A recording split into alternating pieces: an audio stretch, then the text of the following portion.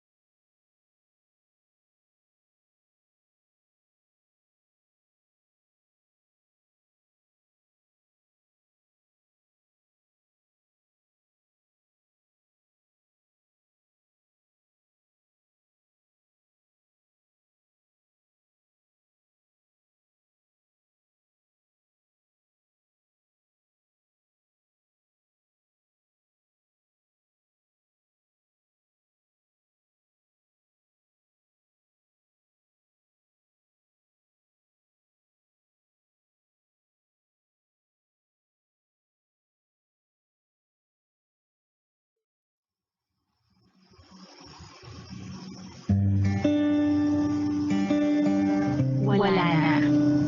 Wala mo ng mga food court at fiesta. Meron namang lutong bahay. Wala mo ng window shopping. Meron namang free shipping.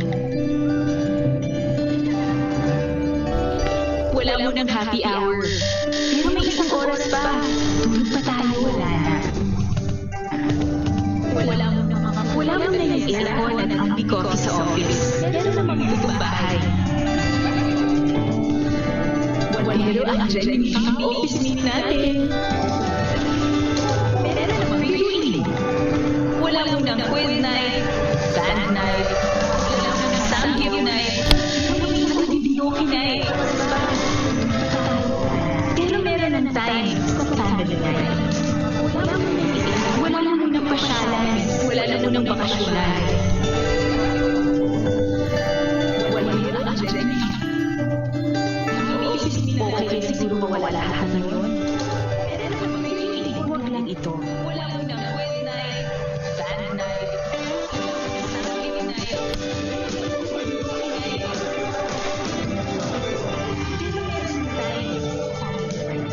Kasi may mga bagay na walang kapasyalan. Wala na ng bakasyonan. May mas mahalaga ba dito? Wala. Wala yun ang dyan. Rediscover what matters. Rediscover home.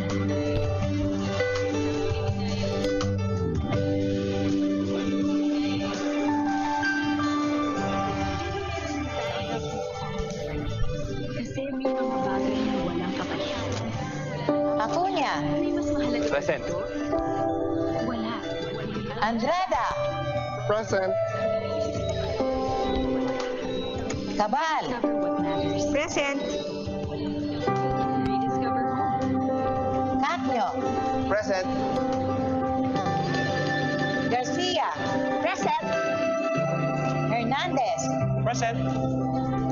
Jimenez, present. Ngo, Present. Present. Rosario, Present. Siquin, Present.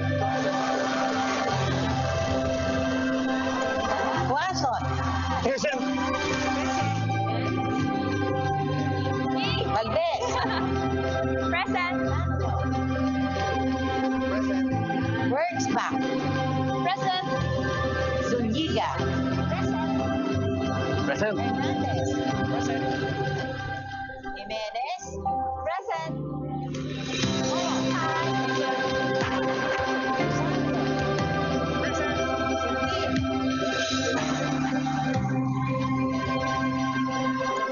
Quazon, tatalakayin natin sa videong ito ang mga paraan ng paggamit ng CVIF Dynamic Learning Program o DLP sa tatlong konteksto.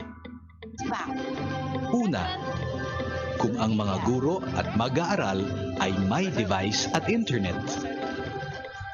Jimenez, Ikalawa, present. Kung mayroon silang device, ngunit limited lang ang internet.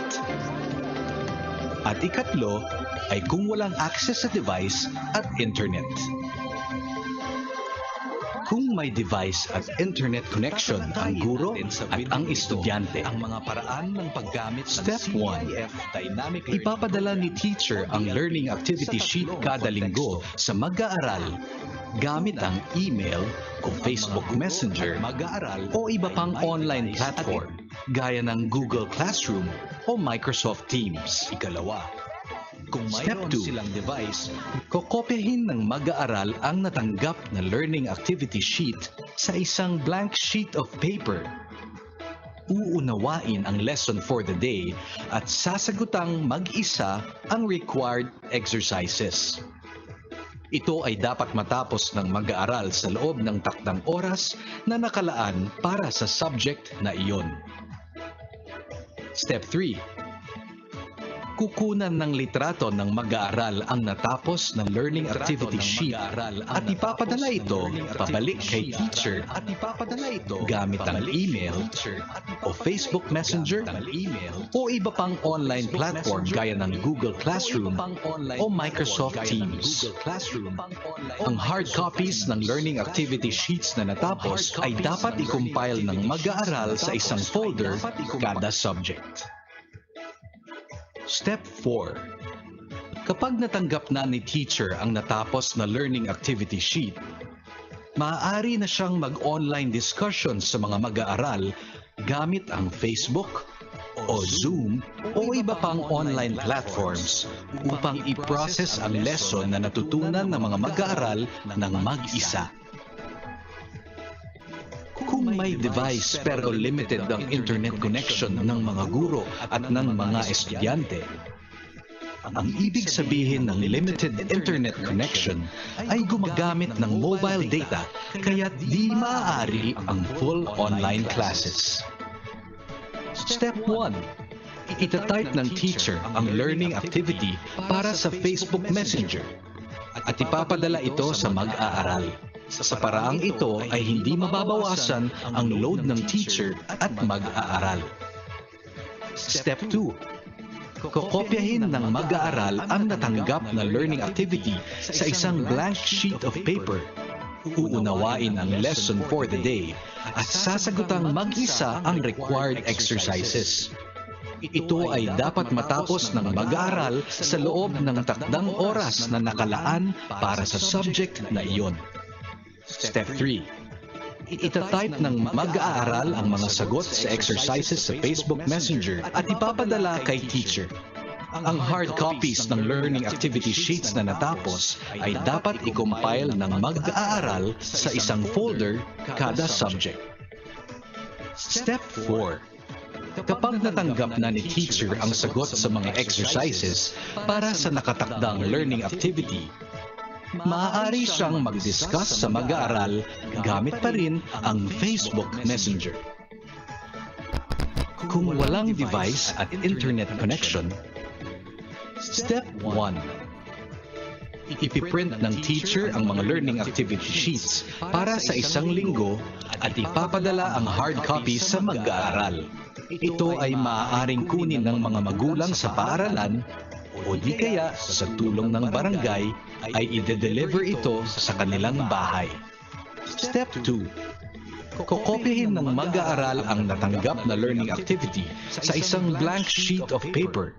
Uunawain ang lesson for the day at sasagutang mag-isa ang required exercises. Ito ay dapat matapos ng mag-aaral sa loob ng takdang oras na nakalaan para sa subject na iyon. Step 3. Iko-compile ng mag-aaral ang mga natapos na learning activity sheets sa isang folder kada subject. Step 4. Sa tulong ng mga magulang o ng barangay, ibabalik sa teacher kada linggo ang mga natapos na learning activity sheets ng mag-aaral at papalitan ito ng mga bagong learning activity sheets para sa susunod na linggo. Kahit walang teacher intervention, may matututunan ang mag-aaral basta't ginagawa niya ang mga learning activities na nakatakda. Ang CVIF Dynamic Learning Program o DLP ay maaaring gamiting pamamaraan ng pagtuturo kung may device at internet. Kung may device pero limited ang internet at kahit walang device o internet. Para sa karagdagang impormasyon sa CVIF Dynamic Learning Program, bisitahin lamang ang dlp.ph na website o hanapin lang ang Dynamic Learning Program sa Facebook o magpadala ng email sa learnsmart@smart.com.ph.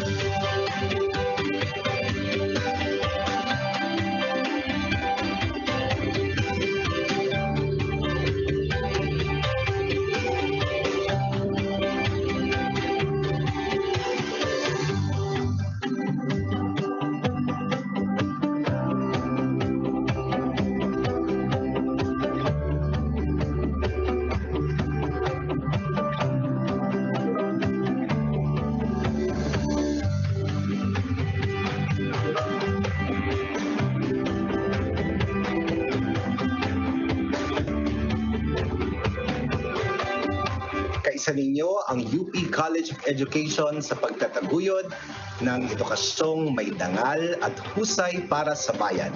Maraming salamat.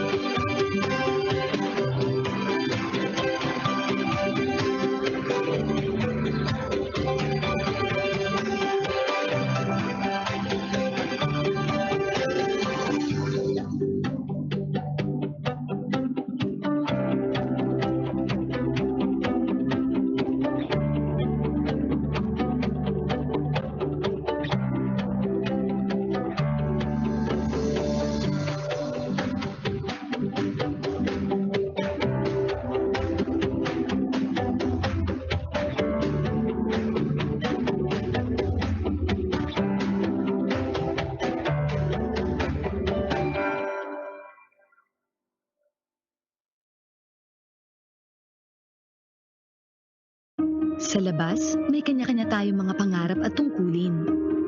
Pero biglang nag-iba ang mundo.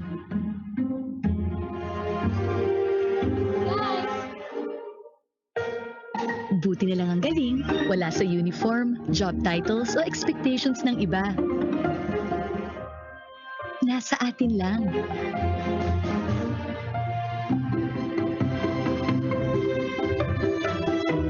Connect with Globe at Home Home Surf 199. May 15 gig of data plus free 1 gig daily.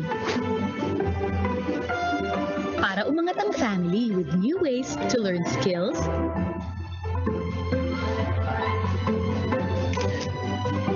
to chat and share online, and open opportunities.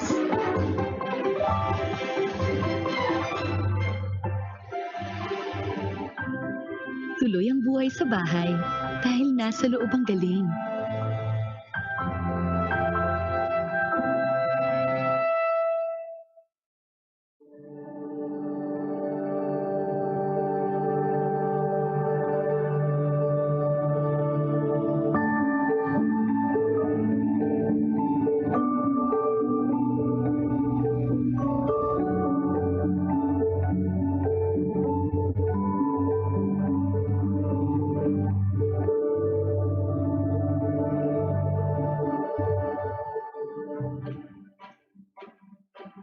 Dear teacher, I fell off my bike the other day and I had to go get some stitches from Dr. Sally. Dear Miss Hernandez, sobrang nag-enjoy ako sa storytelling session natin yesterday. From now on, I'll always listen to my mommy because she really knows best. Hello, teacher.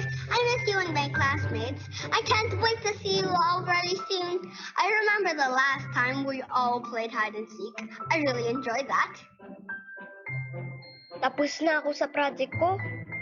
Sabi nga ni Dad, baka pwede ako maging artist someday. I really love to draw. Sana magustuhan niyo po yung gawa ko. Teacher, I had a wonderful dream. It was me singing on stage in front of so many people. I loved it. I really want to be a singer when I grow up.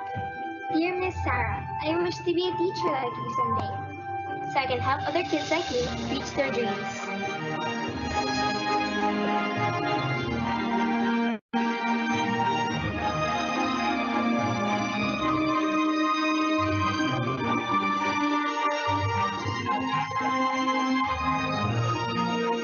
Hello, class. Good morning, Miss Hernandez. Hello, everyone.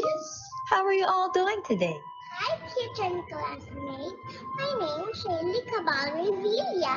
I'm 4 years old. Thanks, Shirley. May natutunan ba kayo? Dapat makinig sa ating mga magulang.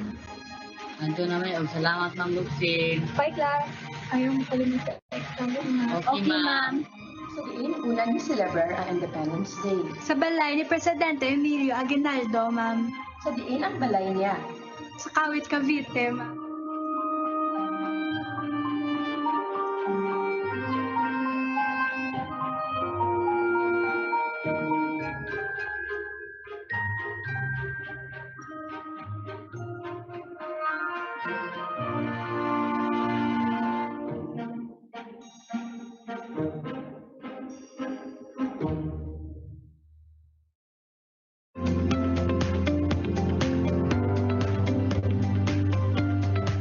Ano ba ang parteng dapat gampanan ng school principal, guro, magulang, mag-aaral at local government upang maging maayos ang pag-implement ng CVIF Dynamic Learning Program o DLP?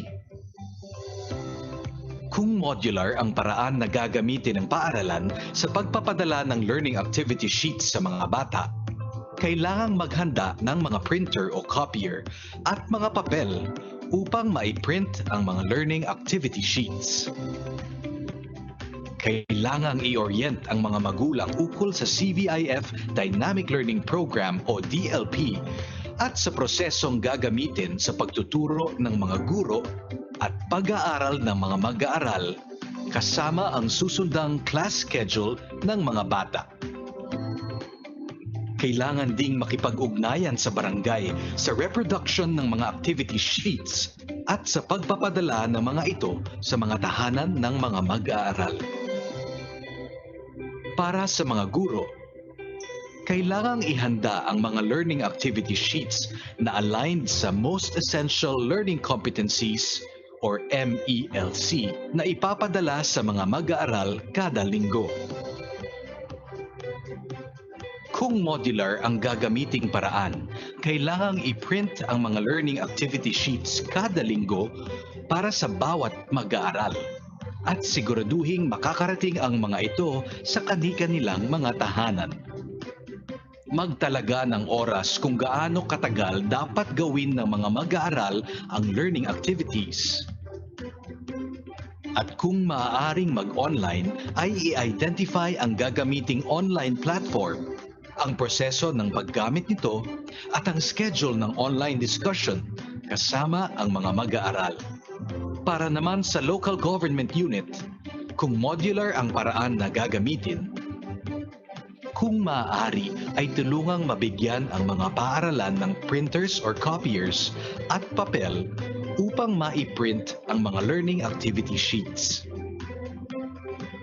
Mainam ding matulungan ang mga guro sa pagpapadala ng mga printed na learning activity sheets sa mga tahanan ng mga mag-aaral.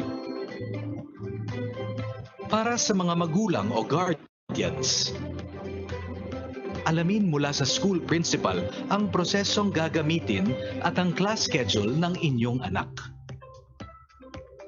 Siguraduhin makukuha ng inyong mga anak ang mga learning activity sheets. Ito man ay printed o online. Bigyan ang inyong anak ng papel, ballpen o lapis at folder kada subject para sa portfolio. Magtakda ng espasyo sa bahay na may sapat na ilaw at hangin kung saan pwedeng magsulat ang inyong anak. Magtalaga ng oras para gawin ng inyong anak ang learning activity ng walang pagkagambala.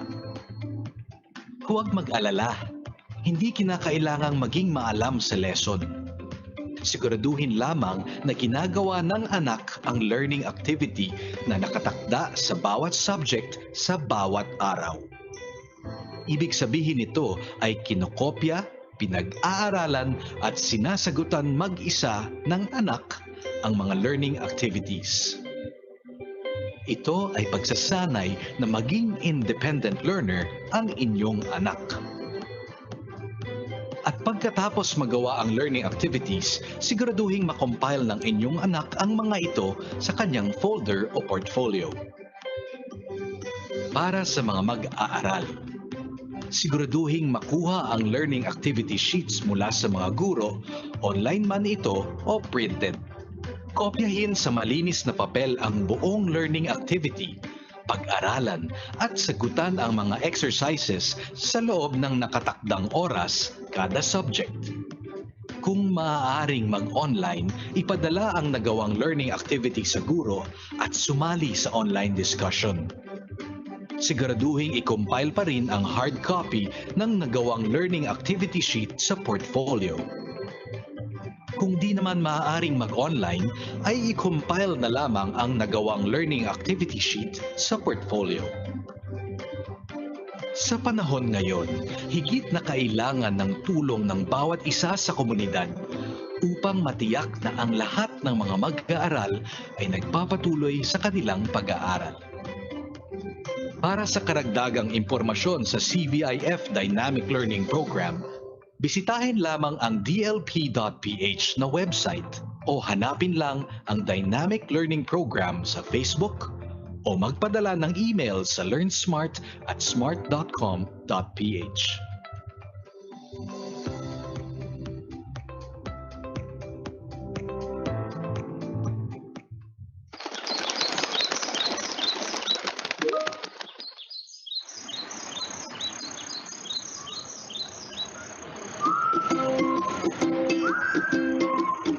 Mao kini tipikal nga kabuntagon 7 Elementary School. Diri nagtungha ang atong mga modelong estudyante nga si Dodong ug Inday. Diri sa among eskwelahan, among permisugdan ang among adlaw pinaagi sa pag-ampu o pagpasidungog sa among yutang na tawhan. Gawa sa among mga tulunan sulod sa classroom, itudluan sad mi diri unsaon pag-amping sa atong kinaiyahan. Labaw sa tanan, kami gitudluan sa paghinigugmaay. Ug pagtinabangay sa kanunay.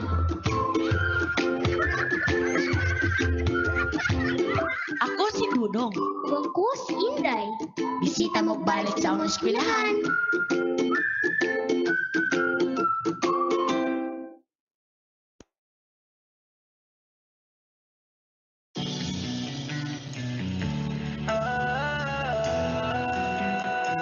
Magbayanihan na, magbayanihan na,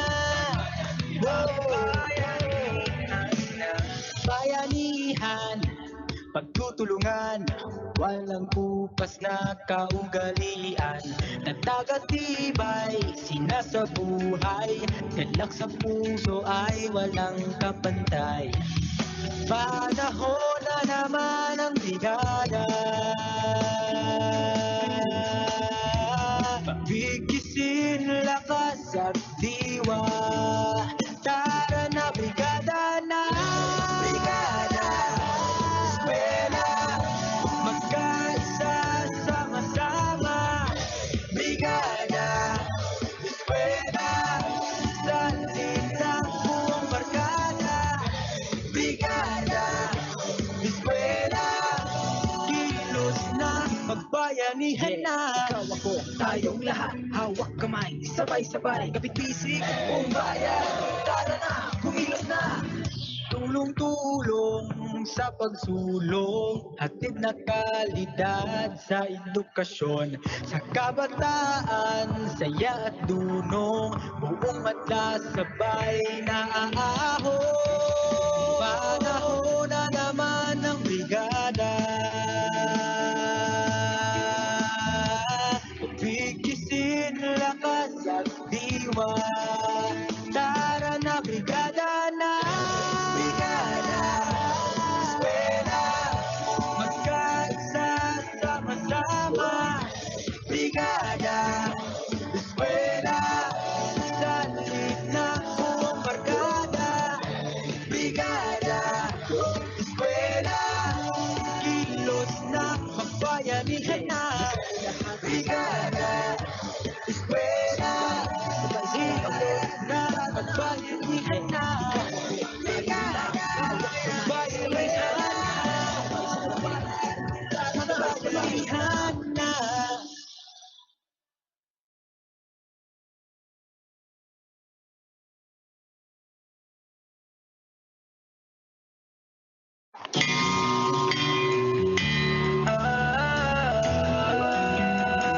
Magbayanihan na. Magbayanihan na. Bayanihan, pagtutulungan, walang kupas na kaugalian. Natagatibay, sinasabuhay, galak sa puso ay walang kapantay. Panahon na Ang akong dakong kadlok nga dili ako makatapos sa eskwela. Kung dili na ako makabot ang akong mga pangarap. lakas at diwa. Tara na brigada na. Brigada Eskwela, magkaisa sama-sama. Brigada Eskwela, salit na buong barkada. Brigada Eskwela. Pero si Renard Silva, kailangan ko kataliwas sa eskwela para makatabang sa mababang trapa. Kapit-bisig, buong bayan, tara na, kumilos na. Tulong-tulong sa pagsulong, hatid na kalidad sa edukasyon. Sa kabataan, saya at dunong, buong Ako si Kate Macallen Aura. Matiwas ko sa eskwela para mahawas ako sa kaisod ang akong pamilya. bigisin lakas at diwa. Tara na brigada. Ibig sa kaginikanan, ganahan ko ang makauman sa pag-eskwela ang akong mga anak. Wala akong makahadlok sa COVID-19, mas nahadlok ko mamutubo sila hanggang sa kilay. Eskwela, kilos na, magbayanihan na.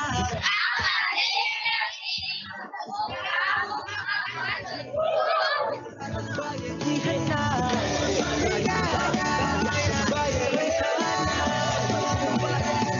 Magbayanihan na.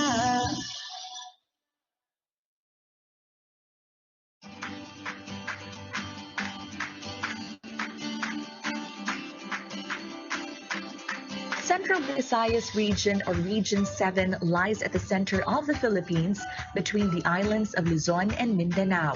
It is composed of 4 island provinces, 17 legislative districts, 116 municipalities, and 16 cities. Department of Education Region 7 oversees the implementation of services anchored on the principle of shared governance stipulated in the Republic Act No. 9155, or the Governance Act of Enhanced Basic Education, in the 19 schools division of the region. In Central Visayas, Region 7, there are 19 schools division offices. Namely, Bai City, Bayawan City, Bugos City, Bohol Province, Karkar City, Cebu City, Cebu Province, Naga City, Danao City, Dumaguete City, Gihulngan City, Lapu-Lapu City, Mandaue City, Negros Oriental Province, Siquijor Province, Tagbilaran City, Tanhay City, Talisay City, and Toledo City. DepEd Region 7 is headed by a regional director and assisted by an assistant regional director. The organizational structure has been designed with the main responsibility to interpret policies formulated and issued by the national office in the context of the region, along with the provision of accessible, relevant, and liberating basic education, monitor, track, evaluate, set directions, provide technical assistance, and establish partners and linkages for resource generation, sharing, and mobilization. The restructuring of the department in 2015 has brought a new organizational structure centered in creating effective and efficient methodologies that help the division offices in the improvement of school performances and in the implementation of programs in schools. In the regional office proper, we have 8 functional units, and the 8 functional units, we have ASD, or the Admin Service Division. We have the ESSD, the Education Support Services Division. We have the IFTAD, the Field Technical Assistance Division. We also have the CLMD, the Curriculum Learning and Management Division. We also have the IFD, the Finance Division. We have the QUAD, the Quality Assurance Division. The HRDD, the Human Resource Development Division. And of course, we also have PPRD, we have Policy, Planning, and Research Division. Administrative Services Division provides efficient, economical, and effective support services relating to personnel, records, receipt of correspondence, supplies, equipment, collection, disbursement, security and custody of property, and reportorial work to higher office and oversight agencies. The Administrative Services Division is to ensure productivity and performance of the regional management in delivering the core business of the regional office, and to provide assistance to the division offices in partnership with the promotional personnel for the attainment of the vision and mission of the department. The Education Support Service Division strengthens the delivery of quality basic education by helping the schools division provide schools with conducive learning environment and ensure learners' readiness through the timely mobilization and equitable distribution of sufficient resources, provision of technical assistance, and building strong partnership with stakeholders for increased support and resources for the effective and efficient implementation of sustainable special programs, projects, and services. Curriculum Learning and Management Division contributes in the improvement of region-wide performances, specifically on learning outcomes by helping the schools division offices ensure full implementation of the articulated basic education curriculum through localizing and indigenizing curriculum, enforcing standards, and providing access to quality and varied learning resources. The main purpose of which is to ensure the implementation of the K-12 curriculum, and together with that is also the development, contextualization of learning resources. That is why we have the Learning Resource Management Development section. After learning all the theories, concepts, and ideas about the different programs and projects, how are these delivered in the schools? After they are implemented using these resources, the next activity will be to ensure whether there is learning. And that is why the latest program of the Department of Education is the freebies, Bawat Bata Bumabasa, or otherwise known as Every Child a Reader program. Finance Division provides services in budgeting, accounting, payroll processing, reporting, and coordinating with government oversight and fiscal agencies to ensure judicious expenditures, support, and attain the department's vision, mission, and goals. The Finance Division provides the regional office as well as our schools division offices accurate and timely financial advice as well as services. The bulk of our work actually focus on the processing of our claims, This would include the claims on reimbursement, payment to our respective suppliers, and other creditors of the department. We also have a service in the preparation of the budget for the entire year, the succeeding years as well. We also have our respective budget execution documents.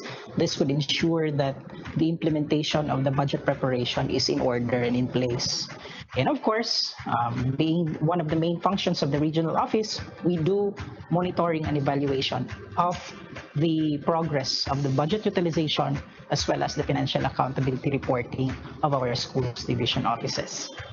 Quality Assurance Division promotes and protects accountability and transparency in the region, ensures compliance with standards in the performance of roles and functions towards achieving outputs and results by assessing, assuring quality, and monitoring and evaluating performances as basis for decision-making and continuous improvement in the delivery of basic education services. Quality Assurance Division provides the regional office and the schools division offices with a guide in decision-making and policy directions. It is the vision of the Quality Assurance Division that we provide excellent, relevant, and well-intentioned service.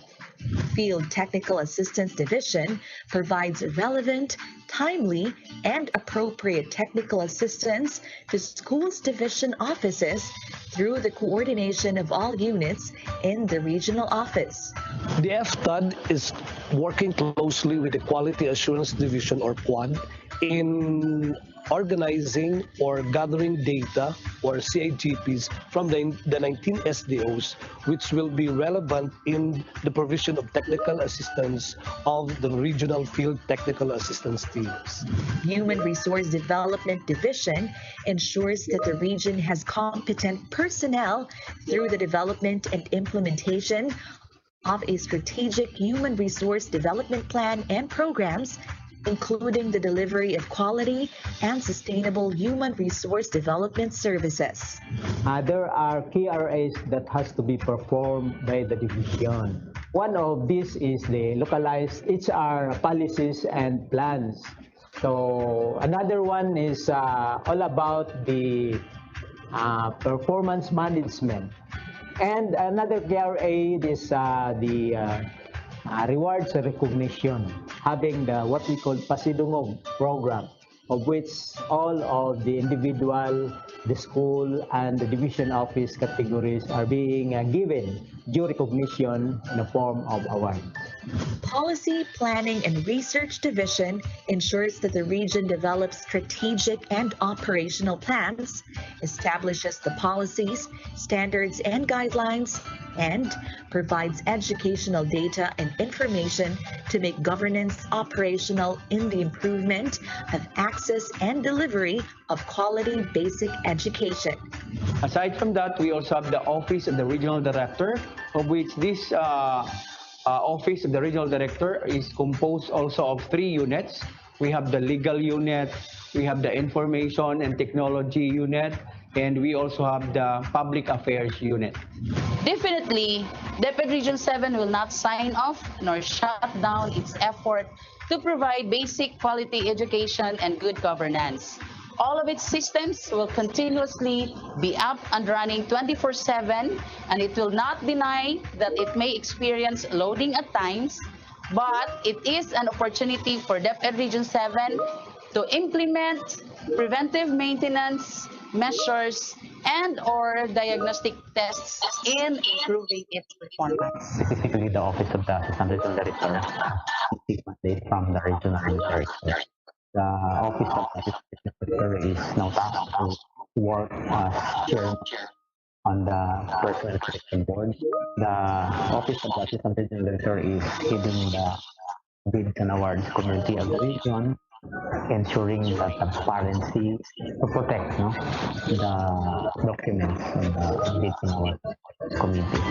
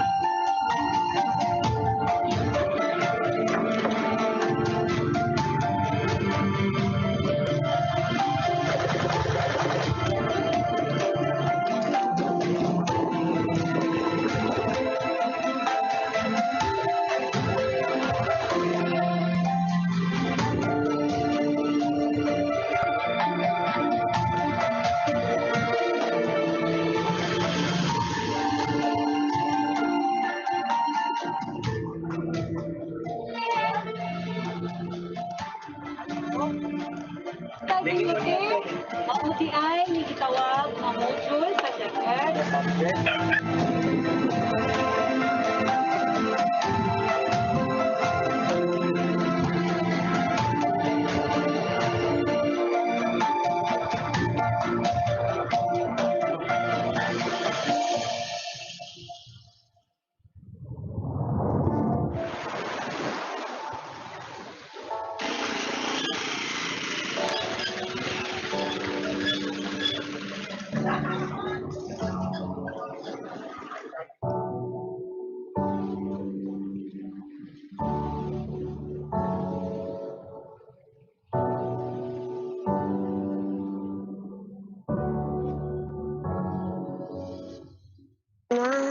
Unsa ni? Anak, mao ni gitawag nga module. Mauni ang usa sa mga bagong pamaagi sa pagkatuon karong panahon na. Na, isip nimong ginikanan, among responsibilidad ang pag-iya kanimo aron mapadala imong pagkatuon. Bisan man sa panahon sa pandemya karon. Ma, pa, daghang salamat. Magtuon na ta. Oh, mga teachers! Tara na! Mag-module liver na ta!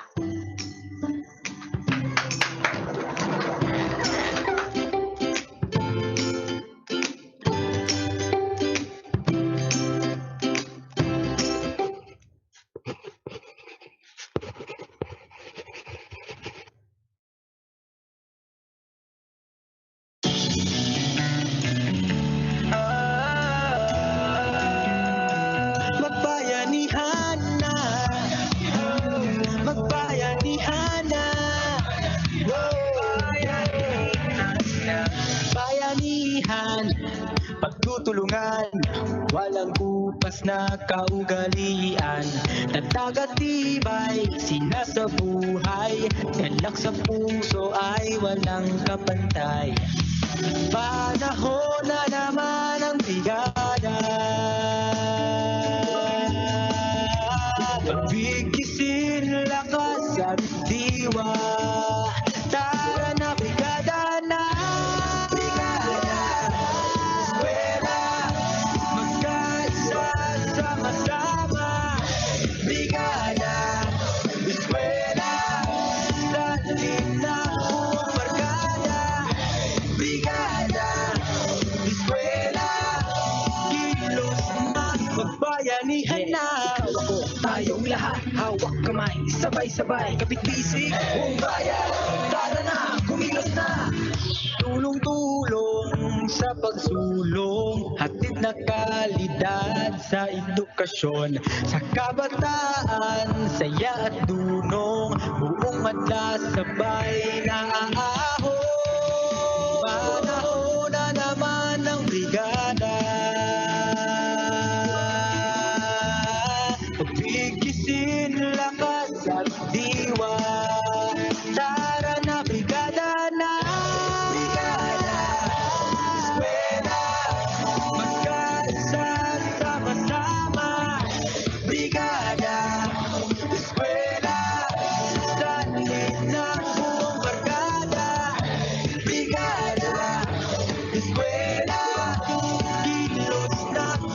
Magbayanihan na, Brigada Eskwela, ibalon na, magbayanihan na, Brigada Eskwela, magbayanihan na.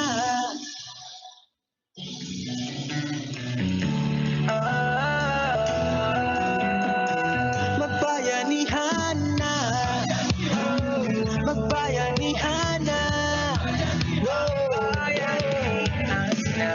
bayanihan, pagtutulungan, walang kupas na kaugalian, tatag at tibay, sinasabuhay, galak sa puso ay walang kapantay.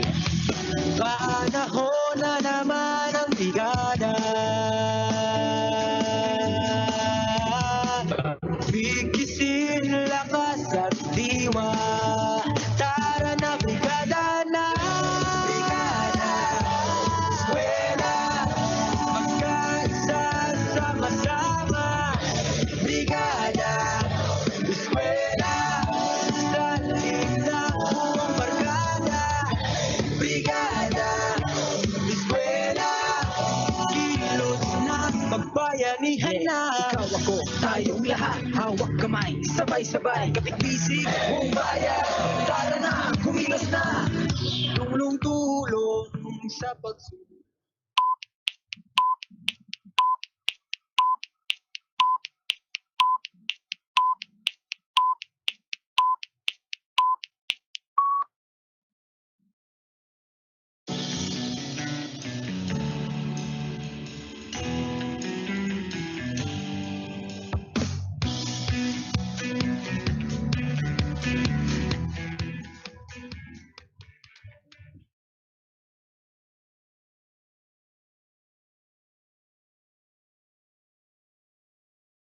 Office officials, headed of course by our beloved Secretary Leonor Magtulis Criones, to our undersecretaries, to the regional office officials, leading with Dr. Maria Gemma M. Ledesma of Region 6, Dr. Salustiano T. Jimenez of Region 7, and Dr. Ramir D. Oitico of Region 8. To our schools division offices officials, led by our schools division superintendents, to our invited speakers, program partners, school leaders, teachers, and parents, maayong buntag kanatong tanan. The Department of Education has been reconfiguring and recalibrating the delivery of our basic education services in response to the pandemic that we are experiencing. And of course, these adjustments do not exclude the way we engage our partners in education, thus making this a perfect avenue and another window of opportunity to strengthen our partnerships and linkages in a virtual realm. It is an honor and pleasure to be part of this program because this is history in the making. I am Helen D. Sabino. And I am Silvio Sabino, and we are your hosts for today's activity. And to formally start our program, I would like to invite everyone to be with us as we sing the Philippine National Anthem to be led by City of Bogo Science and Arts Academy Rondalia Ensemble, to be followed by the Ecumenical Prayer and Region 7 hymn as we pay homage to our country and our God.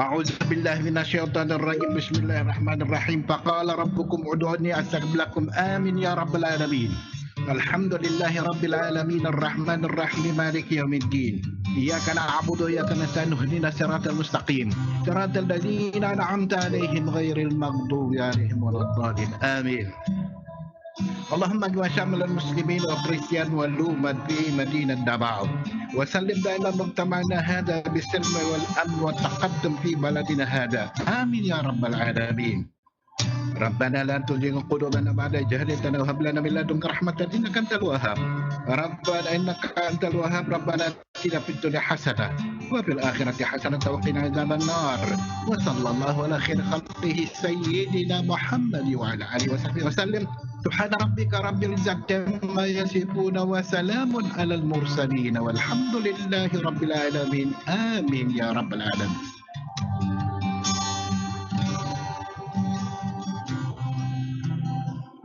In the name of the Father, Son, and Holy Spirit. Amen.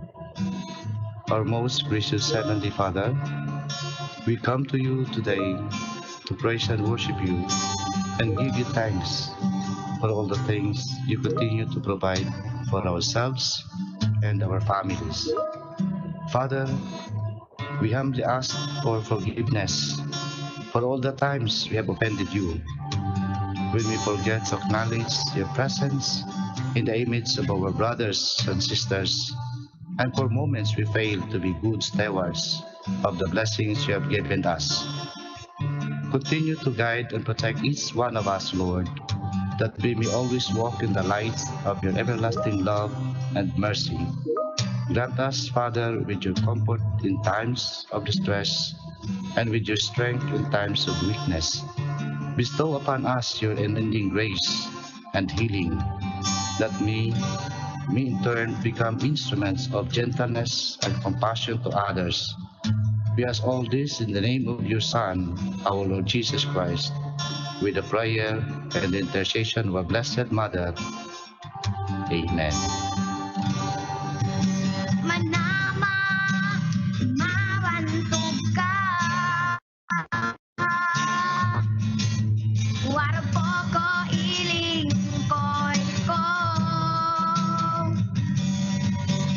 Diyos, kahibulungan ka. Busa ikaw lang ang simbahon ko. Busa ikaw lang ang alagaran ko.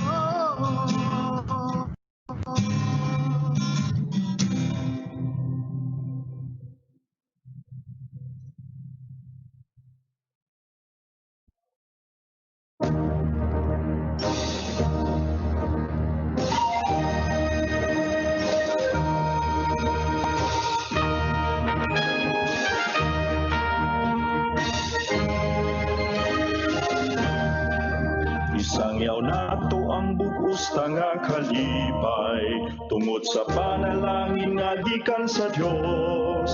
Kinadanagan tas kahayag kabilbilhon, kangit-ngiti pulihan sa kahibalo.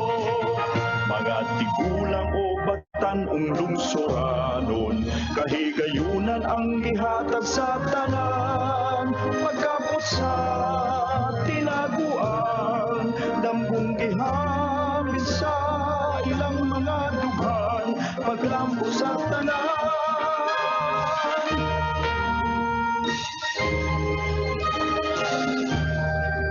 Ang atong kagamhanan may dakong tinguha, sa kalikunan sa nasudnon tanghiyas.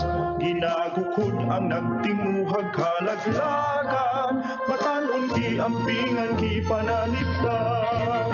Ug ang kanang mamumuo giayudahan, gitun-an sa pagtugang sa ilang abot.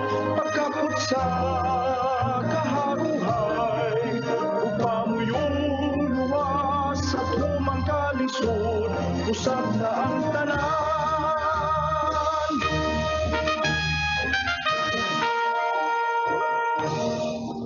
Uluhaton mahimo sa balay, makwartahan man adtong pugihan, ug sa kabataan man, inatudlo sa atong kababayan. Maukiling buhat sa tunghaan, sa ikapitong reyong Bisaya, na naglangkop sa Bohol ug sa Cebu, Negros Oriental, Siquijor kining tanan.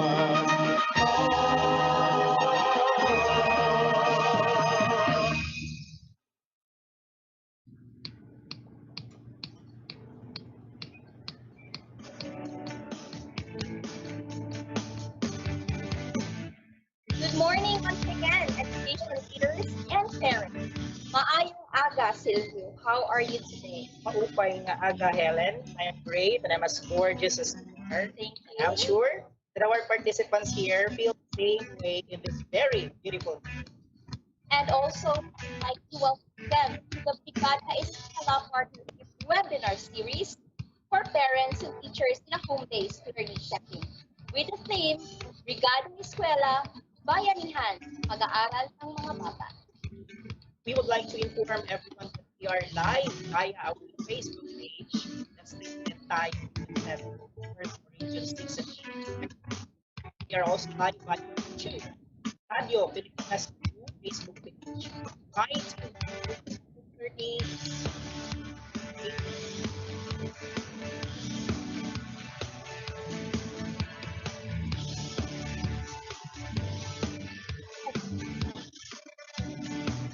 And education is a tool that achieve needs there's no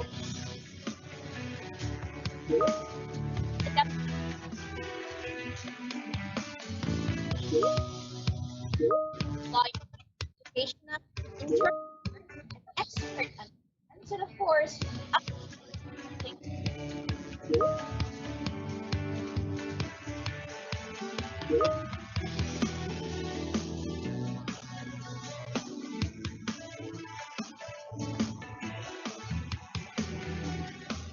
And down to all the field offices and our implementing units are dancing to the same tune. The recalibration of the curriculum itself, the varied learning delivery modalities, and preparations of our personnel courses. That's to support our basic education learning continuity plan, our strategic management, and our engagement of our partners are stitched towards a unified direction. This is the perfect avenue to ask questions that may have been bugging them for quite some time. And DepEd is encouraging the attendees to post their questions in our Q&A tab and even scheme to give prizes for those who will be randomly selected by the program management team. This webinar is really for all the education leaders and parents.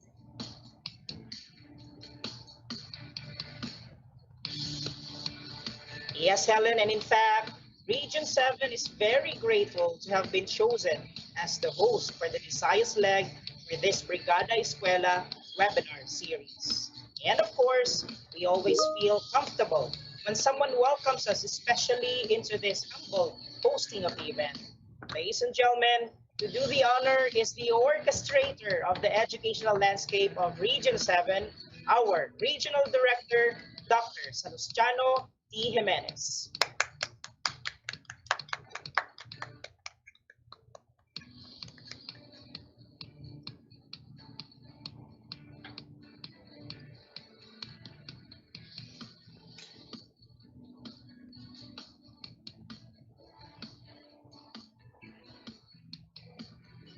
According to William Shakespeare, all things are ready if our minds be so.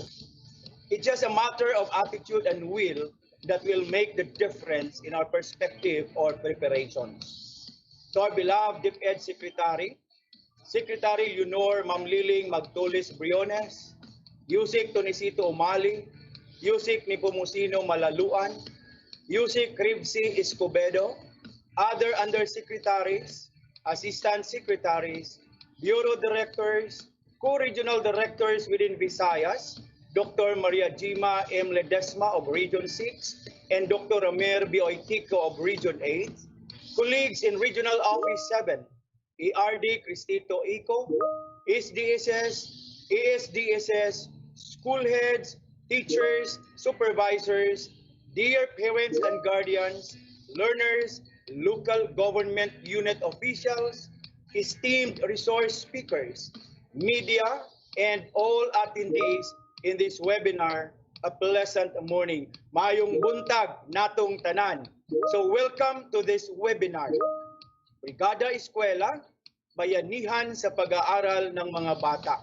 So this is our theme of this year's observance of the bayanihan spirit that is well alive in the Department of Education. Time and again, DepEd embarks into what has always viewed National Schools Maintenance Week, but is now given a major twist considering the global health emergency that we are in.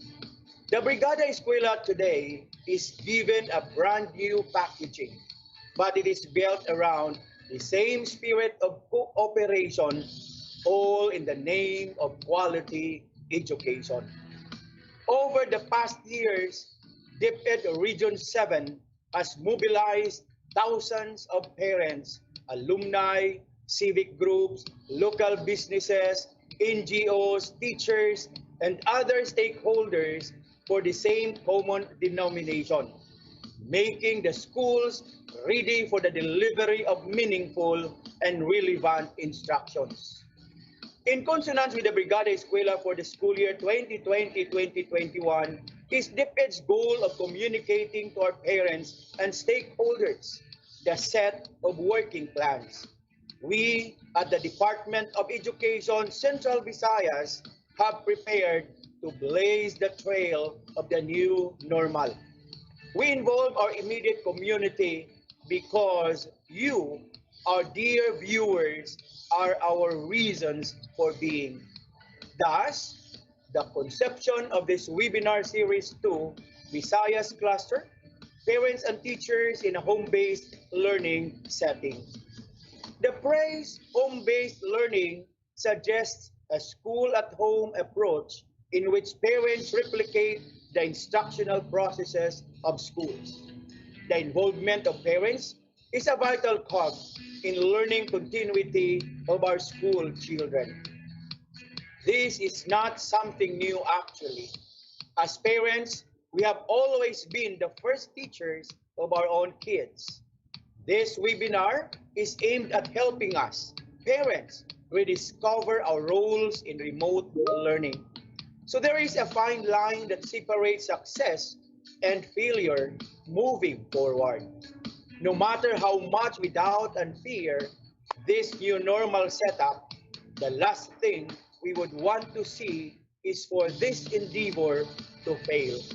Our own kids are on that boat. We have to toil hard and smart to keep it afloat.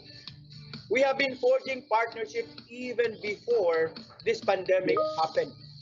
Now it is time to strengthen it. Our only way is now here, but forward. For we cannot always be prisoners of our fears. We have to gradually move on with extra caution. So, for and on behalf of the Visayas regions, a warm welcome to this webinar and enjoy the rest of the day. May God bless us all and may the good Lord heal our land. Mabuhay po ang ating kagawaran. God bless everyone.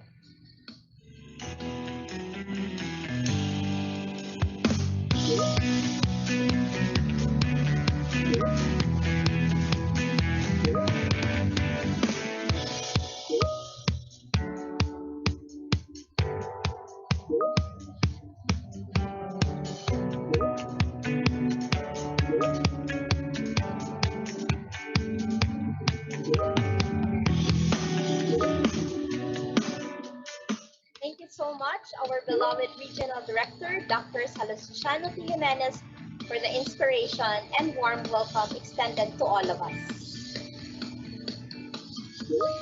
And at this juncture, At this juncture, I also would like to recognize our raffle draw winners, Helen, because we have with us our sponsors. We have PLDT, Smart and Glow will be giving away prizes for our webinar. Yes, we have La Chica Anthony, Rolida Marcelino, and Oreo Teresita. They will be given a smart load of 500 pesos.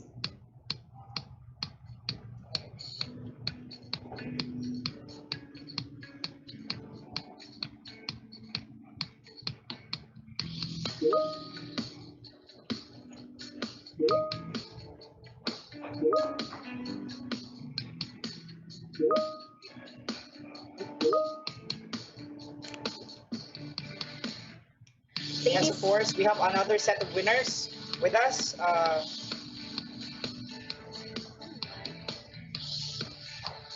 Ladies and gentlemen,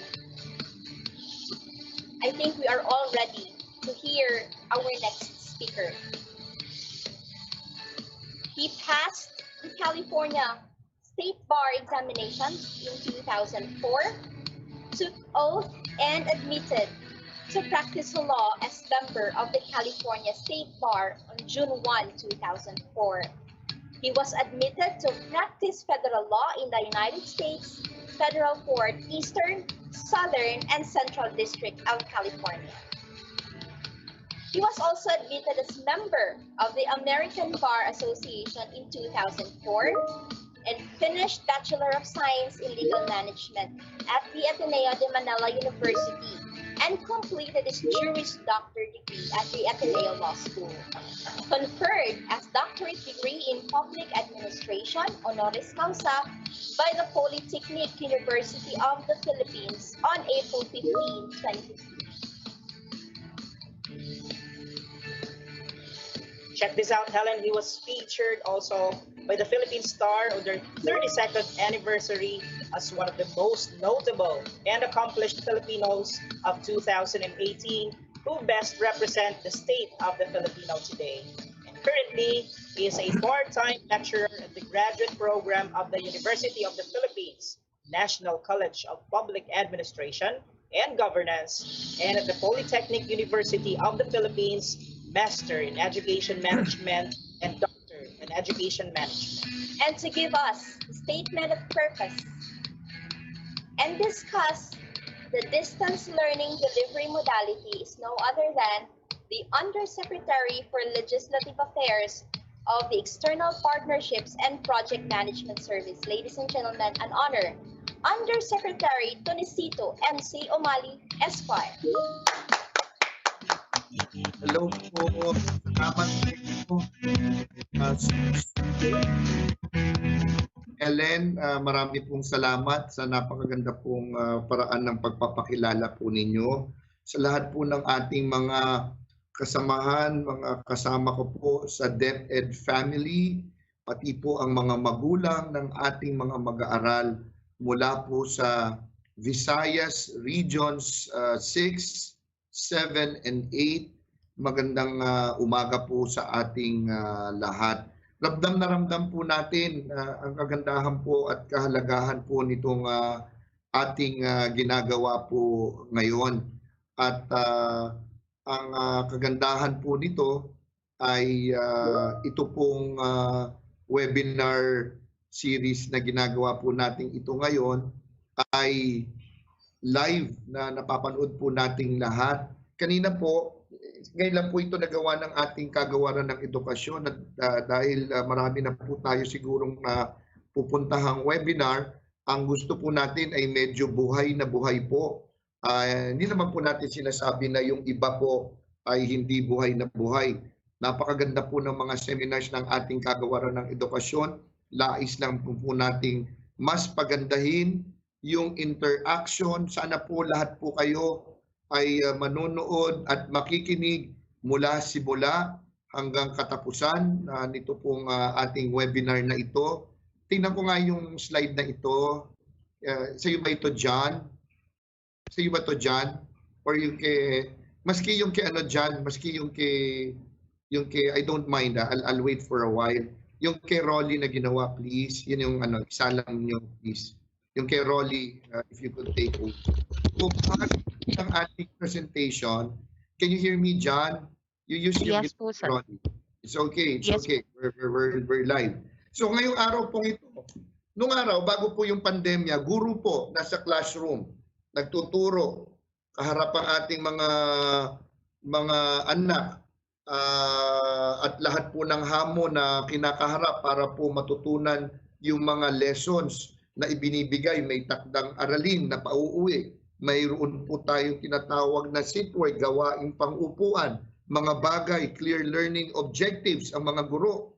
Araw-araw po yan, bawat asignatura para po bago maituro ito, kailangan klaro po yun. Ngayon, distance learning modality, sa bahay na po ito gagawin. Ano po kaya ang dapat gawin ng ating magulang para po yung tinatawag na mangyari yung nangyayari dati sa silid-aralan ay mangyayari rin po sa ating mga tahanan. Yan po ang isang dahilan. We hope that we will orient our parents how to act as tutor to replicate the instruction processes in school, including a set curriculum, traditional instruction, assignments, and others. Bukod po dyan, parati po namin ipinapaliwanag sa ating lahat po. Thank you very much, John, ha? Alam niyo po, ganito talaga pag live, and I know you won't mind. My staff are so efficient. They prepared 2 sets of slides. Kaya lang, mas na-update lang itong kay Rolly, pero napakaganda po nung ginawa po kanina ng aking staff na si John Levy Nogoy. Pero ito muna ang gagamitin kong slide dahil ito yung mas updated sa ngayon. Distance learning modalities, paulit-ulit po namin sinasabi. Pwede pong online at sabi po natin, kukunin po yung mga self-learning modules ng ating mga magulang. Paano po ito gagawin? Maaaring kunin sa ating mga paaralan para po dalhin sa kanilang mga tahanan at pag-aralan. Pag hindi po uubra dahil may hamon sa means of transportation in going to schools to retrieve these SLMs, paano po tayo makipag-ugnayan sa barangay? Pagdating po sa bahay, paano po ba ito maituturo? Blended with TV and radio-based instruction, blended with online, self-learning modules. Yan po ay mapag-uusapan natin generally mamaya, and as we discuss, one of the purpose of these activities, the various distance learning modalities. Pagdating sa bahay, tinuturuan ng mga bata. Pag nasa silid-aralan, sa halip na nasa bahay, doon po nag-aaral ang mga bata. Ang ating mga guro ay marami pong hamon na kinakaharap. Pag hindi nakikinig ang mga bata, hindi nagfo-focus, hindi po gaanong nauunawaan ang kanila pong mga leksyon. Ano po ang dapat nating gawin? Dahil ngayon, sa bahay na po ito mangyayari, papaluin ba ng ating mga magulang ang mga bata dahil hindi nakikinig? Bubulyawan po ba natin? Sisigawan? At pipilitin? Hindi na makapag-focus, hindi maunawaan? Identify and appreciate the new role of our parents and teachers in distance learning or home-based learning. That's one of the purposes of this activity. Katulad din sa ating mga paaralan, pero mas malaki ang hamon sa bahay. Dahil wala na nga po tayo na maaari ang ating pong magulang ay busy sa ating mga opisina, marami pong distractions. Ang bahay masyadong magulo. Wala po talagang dedicated corner ang bata. Paano naman po ba matututo ang bata? Paano po tayo gumawa ng isang lugar, creating a happy, safe and protective home-based learning environment, another very important purpose that we want to achieve in this activity. Pag ang mga magulang po na lahat po nakikinig dito ngayon at sana po ay i-replicate po natin ito pong matututunan po natin ito sa ating pong mga paaralan. Hindi naman po namin inaasahan, mami, daddy, nanay, tatay, na kapag nagtuturo po tayo ng ating junior high school na anak, ay alam nyo rin po ang algebra, alam nyo rin po ang physics at chemistry. Ang kailangan lamang ay maging effective learning facilitator po tayo. Paano po natin magabayan yung bata na masiguro na binabasa po yung kanyang modules at sumasabay sa mga online or TV-based instruction na maaring mayroon po tayo ngayon. Ay yan po ang atin lang naman nais mangyari. Ngunit pag hindi po naunawaan, ano po yung tulong na atin pong inaasahan? Paano po natin tatawagan? Paano po tayo makikipag-ugnayan sa ating mga guro? Lahat po yan. Creating individual learning approaches, applicable activities to address the individual learner's needs, interests, and goals with respect to our learning plan. Yan po, isa rin pong ating inaasahang layunin na makamit po natin pagkatapos po nitong event natin pong ito. Sige nga, Rolly, yung next slide po. Ito, mabilis to, dadaanan ko lang ha. Nais ko pong maunawaan nating lahat na ito, yung konteksto kung bakit po natin ito ginagawa. Meron po tayong Brigada Eskwela na ginagawa. Ang dati pong Brigada Eskwela na ating pagkakaunawa ay yung paghahanda po ng ating mga silid-aralan, paglilinis, pagpipintura. Ngayon po, nabago na po yan. Partnership, engagement activities to implement Mommy-Daddy, yung ating tinatawag na Basic Education Learning Continuity Plan. Yan po ngayon ang pagtutok na ginagawa po natin sa ating Brigada Eskwela. Next slide nga, Rolly, please.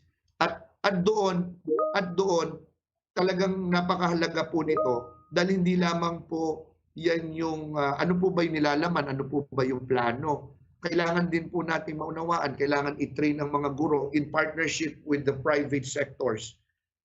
Like our partners who are here right now, PLDT, Smart Gabay Guro, Globe, lahat po yan at marami pa po tayong mga partners. Ilan po lamang sila. Tayo po'y nakikipag-ugnayan po sa kanila. Sa kaso pong ito, paano po magamit yung mga online platforms, paano po gawin yung online learning if we need to train. At tulad po ngayon, pagsasanay ng ating pong mga magulang para po magampanan ang napakahalagang papel na kanila pong dapat gampanan. Kailangan po matanggap po natin yan, Mommy, Daddy. Kailangan po we should be able to digest. Kailangan po talagang lubos nating maunawaan na ang atin pong bagong normal ngayon ay kailangang tumugon po tayo dito dahil po sa napakahalagang papel na inyo pong dapat gampanan dito po ngayon. Pag tinawag po natin partnership, ito po ay maaaring partnership with the private sector and the other government agencies, local government units. Napakahalaga po naming mga partners at maaaring hindi ko po nabati kayong lahat ay naririto rin po sa webinar po nating ito. Nais po namin bigyan kayo ng mabilis na ideya kung gaano po kahusay ang pagpapatupad po ng Brigada Eskwela sa panahon po ng ating Ma'am Liling Briones. Kung titignan po natin yung generated resources in 2015 or 2016, if you put a peso equivalent to all the things that are being donated, if you put a peso equivalent to the volunteer man hours being rendered by our volunteers, yan po ay nasa humigit kumulang 3.2 billion pesos. Meron po tayong 11.6 million na nung pumasok po ang ating Ma'am Liling Briones 2016, warm bodies na nagboluntaryo po para makibahagi sa Brigada Eskwela. Nakaraang taon po ng 2019, ito po'y mahigit pa sa doble ng mga numerong nabanggit ko. 24 million, more or less, volunteers in our Brigada Eskwela. 2019, more or less 7.3 billion pesos. Kung bibigyan po ng katumbas na halaga, inuulit ko, yung mga na-donate na nakala po natin in connection with Brigada Eskwela. Marami pa po tayong, tinan ko ngayon mga susunod na slides po. So, in the context of the new Brigada Eskwela, marami po tayong mga aktibidad. Sa ngayon, nasa 1.2 billion pesos po. As of June 2020 lamang po ito, wala pa po dito yung pagpapatupad na aspeto ng ating Basic Education Learning Continuity Plan. Ito lamang po ay may patungkol sa paghahanda po natin dahil nandito po tayo sa pandemyang ito. Mga PPE, alcohol, face mask, mga ganyang bagay po. Lahat po yan. Nakita po natin sa ilalim na bahagi ng slide na ito kung ano po ang tumutukoy dito sa 1.2 billion pesos na atin pong ginawang ito. Regional virtual kick-offs, gusto ko lamang po maibahagi sa inyo, nangyari po sa lahat ng mga rehiyon, Brigada Eskwela activities, marami po tayo. Next slide nga, sige nga Rolly please. Next slide. Yan po, mga regional forum or fora na nangyari po sa buong Pilipinas para po mangyari at i-roll out yung ating Basic Education Learning Continuity Plan, ang ating gulayan sa paaralan, mga bukod sa mga psychological first aid intervention, stakeholders fora, nakikita po natin sa ating slide po ngayon. At ngayon, next slide please, ito nga pong Brigada Eskwela sa atin po ngayon, Partnership Education Forum, nagkaroon po tayo ng focus group discussion, maraming partners, atin po silang inilatag sa atin pong mga regional directors. Paulit-ulit po ito in partner with our DRRMS, napakahusay. Sa pamumuno po ng ating Director Ronico, marami po tayong psychological intervention activities. Next slide po. At ito po yung napakahalaga, yung ating abutin natin campaign with ULAP. We also did engage them, Union of Local Authorities of the Philippines, to highlight our partnership with our local government units. Yung abutin campaign, nandyan po ang ating partner na World Vision at the proper time. Nabanggit po kanina, alam niyo po, short notice po kasi kaya hindi po nakarating ang ating USEC NEPO. Meron din po kaming pagpupulong ngayon, dapat nandoon po ako, so na-excuse ako. Pero magpe-present ang ating USEC NEPO at si USEC REVSI rin po. Kaya po hindi sila nakaabot ngayon at sabi nga nila sa akin, sa susunod naman daw, bigyan ko naman daw sila ng mahigit sa 2 araw kung bibigyan ko siya ng abiso. So ipagpaumanhin po natin, pero sa susunod na mga webinars po natin, sigurado daw po na sila ay dadalo at ang iba pa nating mga undersecretaries. Dahil una lamang naman po ito at kami po yung talagang natutuwa dahil magkakaroon din po sa NCR for the Luzon cluster, sa NCR may sarili, Luzon and Mindanao, nito pong napakahalagang PTA webinar forum po na ito. Sige nga, next slide natin. Ito po yung mga iba pa po nating mga activities. Alam nyo, marami pa po akong nais ibahagi po sana sa inyo in terms of readiness updates. Sige nga, tingnan nga natin. Let this be my last slide para ito na rin po yung nakikita ng ating mga partners kung saan po sila maaaring pumasok po kaya. Pag sinabi po natin paghahanda, ito po yung mga mahalagang bahagi pag sinabi pong naghahanda ang ating kagawaran on enrollment, ongoing po itong ating enrollment na ito at tayo po yung natutuwa na sa ngayon, I'm trying now to look at the latest figures that we had on enrollment as of August 28, 8 a.m. Galing po ito kay Yusek Jess Mateo po natin. Mayroon na po tayong halos 22 million, 21.97 million enrollees. Oh, ba okay ito ah? Is this updated? As of August 24 po itong nakikita ko. Pero yung as of August 28, nasa, it's okay, Rolly, you could show that, that's okay. But nasa 21.97 million na po tayo. At yan po ay 97.33% nung numero po nating nakuha kung titingnan po natin ang 2019-2020 school year figures for public school. Kung idadagdag po natin dyan, ang enrollees natin sa private school, ito yung medyo mababa, yan po ang hamon natin, pero naniniwala po tayo na mas mataas pa itong bilang na ito dahil maaari pong hindi lahat ng ating mga private schools ay naiulat na yung kanila pong mga enrollees. But sa ngayon ay 1.89 million po at yan po ang katabas niyan ay 43.98%.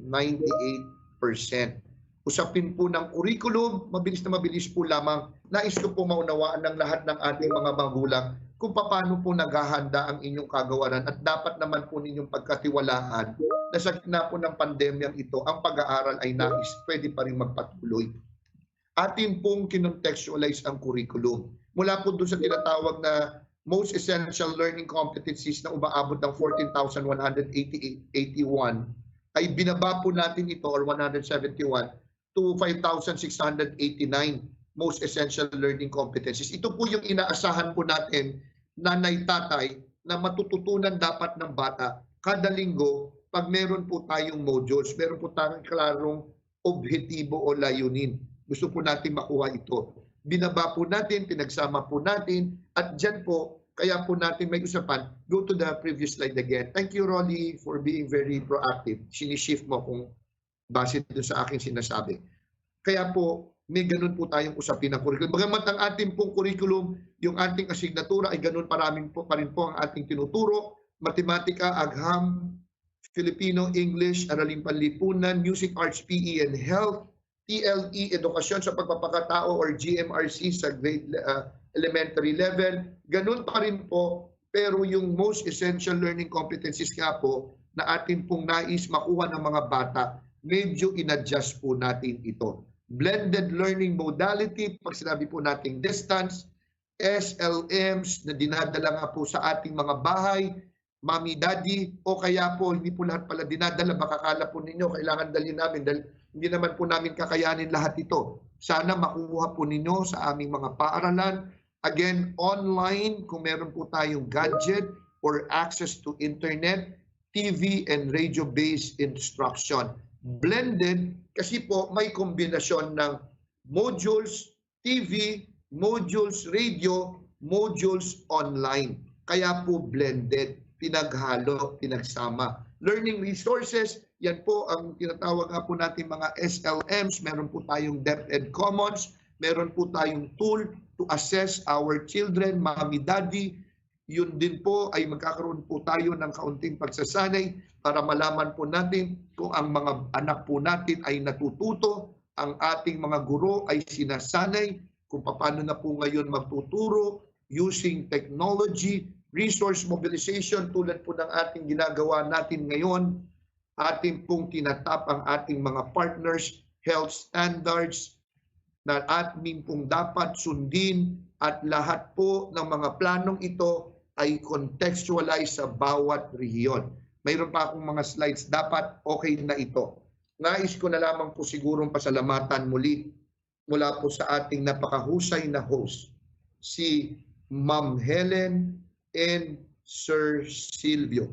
Sa ating pong napakahusay na Regional Director, Sal Jimenez, at ang pagkakaunawa ko po ang ating RD Gemma Ledesma. Mag-uusap po tayo, meron din tayong assignment on school opening. Itatap, RD Gemma, ito na, ina-anunsyo ko na dahil ang galing-galing ni RD Sal. Meron din tayong parang sinabi ni ang ating Chief of Staff dahil natutuwa sila pag ginagawa ng ating Brigada Eskwela team.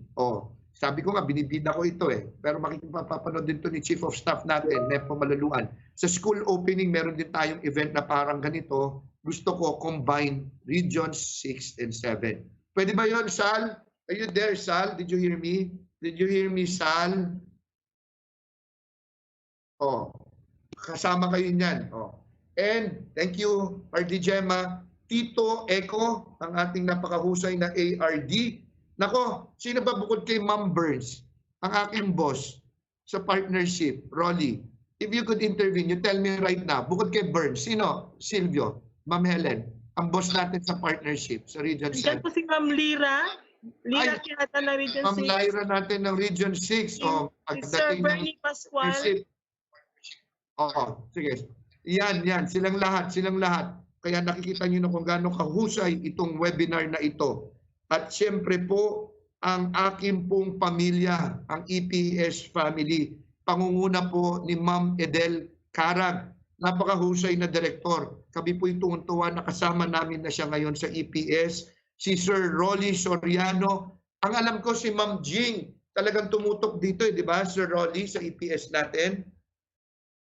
Yes po, Yusek. Yes po. At lahat po ng external partnership service namin, regional partnership focal persons, lahat po sila nandiyan dyan. At ang ating mga speakers, Dr. Aser, Sir Edric, Attorney Junjun, si Sir Joseph, Ma'am Nerissa. Again, hindi ako magsasawang pasalamatan ang ating mga partners, PLDT Smart Gabay Guro, Ma'am Shay Revilla, Sir Miguel ng Globe. Napakahusay naming mga partners kasama si Mary Jane. Dahil po sa inyong lahat, yung parati ko pong sinasabi na akala po namin sa kagawaran ng edukasyon ay hindi po namin kayang gawin, akala po namin hindi namin kayang abutin, akala po namin imposible. Kayang-kayang gawin, kayang-kayang abutin, posibleng-posible dahil po sa inyong lahat, mga pinakamamahal po naming mga partners at pamilya po namin sa kagawaran ng edukasyon. Magandang umaga po sa inyong lahat. Mabuhay po kayo. Salamat!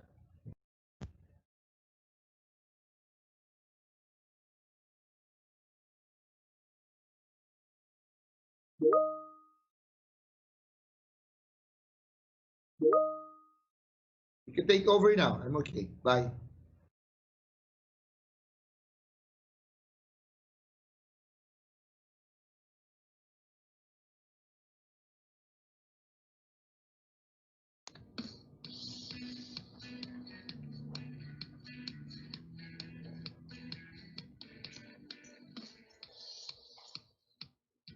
Thank you very much, Undersecretary Omale. All of us here are very excited on the new learnings that we will gain from this webinar to effectively and, of course, efficiently perform our task. Indeed, it is these trying times that pave the way for a new normal of doing things, especially during our opening of classes and the teaching learning cycle, as well as in strengthening the collaboration of our stakeholders, most especially our parents. In the new normal, aside from our teachers, the parents will have a bigger role in the actual learning of our learners. And to share more about this role of our parents is a freelance international governance consultant based in Omaha, Nebraska, United States of America. He developed the local economic development framework in local governments, the external partnership framework for basic education here in the Philippines, and the small business development model for communes in the Kingdom of Cambodia. And currently, he is serving as a consultant and advisor to local government units, national government agencies in DILG, ESWD, and our very own Department of Education here in the Philippines, and to international agencies and governments in Southeast Asian regions. He is also a retired governance professor in the University of the Philippines, Los Baños, but still serves as affiliate and adjunct professor in the Development Academy of the Philippines, Ateneo School of Government, the De La Salle College of Business and Economics, the ASEAN Institute of Management in the Philippines, and the Graduate School of International Development, Nagoya University, Japan. He has a PhD also, Helen, in the International Development from Nagoya University, Japan. Friends, to give us an overview of the framework on parents' role in learning continuity, help me welcome Dr. Aser B. Javier. Good morning, everyone. I am Aser B. Javier, and I'll be sharing with you an overview framework of the parents and teachers' roles in a home-based learning setting. Can you hear me? Yes, we can hear you, Dr. Aser. We can hear you. Okay, thank you. Can you see my screen now? Let me see. Wala pa ata, di ba? Rolly, can you answer Dr. Aser? Doc, sir, wala pa po. Please share your screen po. Sige. Kumusta ka na, Doc? I'm okay, Yusek. Thank you for your kind words and the inspiration for all of us.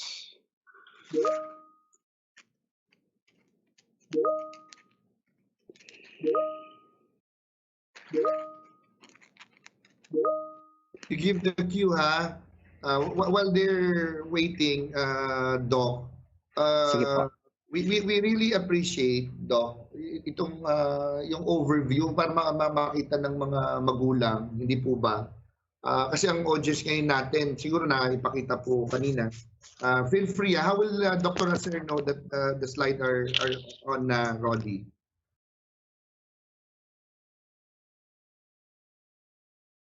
You tell us, Rolly, ha?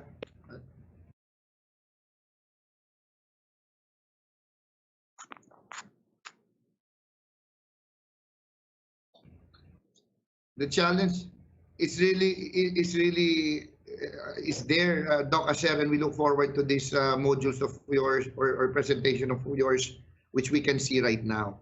Go ahead, Dr. Asher. Thank you, Silvio, Mamelen.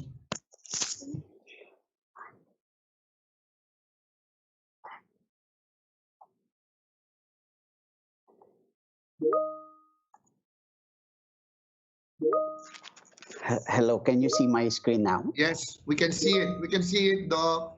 Okay, thank you, Yusek. First of all, I'd like to greet everyone there in the Visayas region and all our colleagues in the Department of Education and all our stakeholders, most especially to our DepEd officials led by Secretary Briones and our tireless Undersecretary Yusek Tony Umali. Magandang umaga po sa inyong lahat. Ang aking po pag-uusapan ay ang role ng teachers, parents sa isang home-based learning setting, and I will be providing you with an overview framework, and the rest of the details will be provided by our set of speakers who are talented and experts in their fields. So,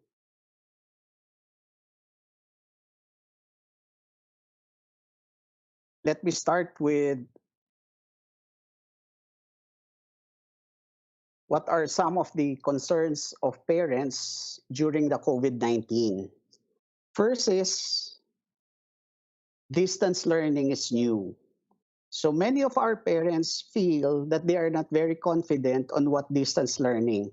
And Yusek Tony a while back shared with us what DepEd will be adopting as part of mitigating the learning loss. So basically it's a blended learning type. But many of our parents, I don't know exactly the case in the Visayan region, what the situation is as far as parents and teachers' competencies in distance learning is concerned.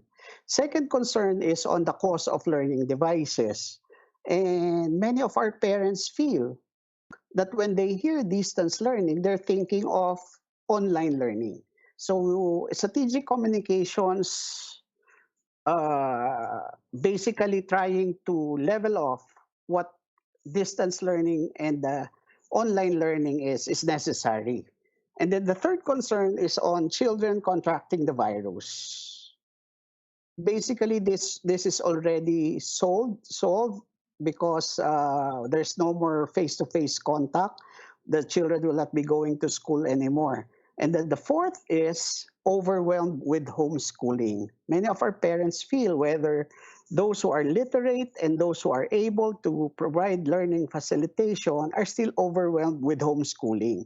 They don't know exactly what will happen when their children will learn at home. So these are some of the things that are necessary for us to address this, for us to have an effective home-based learning system under the COVID-19 effect and pandemic effect on education.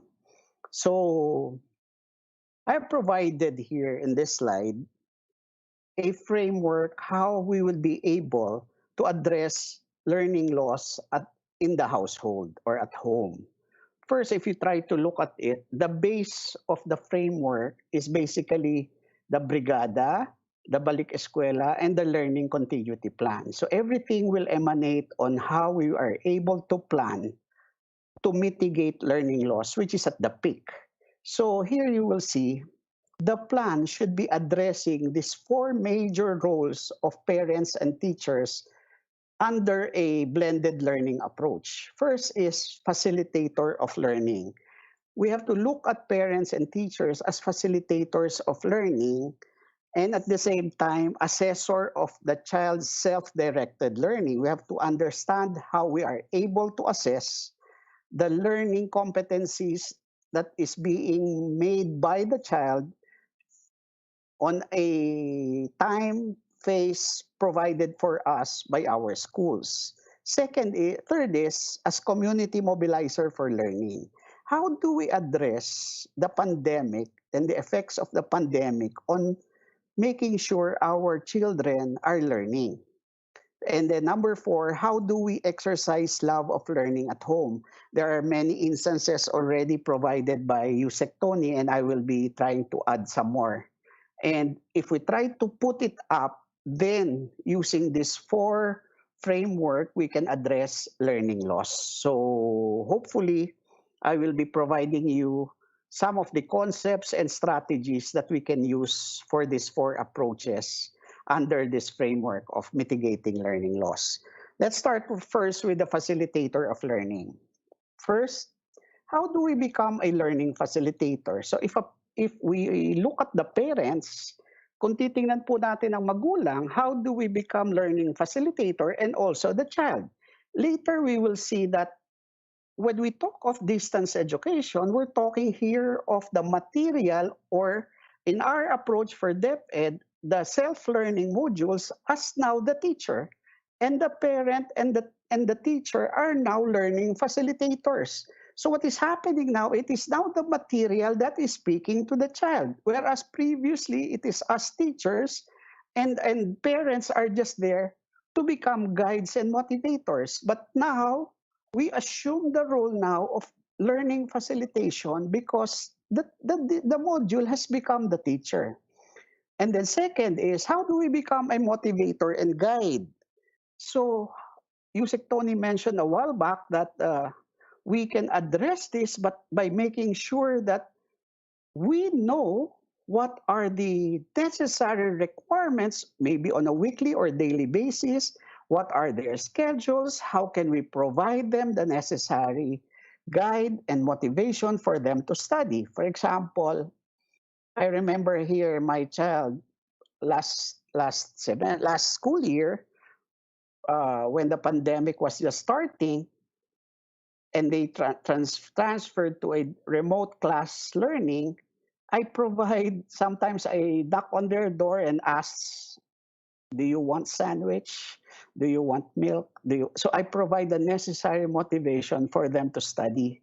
And we make sure we have a guide outside their door for them not to be disturbed during class hours. So these are the things that I do as a motivator.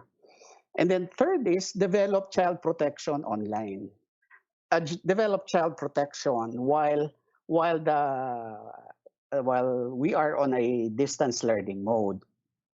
We all know that the children will definitely go online in most cases if there are connections and if there are technologies available to the child.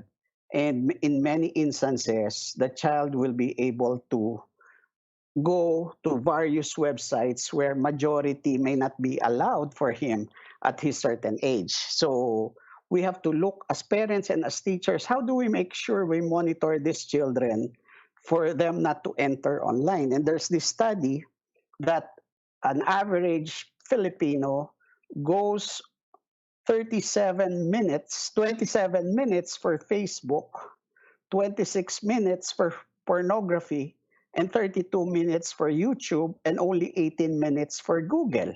So that means an ordinary Filipino, when he is online, looks for entertainment rather than for learning. So that's one. Second protection that we need to do is for the LCP to provide for reach it out. Director Aser. Yes, Director sir. Aser. I'll make this Unica itong natin webinar kasi live naman tayo at maganda may ganito. That's very sad, Director Aser ha. Aser na Dr. Aser na ilang porsyento kamo ang sa pornography watching almost 26 minutes Yusek every day when he opens the internet. When he opens the internet. Yeah, I hope that, for example, those figures, relevance din sa ating mga magulang. I'm intervening right now dahil ayoko pong palampasin yung mahalagang punto na nabanggit ninyo. So may kamalayan ngayon ng ating mga magulang na kung may ganung datos, araw-araw, 26 na minuto sa mga mahalay na mga panoorin. Sa internet ito, Doc Aser? Yes, Undersecretary. O di dapat ang ating mga magulang ngayon ay dapat nagbabantay po talaga at mayroon po tayong mamayang bahagi na yan at ay nagpapasalamat sa iyo, Doc, for sharing that info na masiguro na hindi po ito nangyayari sa ating mga anak dahil yan lamang bukod sa sinabi mo, yung entertainment. Iba pa yun di ba, Doc? Iba pa po. Yan ang hamon na kinakaharap nating lahat. I really appreciate Doc Acera. Thank you for allowing me. Thank you, Yusek. I'll share with you the reference. Yes, Doc. I hope you won't mind if I do this once in a while. Thank you, Doc. No problem. Anytime, Yusek. So the second one is our ability to reach out to schools. So the parents through the PTA or your organization or whoever, whether it's individual parent, how do we reach out to schools for our monitoring of the children? And then third is the ability to reach out for solutions. If we are in a problematic situation in learning facilitation, what do we do now for our children to learn? So these are the things that we need to develop as part of our LCP. So I'll be providing you some of my suggestions that I am looking at various schools across the world during the pandemic. Now, I'm looking at how will you provide learning facilitation support. Yesterday, I was driving around Omaha, Nebraska, and there's this media board that says, have a job interview coming up, book out for our interview labs. These are actually mentoring hubs provided by businesses for the community. So in other words, pwede tayong maggawa ng mga ganito na pwedeng sabihin na, kailangan ba natin ng tulong sa biology? So yung biology experts or biology teachers will be providing for the answers. So all they have to do is to log in or text or provide Viber or Facebook them at lalabas ito. So pwedeng ganito na tinatawag dito na group mentoring or expert mentoring. So these are the things that is happening now here in America. So ito nagda-drive ako, nakita ko. No? So during the pandemic, dahil wala namang mag-aasikaso sa kanya, ang tawag po dito ay virtual mentoring portals. Yung aking mga anak po sa high school dito ngayon ay they are provided for these mentoring portals by their public schools. Ang isa pa po ay tinatawag kong reverse mentoring. Mapansin niyo po, kanina pagpasok ko, bigla akong nawala kasi I cannot enter the screen. So I called my daughter to help me. Now, in many cases, many of our principals, many of our authorities are in the age na hindi natin hirap tayo sa technology, and the junior staff, our children are now into it. So mas magaling sila. Tingnan nyo, pag may install ng telepono, tatawagan tayo. So these are the things that are how we can provide for learning facilitation. So what I'm suggesting, we provide a mentoring hub for parents, learners, and teachers. Example po ng expert mentoring na pwede nating gawin ay i-gather po natin lahat ng mga magulang na magagaling sa biology. O kaya kanina binanggit ni Yusek, algebra, sa math. Ito is one problematic issue for parents. Sino magtuturo sa kanila ng algebra and other difficult subjects? So sino yung provide ng guidance. So baka pwede natin kunin lahat ng mga magagaling sa community at bigyan natin sila ng tinatawag na virtual mentoring portals. So isa po ito sa pinaka-importante na kasi po ngayon napansin ko, ang ginagawa po ng mga teachers, binibigay yung cellphone, doon tatawag si estudyante o magte-text. I guess it will be too difficult for the teacher. If you have 100 students, te-textan sa'yo lahat, this will be too difficult for the teacher. So we have to provide for a community learning facilitation support wherein members of the community assist who are also subject matter experts on particular fields of studies that can be of help to the teachers. For example, I remember in Siniluan, Laguna, one group of retired DepEd officials banded themselves together to provide for an alternative tutorial for parents.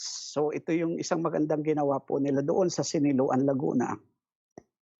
Next is assessor of child self-directed learning. How do we assess progress and status of learning of the child? How do we provide for sustained access to technologies, web, radio, TV modules, monitor your child learning, weekly learning plan, and other child competencies necessary for them to be able to keep up with the pace of self-directed learning? So ito po yung mga tatlong tanong na dapat natin unawain at gawain bilang mga magulang. So dapat minomonitor natin, ano ba yung kailangan niya i-submit? Ano ba yung kailangan niyang gawin? Ano ba yung kailangan niyang... So kinakailangan bilang magulang ay tinatanong natin lagi o kaya bilang guro ay minomonitor po natin sila. At itong mga paraan ito, dapat nakasulat ito sa LCP. For example, may partner tayo sa Globe, kapartner natin ang mga television station, kapartner natin ang mga information technology experts. So how do we provide for an avenue wherein we can monitor them? So ito po yung mga magandang tingnan. Like for example, lahat ng ICT schools all over the Philippines, we can engage them as partners by letting them do it under their community service requirement under CHED. So pwede natin tingnan ito na yung mga IT schools nagtutulong sa atin paano ba yung mga bata through online methodologies. Example ko po. How do we engage experts, professionals as pseudo-parents? Ginamit ko po yung pagiging agriculturist ko. Nakita ko nung bata po ako, pag ang isang baboy ay hindi kayang magpadede, nililipat sa kabilang baboy yan na merong gatas ang magulang, ang ina. O kaya naman pinadedede.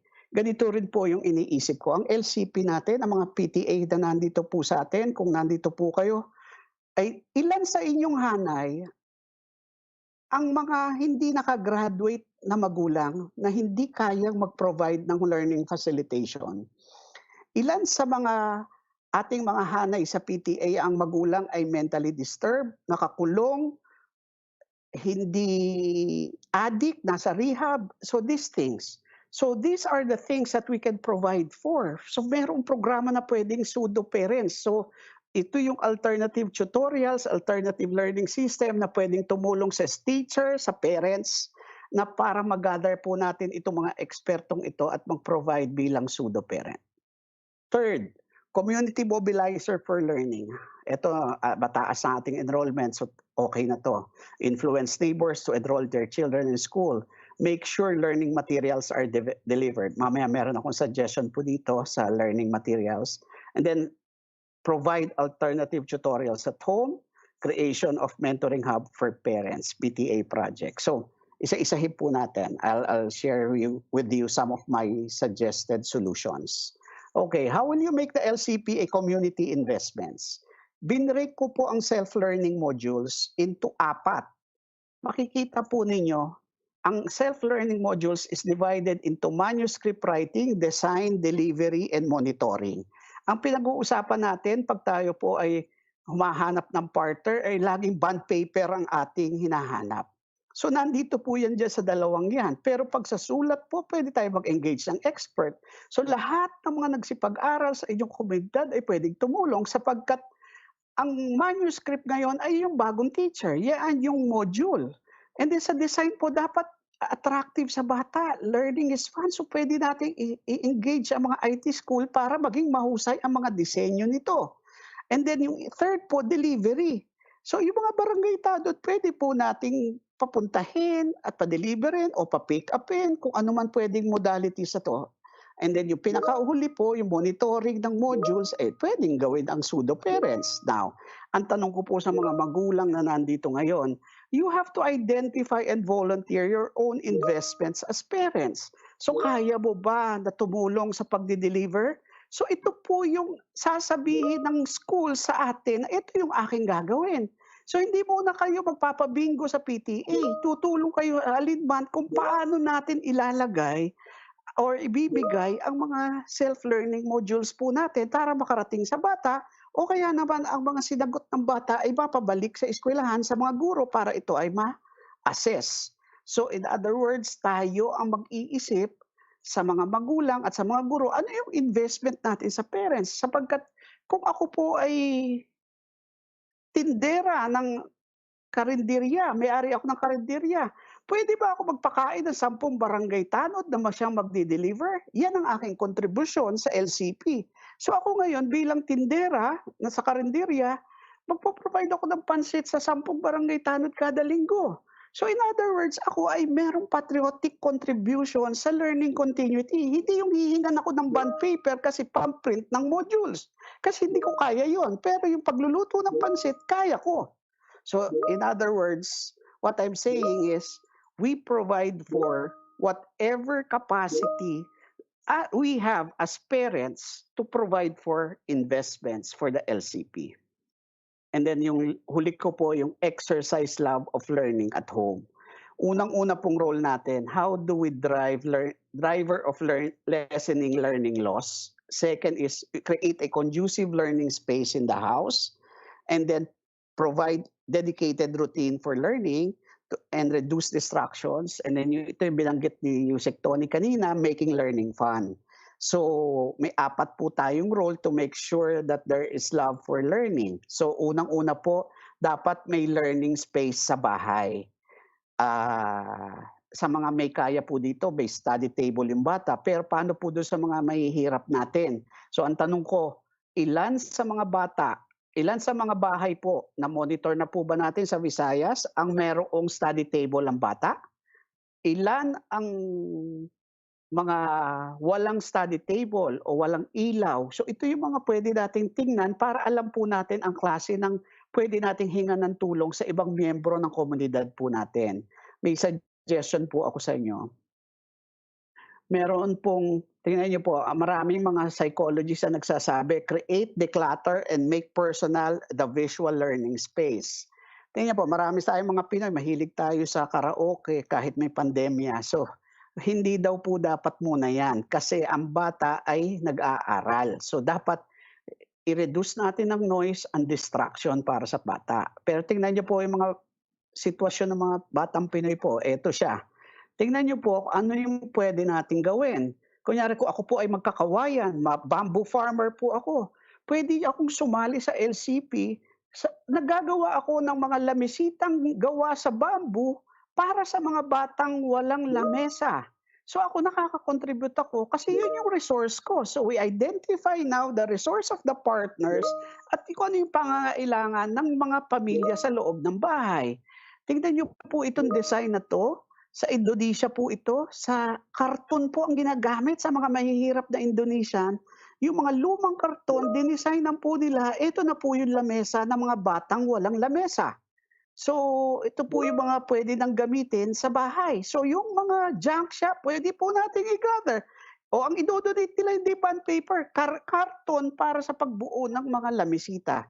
Marami pa po tayong pwedeng mga isipin na mga solusyon para to make sure we have a conducive learning space. Yung pong mga ilang detalye ay sasabihin po mamaya. So pag inulit po natin, ang framework po natin ay 4, facilitator of learning, assessor of self-directed learning, community mobilizer, and at the same time, we exercise love of learning at home. At the base of this, we should make sure that the LCP contain all of this so that when it goes up and gets implemented, there will be a mitigation of learning loss. So magiging totoo ang ating LCP at hindi lang tayo nagko-comply sa DepEd. Masisigurado ang bata ay nag-aaral. Naaalala ko po si Malala Yousaf, ang sabi niya, "They cannot stop me. I will get my education if it is in the home, school, or any place." To the point, at 16 years old, he changed her country. So I leave you with this thought of having the framework for parents and teachers. Marami pong salamat, and I hope I have assisted our parents in the Visayan region on learning continuity, making sure there's learning continuity. Marami pong salamat.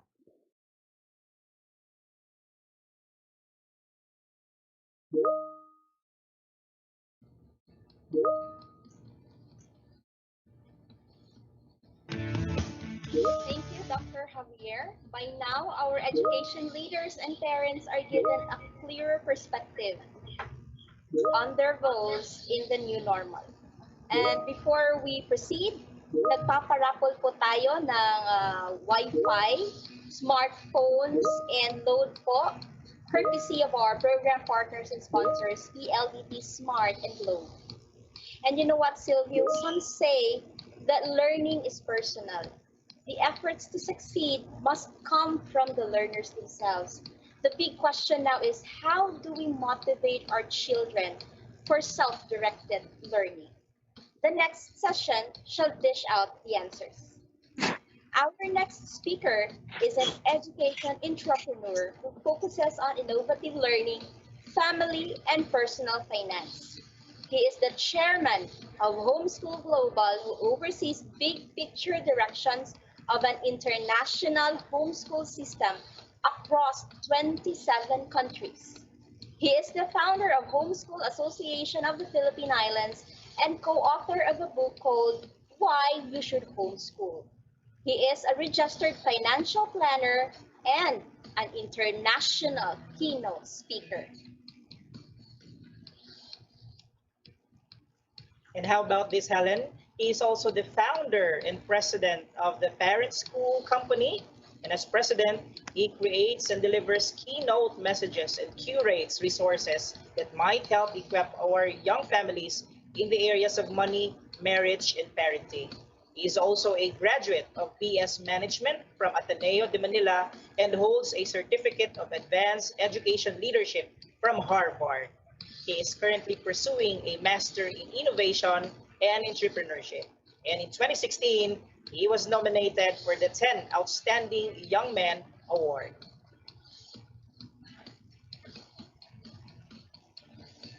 In all his endeavors, his desire is to help change the world one family at a time. Partners in Education, help me welcome Mr. Edric Mendoza.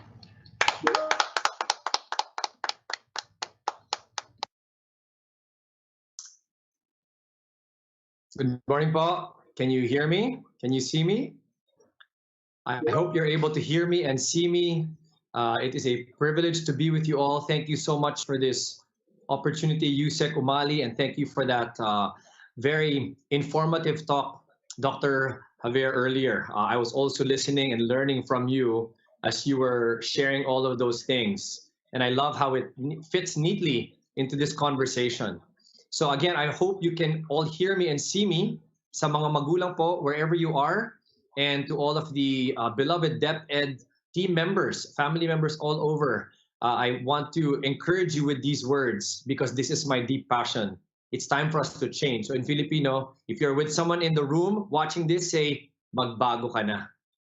Everywhere I go, and I have the privilege of sharing and speaking, that is my desire, that we will all be changed somehow. So, paano tayo magbabago today? How will we change today? What I've been asked to share about has to do with learning and how to encourage our children to learn. So I will be sharing my slide now, and I hope you're able to see this.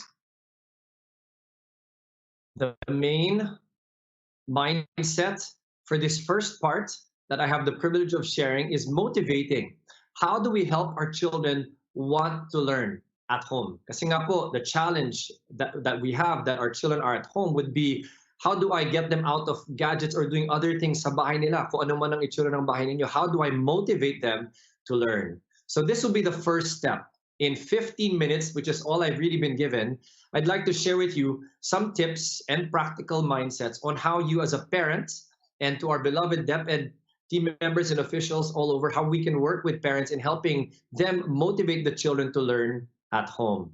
Ayan po. So the framework I want to use is research that covers about 70 years of learning. This was gathered by a lady named Dr. Deborah Bell, and I heard this at a conference in Brazil in 2016. Ang sabi po niya, as an education psychologist, she put together 70 years worth of research of how children learn best. At ang nakita po niya, there are 8 things that are essential, right? So these are the 8. I will show them on the screen. And because of time, I will go straight to how we can apply this at home. The first 4, believing their teacher and fellow students care about them, observing other students who model what success looks like, having a teacher who is available to provide feedback and encouragement, and having plenty of physical activity, sunshine, and fresh air. This will be my focus for this first talk on how we can motivate. How can we get our children to learn when they have to do it at home and there are many distractions sa mga bahay natin? Ano ba? Ano bang pwede natin gawin based on the research? So I will now go to these 4 items and I will personalize it for parents. This is primarily for parents. What can you do after we heard the wonderful framework and recommendations of Dr. Javier earlier and the opening remarks earlier of Yusek Tonio Bali and the others? What can we do? Here are 4 things. And ito po, we've also found ways to apply this and make this relevant to our partners and team members sa Happy po. This is a group of leaders and moms and parents who are also helping in the home education space and the other involvements I have. So let's take a look.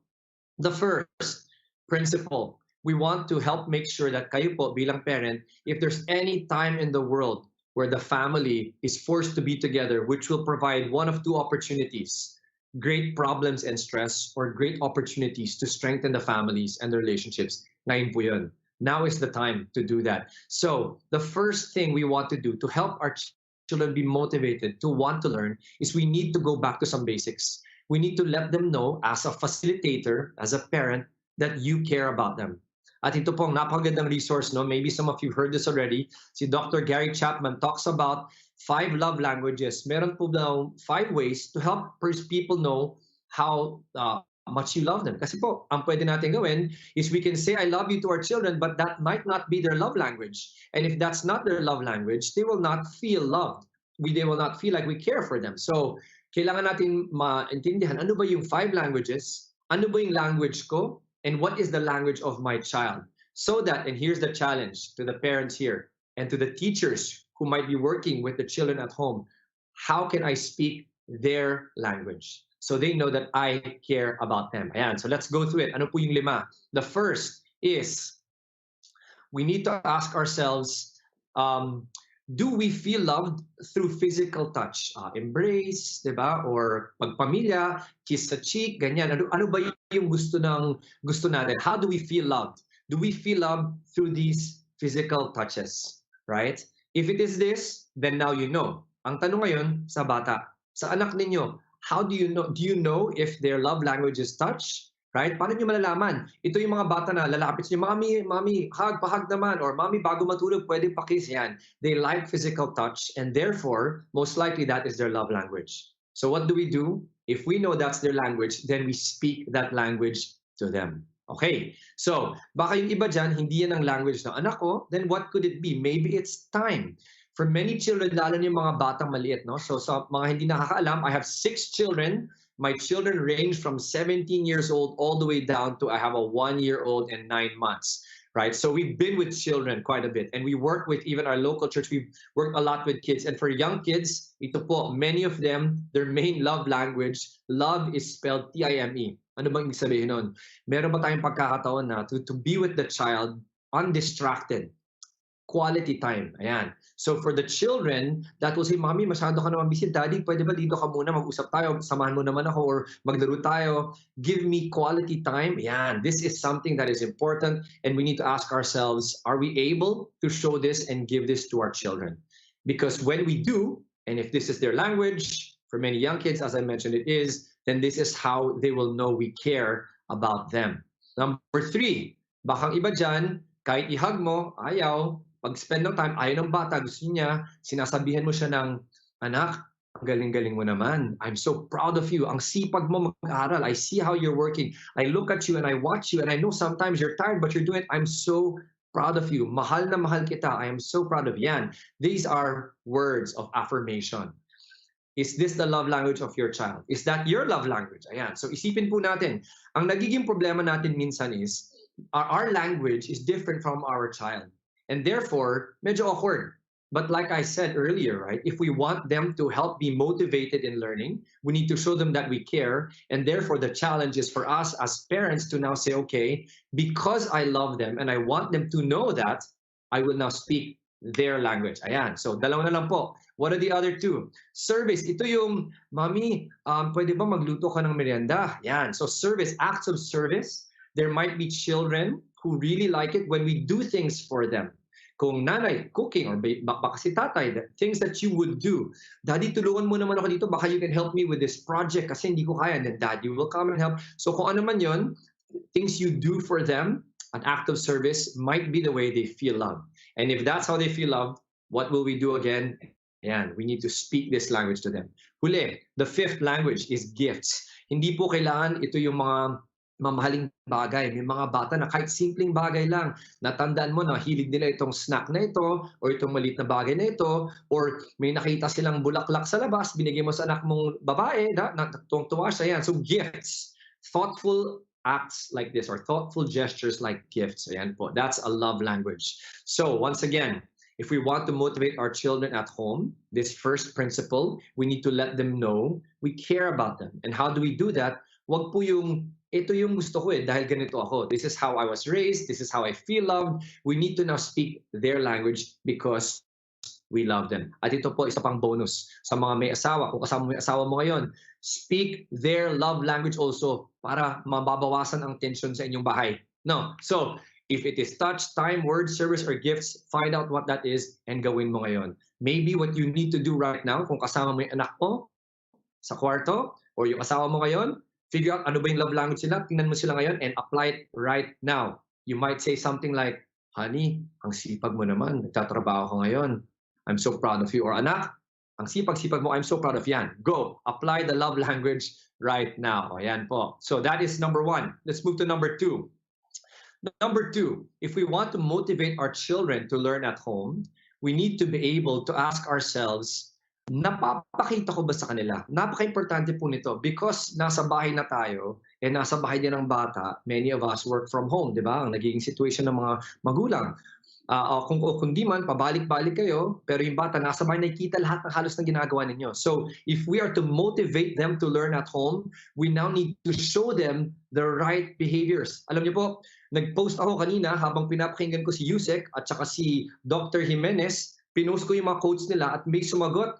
Ang sabi sa akin ng isang viewer ko sa LinkedIn, isa po siyang doktor, sabi niya, the development of a child, the personality is already established by age 5 before they even go to school. Kaya napaka-importante in English. That's why it's very important for the parents to be mindful of how they are modeling the right attitude and behavior to their children.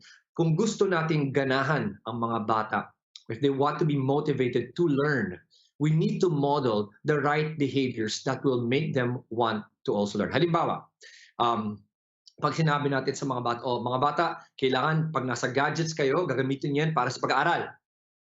Pati ako, bilang magulang, gagamitin ko itong gadget para sa productive use. I want to do this to do work, kanyan. Pero nakikita nila, most of the day, naglalaro kayo ng games sa cellphone ninyo, or kundi man, di ba, ang senior ni Dr. Javier kanina na napaka-shocking, baka naman kayo nagpa-porno kung ano man ang ginagawa sa cellphone, nakita ng bata. If we want them to do the right behavior, we need to model this right behavior. So kailangan nating ipakita ito sa mga bata. Ayan, kita niyo sa photo na ito, no? Everybody's on their gadgets. Ito yung nagiging problema natin ngayon sa mundong ito. Nothing wrong with gadgets and digital if we use it to be creators more than consumers, producers more than for just entertainment. No? So, yan po. Very important. We need to show this. Marami pa po akong gustong ibanggit tungkol dito, but because I have to keep to my time, I will move on. Let me give you a free tip. Kung ang bata ay addicted na sa digital, ito po ang isang magandang resource na ginagamit namin. It's called Digital Cocaine by Brad Huddleston. Meron pong 3 signs. Baka po kayo or yung anak ninyo are already experiencing signs of digital addiction, which is dangerous for learning, dangerous for behavior, dangerous for relationships. No? 3 pong A. Anger, anxiety, at saka po anhedonia. Ang anhedonia, hindi na po kayo na-excite. Kasi nga po, sa tagal ng paggamit ng digital, sa simula, uy, wow, may message, uy, may nakita akong bago, may natutunan akong bago, but because you're using it so much for all the wrong reasons, too much entertainment, ayan, parang wala ka ng feeling. And this is what leads children to what we've seen, suicide and even depression because of anhedonia. So please be careful. Model the right behavior. Let's move to number 3. Ito po. We need to be able to provide feedback, encouragement, and discipline, right? Feedback, encouragement, and discipline. And the beauty of your setup is you are working with the teachers, the amazing teachers across the region of the Vismin, no? So I would suggest you work with them. How can you also provide feedback, encouragement, and discipline dahil kayo po ang nasa bahay? For example, ito po, 2 example. Si Dr. Andrew Pudawa is a resource that I've contacted sa America po. He was saying for children, if we want to help motivate them to learn and provide these things, we need to provide what's called a ceiling and a floor. Ayan po, ceiling and a floor. Ito pong ceiling, ito po yung ayaw natin yung bata that is just on a gadget and they're not using it for learning. We need to motivate them and say, okay anak, kung tinapos mo ito at nakinig ka sa teacher and you do well, sa araw na ito, then I will give you a reward. Yan. So incentive, that's the ceiling. So something that they will work towards. Halimbawa po, usong-uso ngayon, kung online shopping kayo or nakita nyo nangyayari sa digital space, maraming mga mystery box, no? Pwede rin nyo gawin sa bahay. May isa akong nanay na alam na yun ang ginagawa niya. Mystery jar. Yung mga gusto ng mga bata, maliit lang na bagay. Pinapasok niya ngayon sa jar.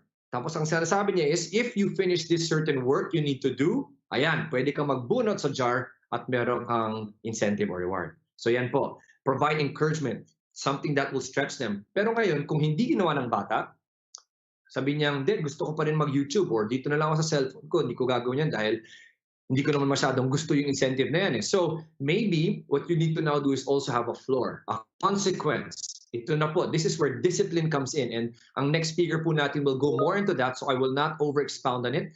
But the principle is this, there must be a consequence that will be effective enough so that the child will not want to disobey or will not do what they're not supposed to do.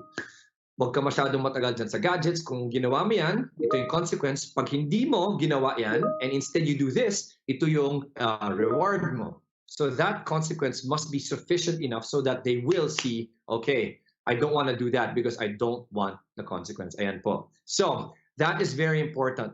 Make sure you have a floor and a ceiling so that you can encourage and you can also create some form of discipline so that they will now do exactly what you want them to be able to do at home. In this case, we want to motivate them to learn. Okay, gagawin ko to. Sige, dahil may reward, encouraging, gawin natin yan. And it's very important that you also work with your teacher, yung teacher ng mga bata, to find out ano ba yung ways that you can also provide this feedback to the child. Halimbawa, pag ginagawa niyo yung work na pinagawa ni teacher, tapos kailangan mong subaybayan or tulungan, what are the ways to provide good feedback, right? Ano ba yung mga kailangan bantayan para malaman mo na, oh sige, mukhang natututo yung anak ko, nakukuha niya yung konsepto.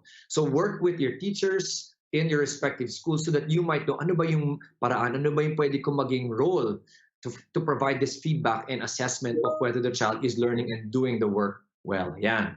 Finally, if we want to motivate them, so 3 pong bagay, the final thing is, napaka-importante po nito, no? We've seen that because children are now learning from home, they're bringing the school experience to the home. Some children are looking at the home as parang, wow, gusto ko sana yung bahay, ito yung lugar kung saan ako maglalaro, makakasama yung pamilya ko. Hindi yung parang kailangan kong gawin yung work and it becomes a chore and it becomes difficult. So that association is creating confusion in the child's mind.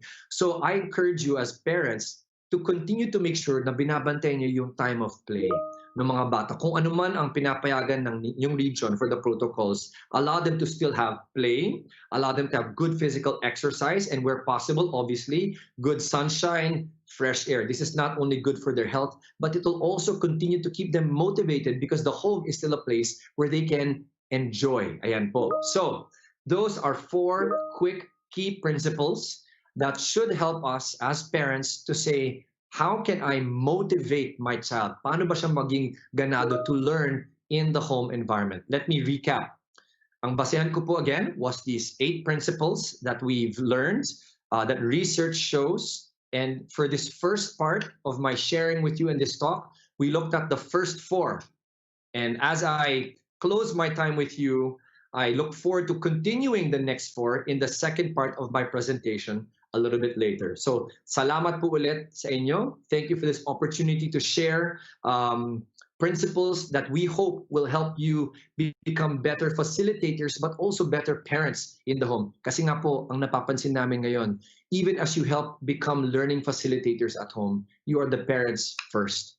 And so many of these principles to help them to be motivated, to learn better, will actually find foundations in good parenting. So salamat po. I look forward to seeing you again later for part 2.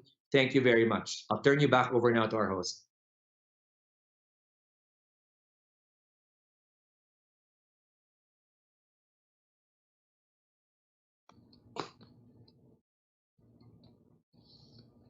Thank you very much, Mr. Mendoza, for indulging us to become motivators of our children to become self-directed learning center. And you know what, Helen, one of the beautiful principles that Sir Edric has shared to us this morning is to make use of the love language that we have for our children to motivate them for learning. And that just reminds me of our own love languages, right, Helen? Your own love language is dominant on words and mine is on service. And definitely we can make use of this to connect with our children and motivating them to learn at home. In as much as we wanted our children to be self-directed of learning, it is still the hope of every parent to be able to discipline and preserve the rights of our children. The next topic shall educate us, especially our parents, on how to discipline our children and at the same time protect their rights. Our next speaker is a seasoned and well-rounded lawyer who has built a solid and comprehensive legal practice for the last 25 years. Attorney June, as he is fondly called by his friends, honed his top-notch lawyering skills handling various aspects of corporate law and litigation work in his capacity as associate, senior associate, and partner in the well-established law offices. On the governance side, Attorney June also served as consultant to various agencies of the Executive Department. He served as consultant to the Interagency Council Against Trafficking under the Department of Justice. Attorney June also served as consultant to the Department of National Defense. He is also a seasoned developmental law practitioner, having served as Deputy Country Director of the American Bar Association Rule of Law Initiative. In acronym, that's ABA-ROLI. Recently, Attorney June also served as consultant to the European Union's Justice Reform Portfolio. And how about this, Helen? Attorney June also served as consultant to the prestigious Consuelo Zubel Alger Foundation, advocating for children's rights and welfare. Working closely with the Philippine Judicial Academy, that's under the Supreme Court, Attorney June helped draft rules governing examination of child witnesses in court. And as a fitting complement to his robust law practice, Attorney June is also part of the Legal Academy. And he is currently a part-time lecturer of law, teaching legal ethics, legal writing, and legal forms at the Far Eastern University Institute of Law.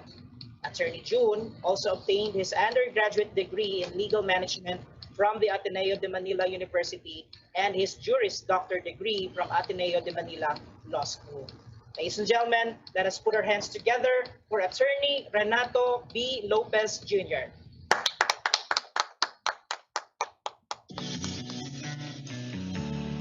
Hello? Can you hear me? Am I coming in clear? Yes, sir. Okay. Thank you very much to our hosts, Silvio and Helen, for that very generous introduction. Maraming salamat din po sa DepEd for allowing me to be a part of this very noble endeavor on Brigada Eskwela. Special thanks to my friend Yusek Tony Umali. And to all our viewers, lahat po na nakikinig ngayon, good morning. I understand our viewers are from the Visayas and Mindanao regions. So maayong buntag sa inyong tanan. I hope I said that right. This morning po, I am tasked to discuss with you some points on positive, non-violent form of child discipline. Okay. So I'm only given 15 minutes, so napakalawak pong topic niyan, but I will only discuss with you the more salient points. And then from there, I'm sure you can do your own research, you can find your own materials, no? And if you want, you can actually you can ask me through DepEd, and I'll be very glad to provide you with the other materials that you may want to use. So let's start. Let me share my presentation with you. Can you see my PowerPoint? Can anyone please tell me kung... Yes, Attorney June, yes, we can see it. Okay, very good. Thank you, Yusek. So, child protection, positive non-violence discipline. Ano po ba itong tinatawag nating positive form of or non-violent type of discipline? Ito po ay isang pamamaraan ng pagdisiplina kung saan ang focus po natin is on the positive, no? Rather than the negative, rather than the punitive. And ang core principle po nito is that children, as human beings, also have their dignity, and which should be fostered and nurtured, even in cases of misdeeds. Opo. Just sa trivia, kung hindi niyo po alam, ang word po na discipline actually comes from the Latin word disciplina. At ang ibig sabihin po niyan ay instruction or teaching. That's why in the early days, ang isa pong guro ay meron siyang mga disciples. Yan po yung kanyang mga, kumbaga yan yung kanyang mga pupils, no? Like Jesus Christ had his own disciples. So, but now, in the modern time, discipline through the years or through the centuries, through time, parang na-equate po yan to punishment. Now, how did we arrive from, instruction towards punishment? Positive discipline, ito po ito po yung core principle niya. Sinasabi ko sa inyo, there are no bad children per se. Wala po talagang yung mga batang masasama. Ano? There are only bad behaviors or masasamang kilos given a particular set of circumstances, for example, or given a particular stimulus. The way they react can be bad, but the children themselves per se, they're not bad. Okay. Palagi po nating alalahanin, if we are to adopt the positive form of discipline, it's the best interest of the child palaging ating nasa isipan, foremost, no? The paramount consideration of our decisions when it comes to our children should be their best interest. Okay. That goes for both the parents and the teachers. Oh, by the way, I'd like to commend yung mga ating viewers right now, the parents who are taking time out. I'm sure you're all busy to attend this webinar, and it's a very good opportunity for you to hone your parenting skills and even teaching skills, especially now under the new norm na parang we're given a new task, that is to be teachers of our children, whether we like it or not, no? Ganun po talaga eh. And I myself, I'm a parent. I have 3 kids. So medyo nag-a-adjust pa rin po dito sa ating tinatawag na new norm, online schooling, ang batay nasa bahay habang nag-aaral. Ano po naman ang mga legal basis for adherence natin sa positive discipline?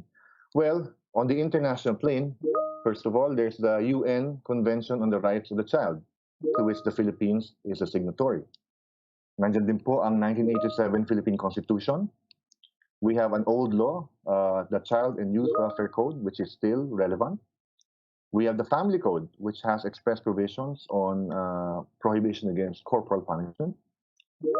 We have the Code of Ethics for the professional teachers.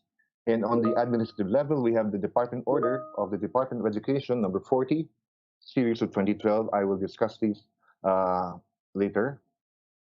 So UN po, ayan po, Article 28 ng UNCRC states or gives importance to the child's human dignity. On the other hand, our Constitution, under Article 14,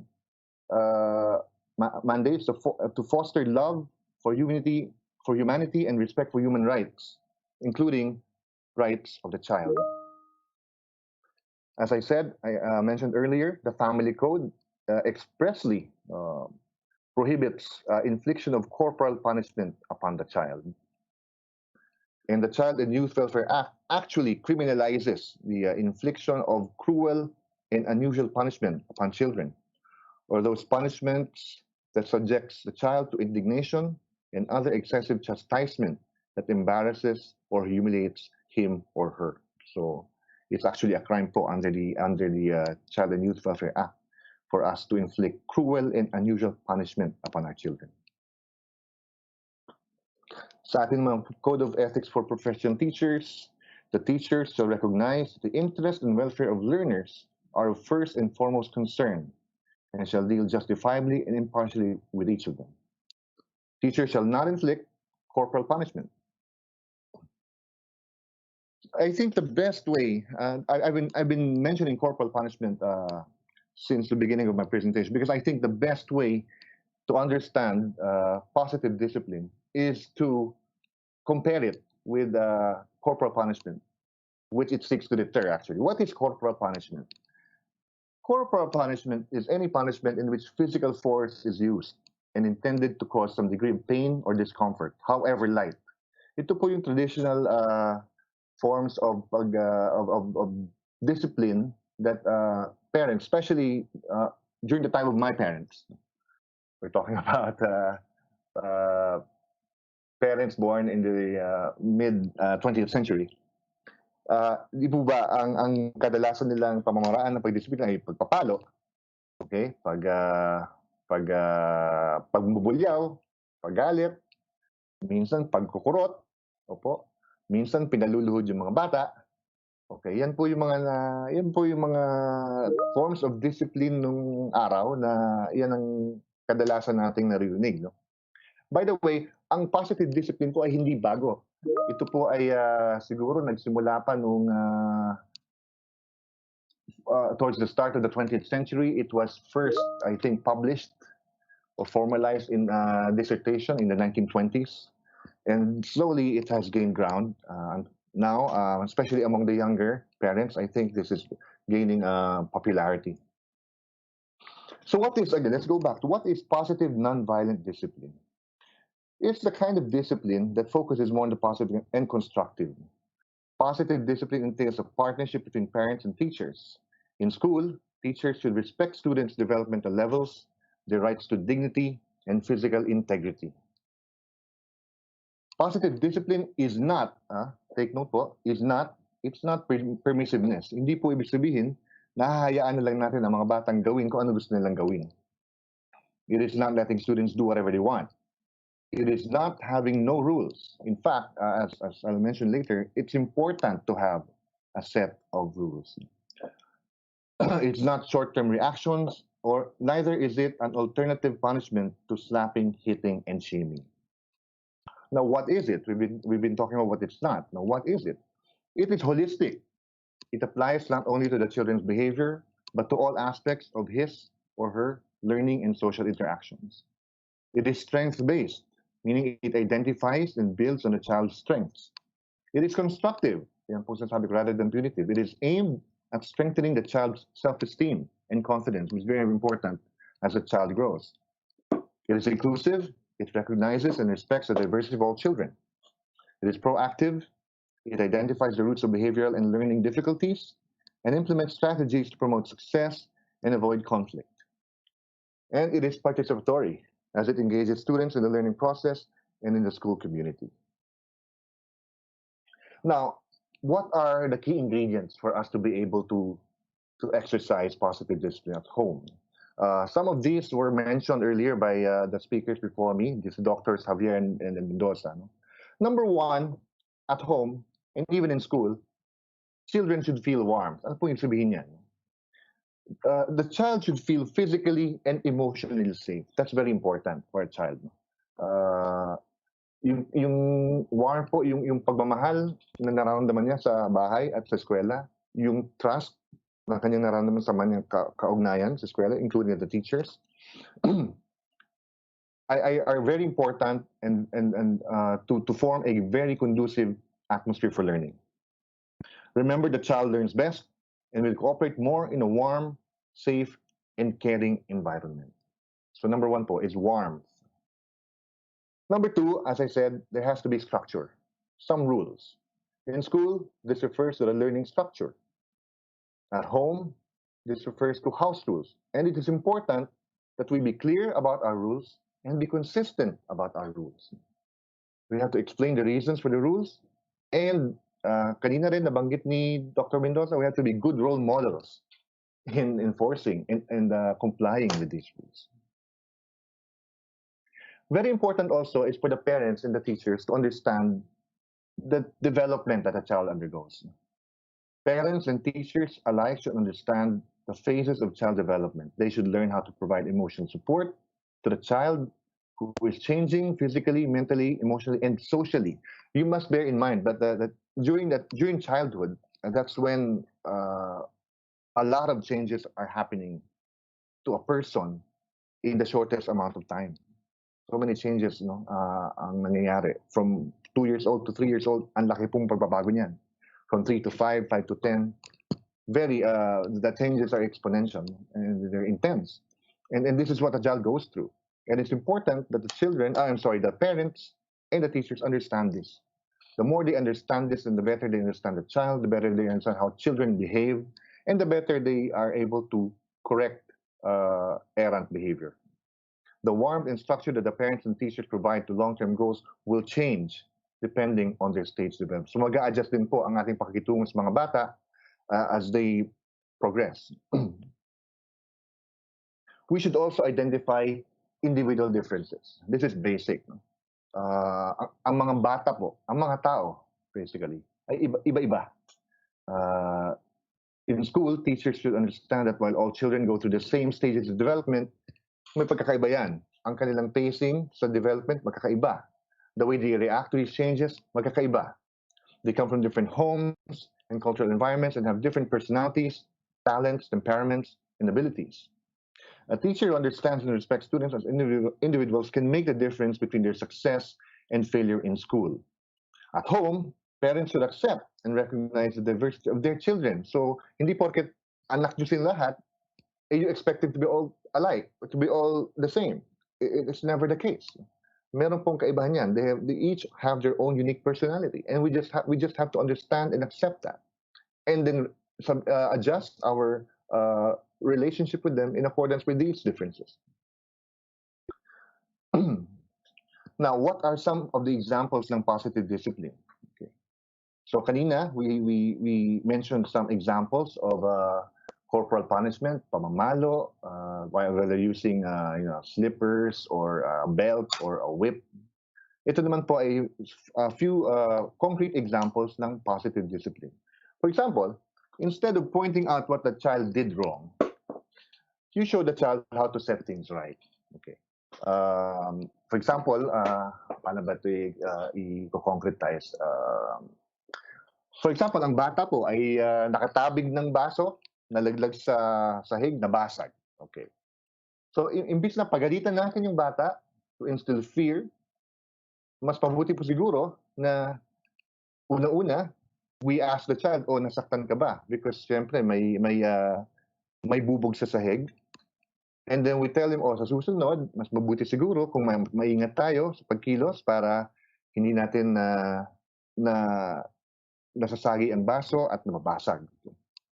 And then let the child understand that it is okay. Except that next time, it's better to be more careful. What else? We have this what we call time in versus the traditional time out na sabi natin na ang time out po na traditional method of discipline is when we ask a child to just stand in front of a wall for a certain amount of time. No, that's very unproductive. No, so why not just do a time in? Ano naman po itong time in? So, for example, ang isang bata nagkamali, meron siyang pinalo na isa pang bata. Okay. So, we'll set him aside, explain to him or her yung maling ginawa niya, and then sabihin natin sa kanya, o sige, hanggat hindi ka mag-sorry, we might as well stay here in one corner of the room and let us read a book. So instead of just standing in front of an empty wall, we use the time in a more constructive manner where we read a book with a child, and then hopefully may matutunan pa siya. Another example of positive discipline is we give the child choices. Example again, let's use the same example. Meron siyang pinalong isa pang bata. So we tell them what he or she did wrong, and then give him a choice on how to amend or rectify it. So sabihin natin, gusto mo bang mag-sorry na sa kanya ngayon? O gusto mo bang i-hug siya para ipakita nga bati na kayo? Because if we give the child a choice, somehow we're giving him the responsibility, no?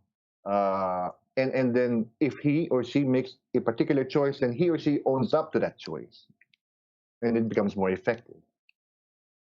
Use of single word reminders or questions instead of ordering or demanding sheer compliance. So for example, ang bata nakalimutan niyang patayin ang ilaw. So imbis na, directly telling, oy, patay mo ang ilaw, you just remind him, ilaw, one word. And instead of appearing to be, instead of being demeaning, ang lumalabas lang doon ay reminding the child of what he or she needs to do. Lastly, let's have the child face the natural consequence of his or her misdeed, because every misdeed has a natural consequence. So if it's something that you think your child will be able to withstand, then I think it's also good na paramdam mo sa kanya yung consequence ng kanyang misdeed. Para nang sa ganon, maalala niya itong consequence na to, and hopefully that will deter the repeat of the same misdeed. Now, what is the government, particularly the DepEd, doing towards advocating for this positive form of discipline? Well, there's Executive Order number 40 series of 2012, as I mentioned earlier. And under this EO, there is also the formation of child protection communities. So the DO40, under the DO40, the department adopted a policy to ensure special protection to children and to assist the concerned agencies in their rehabilitation. Sorry, nawala na yung slides ko. Bumalik na tayo ni June. Galing, bumalik na. It strongly adheres to the zero tolerance policy for any form of child abuse, exploitation, violence, discrimination, bullying, and other forms of abuse. At ito na po, it prohibits the use of corporal punishment and promotes the use of positive discipline. So expressly under DO40, the DepEd promotes the use of positive discipline. And under the DO, the department ordered all schools, secondary and elementary schools, to create child protection committees. Ano naman po itong child protection committees? These are committees that are formed in schools. Ang members po niyan ay iba't iba. Merong yung head ng school, merong guro, merong parent, at meron in fact, merong estudyante, merong member ng community. And their mandate is to initiate information dissemination about programs, and organize activities for the protection of children. They are also supposed to establish a system for identifying students who may be suffering from significant harm. They are to monitor and implement positive measures and effective procedures in providing the necessary support for the child and for those who care for the child. Lastly, they are to ensure that the children's right to be heard is respected and upheld. So I think that's all I will be sharing with you for now. As I mentioned, ito pong positive form of discipline, non-violent discipline, is a very, very rich topic, and it's very difficult to compress everything that's important in 15 minutes. But with what I shared, hopefully, if you want to know more, you'll be able to know where to look for the other information. Or if you want, you can just ask the DepEd and they'll ask me. I'll be more than happy to provide you with other materials that can help you practice a positive form of non-violent discipline.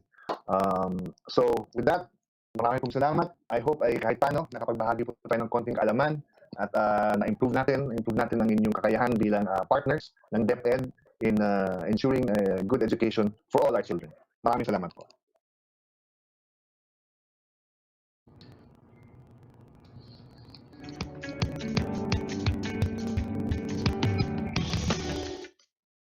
Permit me to quote that there are no bad children, but only bad behavior. So it's a big no-no for corporal punishment. We'll go for the positive, non-violence form of discipline. So thank you so much, Attorney June, for enlightening all of us parents and educators to limit our poking alongside our love for education. We have learned a lot from our speakers, and I know that you are all excited to learn more from the next speakers. But grant us an intermission in this webinar. But before we move on, let me just remind our attendees and our participants to this webinar to keep posting your questions in our Q&A box for the chance to win prizes from our sponsors, PLDT, Smart, and Globe. Region 7 has been gifted with talents. Last 2017, this person just made Region 7 so proud when she was awarded to be one of the finalists in the Tawag ng Tanghalan. She is now in her 4th year college, taking up BS Psychology in Far Eastern University, Manila. Would you know who she is? Ladies and gentlemen, the pop Christine, Miss Marielle Brigida Montellano.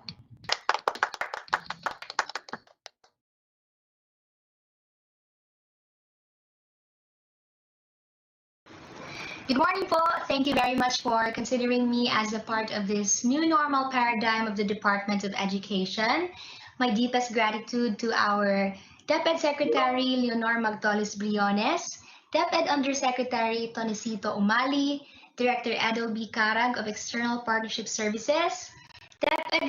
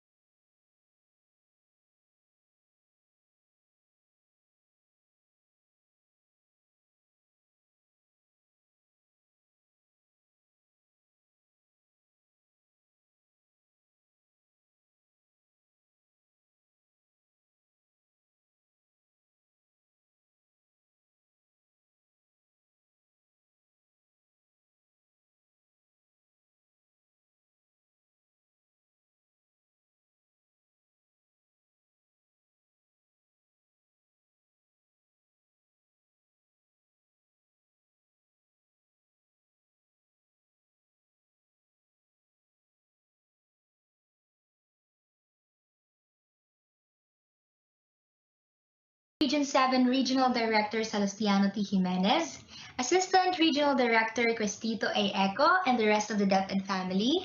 Again, maayong buntag kanatong tanan. This song wishes to inspire, spread love, and nurture compassion to all who compose DepEd, especially learners like me. I hope you all like this.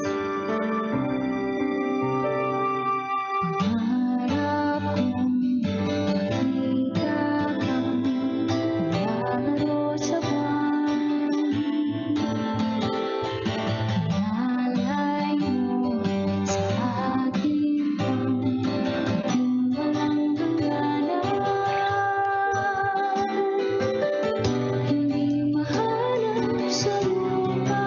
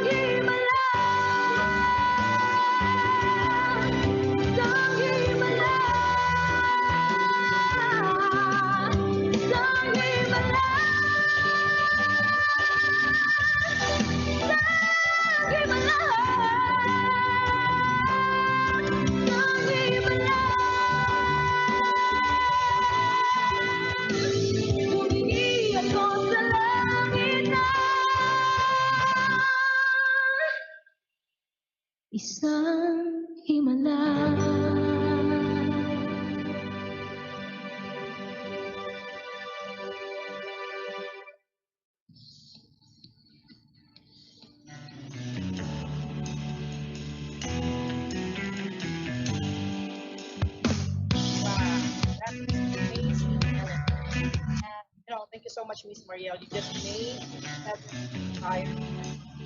So,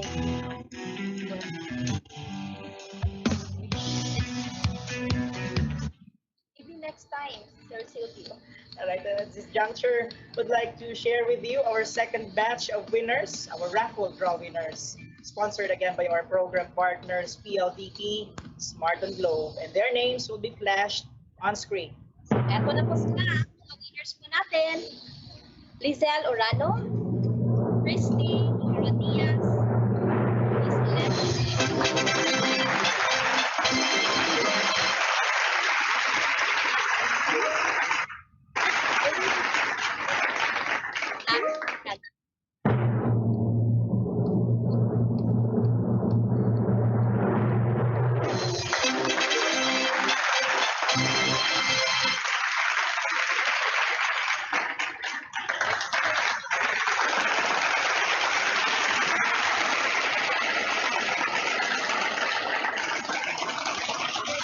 Mark Gonzalez, Aiza Ramos, and Minerva Aprilia.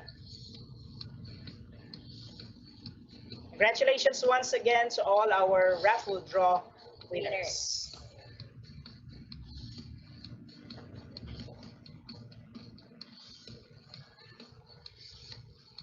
The Department of Education has been very successful in mustering varied partners and stakeholder groups throughout the history. While we exhaustively reach all possible partners, Helen, it is undeniable that our parents consistently play a vital role in every educational frontier that we conquer. Our next speaker was a former mathematics teacher and has served as a mathematics department coordinator in one of the public elementary schools in Quezon City.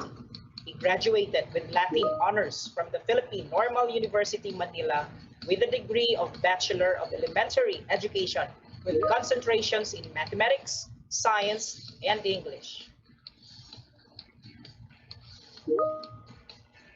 He also received a postgraduate diploma in education, specializing in teaching primary school, mathematics and science at Nanyang Technological University, Singapore, under the Leaders and Educators in Asia program, or the LEAP, in partnership with Ateneo de Manila University. And he was also granted an Australia Award Scholarship in 2015, through which he was able to take his Master of Education degree at the University of Melbourne in Australia, finishing with upper second class honors. His memberships in professional organizations include the Mathematics Teachers Association of the Philippines Incorporated, Philippine Educational Measurement and Evaluation Association, and the National Council of Teachers of Mathematics in the USA. And to talk about assessing the child's self-directed learning, let us give it up for the Supervising Education Program Specialist of the Bureau of Learning Delivery in the Central Office, Mr. Joseph Randolph Palatao.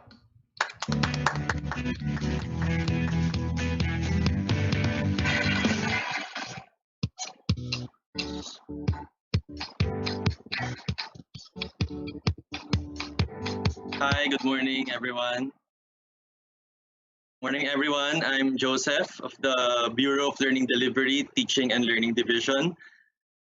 First of all, I would like to thank USEC Umali and the External Partnership Service for inviting me to this session. 15 minutes is actually, well, a bit challenging considering the complexities of assessment, but I really hope that I'll be able to share practical tips to both teachers and parents in how on how to assess student learning in this time of the pandemic. So just allow me to share my slides.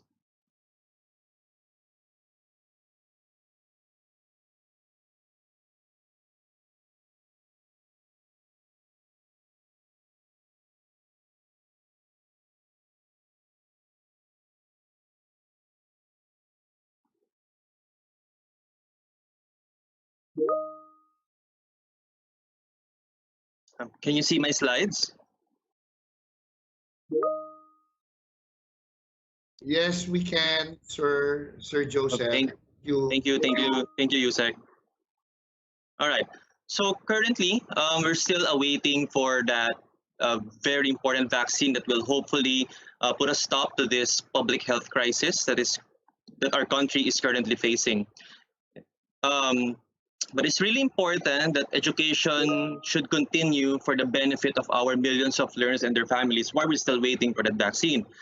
The situation can be very challenging, but as schools brace for school year 2020 to 2021, teachers and parents must adapt to alternative ways of teaching to ensure that all learners learn well and achieve the essential learning goals.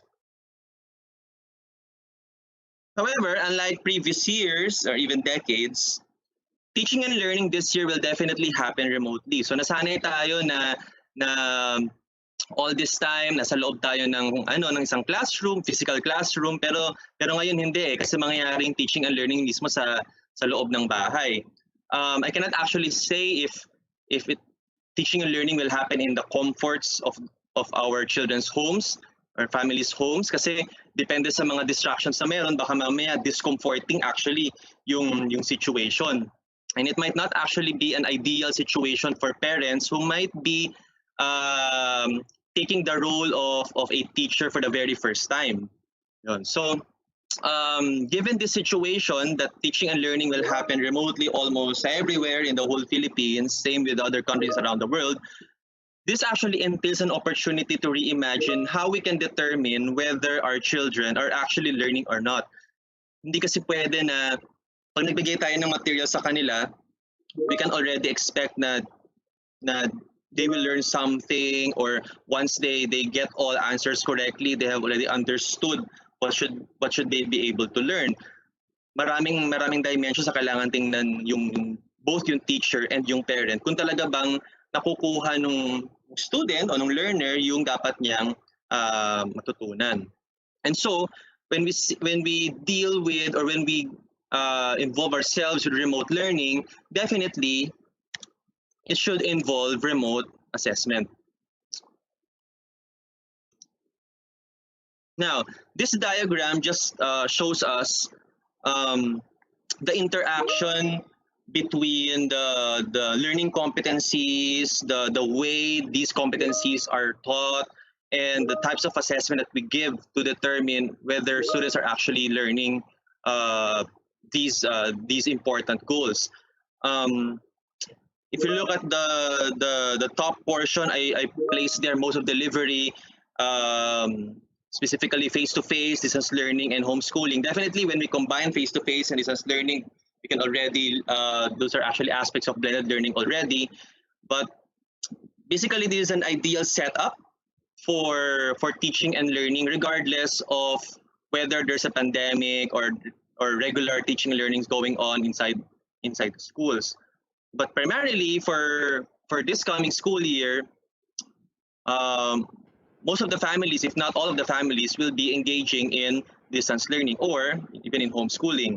So if you look at that in the middle, definitely the most essential learning competencies contain the essential knowledge and skills that our children will need to learn and develop.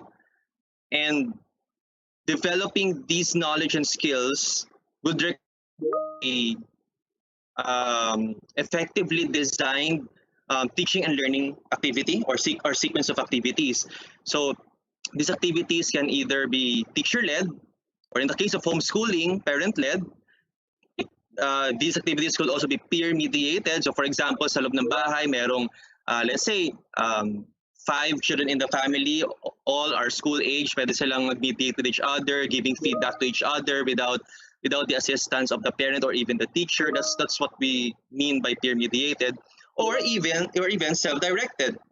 As you've seen in my title slide, I placed there, assessor of children's self-directed learning. Definitely, the assumption there is children should be able to learn independently. However, that would depend on the readiness of each child and of course the age of each child. It will be different for younger children to really learn independently. They will need assistance from their parents and of course from their teachers.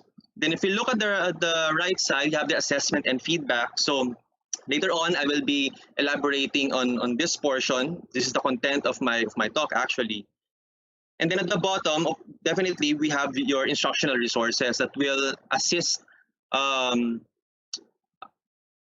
activities that the students will be going through during the school year. So the point of this diagram is just to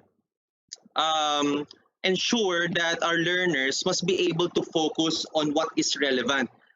Remember that there are 8 learning areas that our learners have to deal with. So depending on the schedule of the school, baka ma-frustrate yung student, or even ma-depress, or they may feel so stressed about all the work that they'll be doing. So we must make sure that the activities that we'll be giving them, whether the activities are instructional or for assessment purposes, they must be relevant, so that whatever they will do with those activities should help them construct meaning, and then allow them to be allow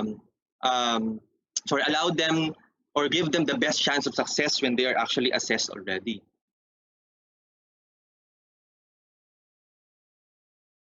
Now, it is important that, well, for parents to really be able to work with teachers, and for teachers to really make sure that their scaffolds or their assistants with the families they'll be conversing with or working with really understand what assessment is all about. But there are actually many principles of assessment that we can take note of, but I will only elaborate on 4. Number 1, we should all remember that assessment is integral to teaching and learning. Assessment comes from the word asidere, which means sit beside each other. So that means assessment is not or should not actually be separated from teaching and learning. Assessment should be embedded to the teaching and learning process. So that means, what I showed you a while ago, there's one slide that when we deal with remote learning, definitely remote assessment is also involved. Second, assessment must be holistic and authentic. Holistic, we mean whatever is in the most essential learning competencies, they must be covered. So therefore, for holistic development, all the necessary knowledge and skills from the simplest to the most complex one should be covered. And at the same time, it should be authentic, given that yun nga, nakalimit lang sa home ngayon yung mga bata. So kailangan relevant yung work na gagawin nila, and it should be authentic. So for example, if we want them to write an essay about something, why not write an essay about kung kumusta sila ngayon na nasa bahay lang sila, hindi sila nakakalabas, something like that. Or in terms of mathematics, they can look at data provided by DOH and then analyze patterns on the data, then try to write a paragraph about it. So ganong klase sana siya ng authenticity. Kasi we want to maximize their time as much as possible doing relevant and authentic work. Third, shared responsibility. Staying true with the purpose of this webinar, di ba? Brigada Eskwela. So definitely, assessment must involve the commitment and the collaboration of the teachers, the parents, and of course the learners then. And then lastly, positive impact. So when we assess our learners, we should not only look at what they are not doing well, but we must also focus on what they're actually doing well and how we can extend that further so that they could actually develop more complex skills or higher order thinking skills. Now, I will elaborate more on the third principle, shared responsibility. And as I said, assessment and feedback should be a shared responsibility among teachers, learners, and their families. Considering na reduced ngayon yung instructional time or yung contact time ng children with their teachers or malalesen pala in this coming school year, definitely malaki magiging role ng parents dito. So, kung ano man yung ginagawa ng mga students sa bahay, kailangan, sabi nga ng mga ibang speakers kaninang kasama ko, kailangan na monitor mabuti nung parent kung talaga ba nagagawa ng maayos yung work na dapat nilang gawin, and ano yung ano yung quality ng output na nagagawa nila, mahalaga ring makita yon. And of course, and that would mean na kailangan nag-uusap mabuti yung teacher, yung parent, and of course yung learner.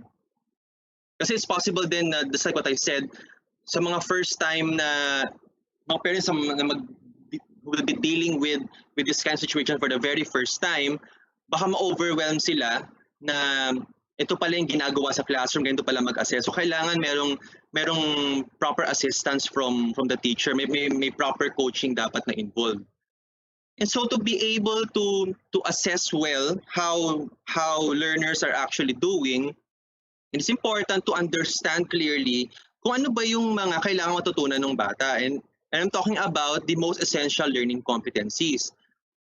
So for example, I'm just going to show you, these are 2 competencies for grade 6 math for the first week in quarter 1. So we have their adds and subtract simple fractions and mixed numbers without or with regrouping, and then solves routine and non-routine problems involving addition and or subtraction of fractions using appropriate problem-solving strategies and tools. So maybe you're now thinking, sa mga nakikinig sa atin, nanonood sa atin, if you're a parent, you might be thinking, parang for week 1, parang ang dami ata nito. And maybe yung ibang teachers din, isip nila, considering na they have been teaching for many years, they know na mahirap i-meet ito in just 1 week. Depende pa yun sa skill level ng bata. So, the first starting point actually before doing anything else is to actually unpack the competencies further, or to break it down into simpler parts. So for example, let's focus on addition muna. So we can say, take note that is just a sample. You can actually modify this whatever way that you want. I'm just going to show you one sample. So we can focus on addition first and just focus on adding simple fractions and mixed numbers without regrouping muna. And then add simple fractions and mixed numbers with regrouping. And then lastly, solve routine and non-routine problems involving addition of fractions using appropriate problem-solving strategies and tools. Notice that I focus muna dun sa addition. Kasi nga, pag pinagsabay natin yung addition and subtraction, baka merong students na hindi pa talaga ready to deal with both operations. So, depending on the diagnostic assessment that the teacher will administer at the start of the school year or the start of the quarter, or kung si parent mismo yung mag-administer ng diagnostic test na yon, so dun magde-depend kung ano yung kailangang i-unpack na competency. So again, this is just an example. So kung ito na yung na-unpack natin na competencies, we can now frame them as, or rewrite them as student-friendly learning targets. So if you take the first one, we can just rewrite this as, I can add simple fractions and mixed numbers without regrouping. Second, I can add simple fractions and mixed numbers with regrouping. And lastly, I can solve routine and non-routine problems involving addition of fractions. Actually, the last one, you could break this further into 2. I can solve routine problems involving addition of fractions, and then I can solve non-routine problems involving addition of fractions.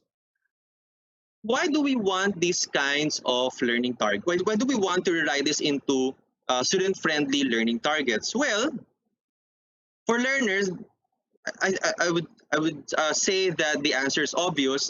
It's to identify what they're supposed to know, understand, and be able to do.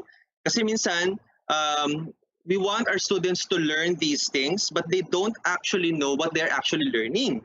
So mahalaga na kung ma-unpack ni teacher ito for the parents and for the learners, maintindihan ng learner kung ano yung dapat niyang matutunan for this week. At the same time, si parent din, maintindihan niya na, okay, ito pala yung kailangan ma-meet ng anak ko for this week. So anong gagawin ko para matulungan ko siya dito? Or anong resources ang kailangan ko para para matulungan yung anak ko, or kailangan ko bang humingi ng tulong sa kapitbahay, or kung sino man pwede kong hingan ng tulong to assist my child, something like that. Second, to assess and reflect on their own learning.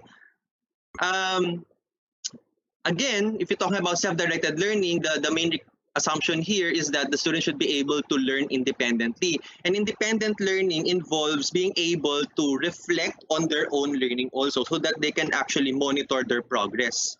So when we say reflecting on their learning, pwedeng nag-reflection ng learning ng ano niya, natutunan niya for this day, pero kung hindi niya rin natatrack mabuti yung progress niya each day, or every week, or every month, well, hindi rin niya makikita yung big picture nung kung ano yung kailangan niyang matutunan, or even yung parents, hindi rin niya makikita kung nag-i-improve nga talaga yung anak niya day in, day out, or every week, or every month, or even between quarters. It's important that the learners understand the learning targets so that they can actually monitor their own progress. And so if you look at these first 3 bullet points, using clear learning targets actually enable learners to take ownership of their own learning. So if they understand that, okay, this is what I am learning, or this is what my teacher wants me to learn. So definitely, ito yung mga kailangan kong ma-meet para masabi na natutunan ko nga talaga yung dapat kong gawin. So kunyari kung may tumating na module, okay, ito yung kailangan ko palang gawin for this week. I should take responsibility to do this and to turn in my work in the proper during the proper deadline, kung may deadline man siya. Ganon. Now for teachers and parents, I think na-mention ko na rin siya kanina, the clear advantage is by using clear learning targets, we're able to break big ideas down into manageable chunks. So kung nakita nyo sa example ko kanina, parang masyadong maraming laman yung nasa isang competency. So pwede mo nyo siyang hatiin into simpler parts or more manageable chunks na pwedeng ituro, let's say, ng isang araw lang muna. Diba? And then, teachers would be able to articulate learning expectations more clearly to parents. And at the same time, parents will be able to articulate these expectations also to their children more clearly then. Para alam nila na kung ano yung paano nila i-design yung activities for their children. And how to assess them also. Yeah. So yeah, how to design targeted learning experiences. Sometimes, when we have so many resources, we just want to give children all of those na sabay-sabay. And that could be stressful, lalo na kung maraming learning areas na kailangan i-handle ng student. So, kailangan targeted. Meron talaga tayong specific targets na gusto nating ma-attain for each day or even for each week. And these clear learning targets actually can actually be used as basis for formative assessment. When we say formative assessment, these are ongoing forms of assessment that help us determine whether our students are learning or not, and they do not actually affect grades. So ang purpose na talaga ng formative assessment is on learning. Natututo ba talaga yung anak ko? Kung hindi, okay, let's try again. Parang ganon. So there's always room for mistakes and to correct those mistakes.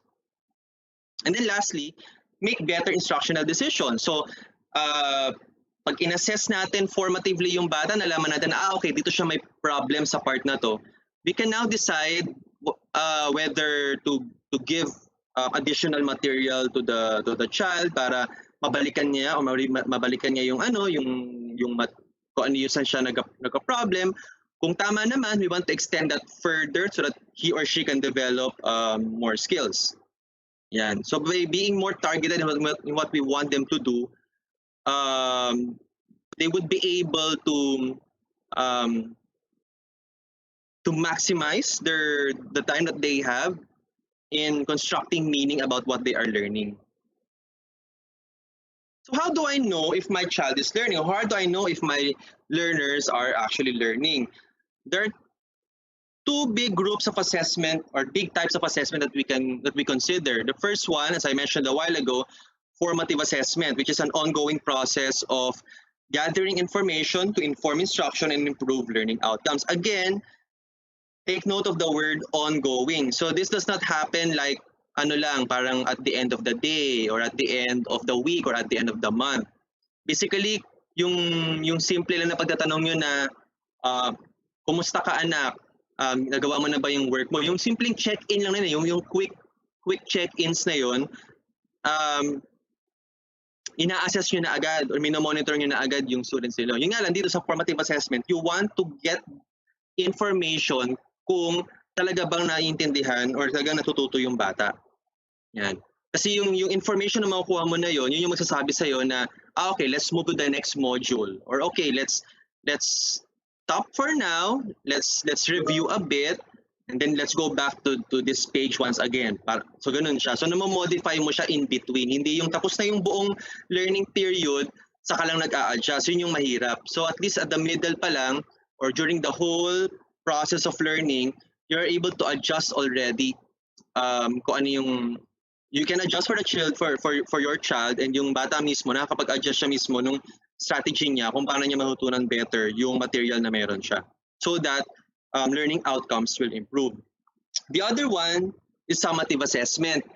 Ito yung usually na narinig niyo na kailangan mag-aral mabuti ng bata kasi meron siyang quarterly exams, mga ganyan. Kasi ito yung mga assessment na after i-check or after i-score, kasama na siya sa grades. Okay? That's why summative assessment occurs towards the end of the period of learning. That's why between the two, ang mas kailangan bigyan natin ng weight ngayon yung formative assessment. Kasi since ang magkasama lang sa bahay yung parents and yung children at hindi masyadong makaka-contact ni teacher yung mga students niya, kailangan si parent ang talagang magiging hands-on dun sa mga anak nila kung paano i-monitor yung mga ginagawa niya na activities and assessments. There are different cycles of formative assessment, and I think I mentioned this briefly kanina. You can have minute by minute na formative assessment. If you look at the bottom row, minute by minute as within a lesson. So that will take around 5 seconds to 2 hours, for example. So let's say meron kayong session nung anak nyo, or sa case ng teacher, meron kayong tinawagan mo yung isang student mo, ang schedule mo sa kanya 5 minutes lang na tawag or 10 minutes na tawag. Yung simple way of questioning mo lang, kailangan structured yon para ma-determine mo if your students are actually getting what they should be learning kahit na nasa bahay sila. Or pwede rin between lessons, so that's day by day.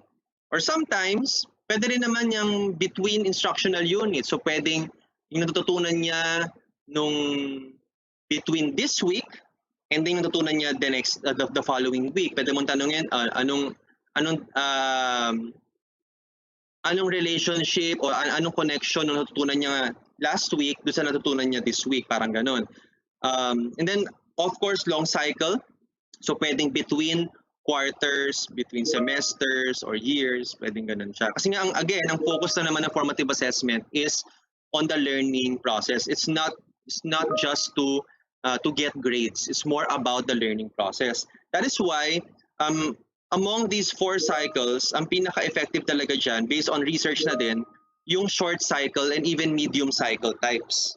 Kasi yun yung mabilisan lang siya. Pwedeng gawin mo siya today or even tomorrow, pero hindi mo siya papatagalin until you make certain adjustments. Now, when we do formative assessment, we should answer 3 questions. The first question should be, where is the learner going? Or sa case ng student, kung independent learner na siya, kailangan masagot niya yung question na, where am I going? Ano magiging sagot sa question na to? Definitely yung kaninang learning targets. If we are able to articulate the learning targets to our learners or to our children, they'd be able to answer this question na, okay, this is where I am going, this is where I'm expected to go by my teacher or by my mother or father. Second question, where is the learner right now or where am I right now? Okay, given na ito yung gusto nilang matutunan ko, ano na nga ba yung alam ko about this? Nasaan na nga ba ako ngayon? And lastly, how will the learner get there? How will I get there? So nalaman ko na okay, ito pa pala hindi ko alam about this lesson. Anong gagawin ko? Should I look at the module? Paano kung tingin ko kulang yung yung information sa module. I want to learn more. Do I have enough? Do I have sustainable access to the internet? Assistance ng parent para guided kung saang sites talaga pumupunta. So yung mga ganong klase ng decisions will actually come from answering these questions.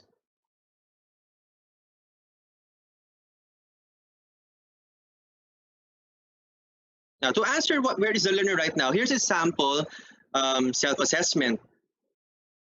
So if you notice here, if you notice this statement, nakalagay siya, I can count from 1 to 20, I can count from 1 to 50. This is actually just a sample self-assessment that even parents can do, of course, with assistance from the teacher. So kung na-unpack niyo na yung competency, kung na-breakdown niyo siya into simpler parts, you can actually create this self-assessment kahit yes or no lang.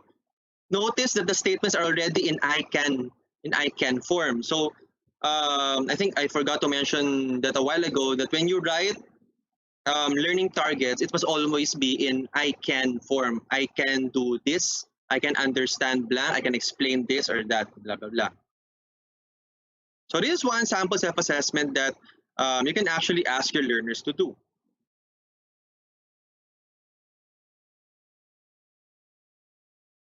Yeah.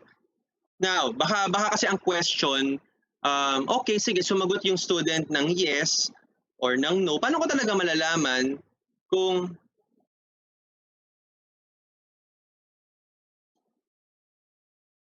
paano ko malalaman kung talagang valid yung sinabi na yes nung student or ng anak ko? Kasi baka mamaya nag-yes lang siya pero baka mamaya hindi pa lang niya talaga naintindihan. So, doon dapat papasok yung iba't ibang ways kung paano ka mag-a-assess. So you can do observations, talking to learners, analyzing products, or even tests. So for example, sinabi niya na, sorry, let's go back. So sinabi niya, I can count from 1 to 20. Anong proof na talagang kaya niyang mag-count from 1 to 20? So the parent can actually give a certain task and then observe kung ano yung ginagawa ng anak niya. Basically, medyo mahirap siya kung si teacher ang mag-o-observe kasi you have to do it via video call, which might be difficult to do. Or you can actually talk to learners. So aside from observing, syempre, just by looking at what your children are doing, hindi naman ibig sabihin nun na you can actually determine kung ano yung naiisip niya. So you can talk to the learners to determine what they're actually thinking about what they are doing. Or you can also analyze products. So kung meron silang dinro, or let's say nagbigay ka ng certain topic, magsusulat sila ng yung sinulat nila mismo, you can analyze whether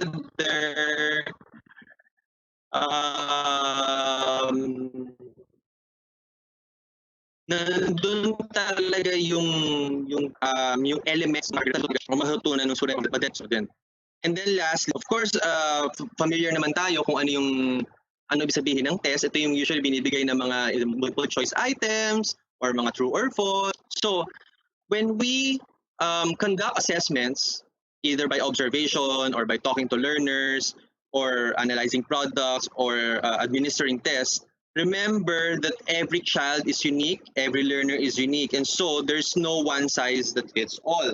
So hindi pwede na test lang ibigay natin. Kasi there are some knowledge and skills na hindi ma-measure ng test lang. So pwede mo siyang gawin by observation. Pwede mo naman yung ma-determine by observation or by talking to the learner or by analyzing yung output nila. Yun. Again, as I mentioned, definitely itong first three, yung first two, especially observation and talking to learners, might be difficult for teachers who are yung malayo sa students nila. So kailangan talaga ng help dito nung parents. Kung ano man yung na-observe nila, hanggat maaari dapat sinusulat nila, ito yung observations sila, and then sa kanila nire-report dun sa teacher. Now, when we so given the concept that I showed you just now, we can actually implement this even at the comforts of your home. So you can use this teach, assess, interpret, and adjust framework or model. So for example, we will use the competencies or the learning targets that we unpacked a while ago. So let's say you will teach LC1. Notice na ginamit ko dito LC1, hindi learning target 1, but learning competency 1 kasi itong bunch na to, pwede siyang i-break down into those learning targets. And then afterwards, or during the process of teaching the learning competency or the cluster of learning targets, you assess using formative assessment. Again, remembering those 3 questions I showed you a while ago. And then, you interpret anong ibig sabihin nitong sagot ng student ko. So for example, nagbigay ka ng 5 item, yung the usual na 5 item na exercise. Nakakuha siya ng 4 out of 5. Anong ibig sabihin ng 4 items na naitama niya? Anong ibig sabihin ng isang item na naimali niya? Remember that kung merong 5 items at na-perfect yun ng bata, it's not enough to say na, okay, very good, let's move on to the next. Dapat ang question natin dyan, ano yung nagawa niyang tama, baka siya nakakuha ng 5? Or another way of looking at it, bakit kaya siya naka-5? Baka naman sobrang dali nung items ko. Baka naman napakadali nung activity ko na hindi na siya match dun sa ability level ng anak ko o ng student ko. So dapat ganun yung continuous na reflection sa part ni teacher and also nung parents, so that when they interpret kung ano ibig sabihin ng mga scores na yan or information na yan, kaya nilang mag-adjust dun sa next nilang gagawin. So when adjusting, yun syempre, posibleng may magbago na dun sa next na ituturo na learning competency or set of learning targets. So pag nagturo na ulit, ganun ulit, assess, interpret and adjust, then teach ulit, interpret and adjust, teach and assess, interpret and adjust. Okay? So this is what we actually mean by formative assessment as an ongoing process. Because if you look at this whole diagram, embedded na dyan yung formative assessment. Hindi mo siya gagawin lang at the end of the day or at the end of the week. Kailangan siya embedded all throughout the teaching and learning process before you reach the summative assessment. Remember, ang summative assessment, maraming kinakabahan dyan na students kasi alam nila, i-gradean sila dyan. So para ma-lessen yung pressure, dapat dito pa lang sa mga to, itong diagram na to, kailangan naka-embed na mabuti yung formative assessment, and they're able to correct their mistakes and actually learn from their mistakes and correct their mistakes and actually determine how to improve their study strategies before reaching the summative assessment. Right. I kept on talking about gathering information through formative or summative means. Actually, the bulk of what I just said is on formative assessment. But what do we do with formative and summative assessment results? I mentioned kanina na kung si parent o obserbahan niya yung anak niya, susulat niya yung observation niya, sasabihin niya sa teacher ng anak niya, and then, para saan yun? Definitely, these results must be used to provide feedback. And this feedback must be timely, personalized, constructive, and actionable. When we say timely, yan sabi ko nga kanina, huwag niyo nang intayin na matapos yung buong lesson at the end of the day bago kayo magbigay ng feedback. Pwede naman na pag nakita niyo may something missing dun sa kanyang sinusulat or something is not going well with the learner or nafe-feel niya frustrated siya, pwede ka nang pumasok agad and provide support for the child or for the learner. Diba? Especially na yung si parent talaga mismo nakakakita kung ano yung ginagawa ng anak niya. Personalized, we mean, kung meron kang 5 anak sa bahay, syempre, yung feedback mo sa isa, hindi pwedeng pare-pareho sila kasi iba-iba ang pace nila eh. So, pag nagbigay ka ng feedback sa isa, hindi lang pwedeng very good lang. Kailangan malaman ng student anong ibig sabihin ng very good na sinasabi mo sa kanya. Or pag sinabi mong, ay mali yan, dapat malaman niya bakit siya mali? At kailangan maisip ng nung anak nyo mismo, siya mismo yung makadetermine bakit nga ba siya mali. Hindi, kasi it's not actually helpful for the student na you will tell him or her that this is wrong without actually explaining kung ano yung reason. So that will make the feedback personalized and actually more actionable para alam niya anong gagawin niya. And then, feedback must also be constructive. So hindi pwede na yung feedback ng iba minsan na, ay ano ba yan, bakit di mo maintindihan yan? That's a no-no. You must focus on what's in front of you, kung ano yung pinapakita ng gawa niya, and then maybe you could reframe yung ano niya, kung yung thinking niya na, okay, look at this, look at what you wrote here. Do you notice something? Do you notice something wrong? Do you think this is correct?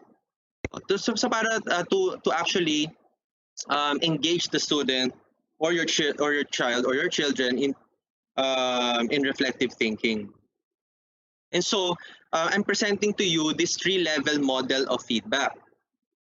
I know this is small, but I will magnify this a bit.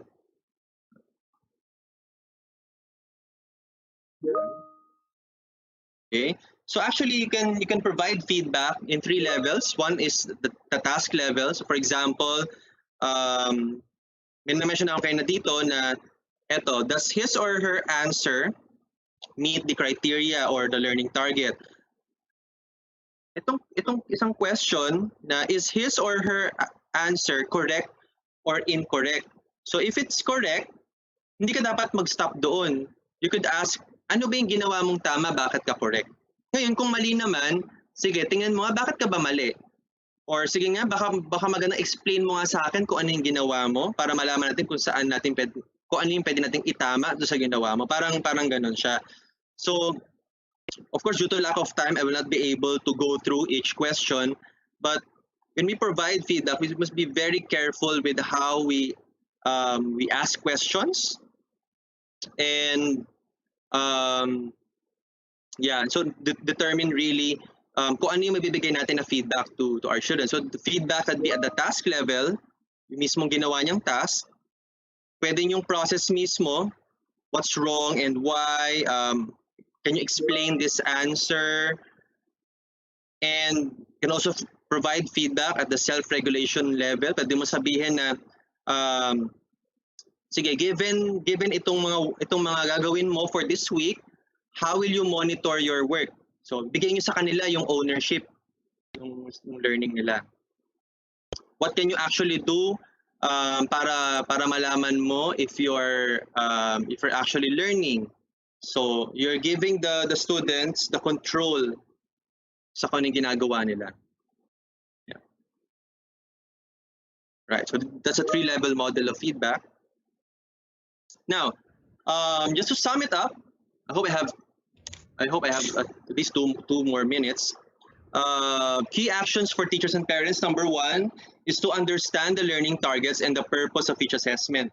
So as I explained a while ago, it's really important that the learning targets are clear, not only for the benefit of the teachers and the parents, but also for the student. It would be also helpful for the student if they understand the purpose of each assessment. Since they are the ones doing the assessment, they should understand why they should be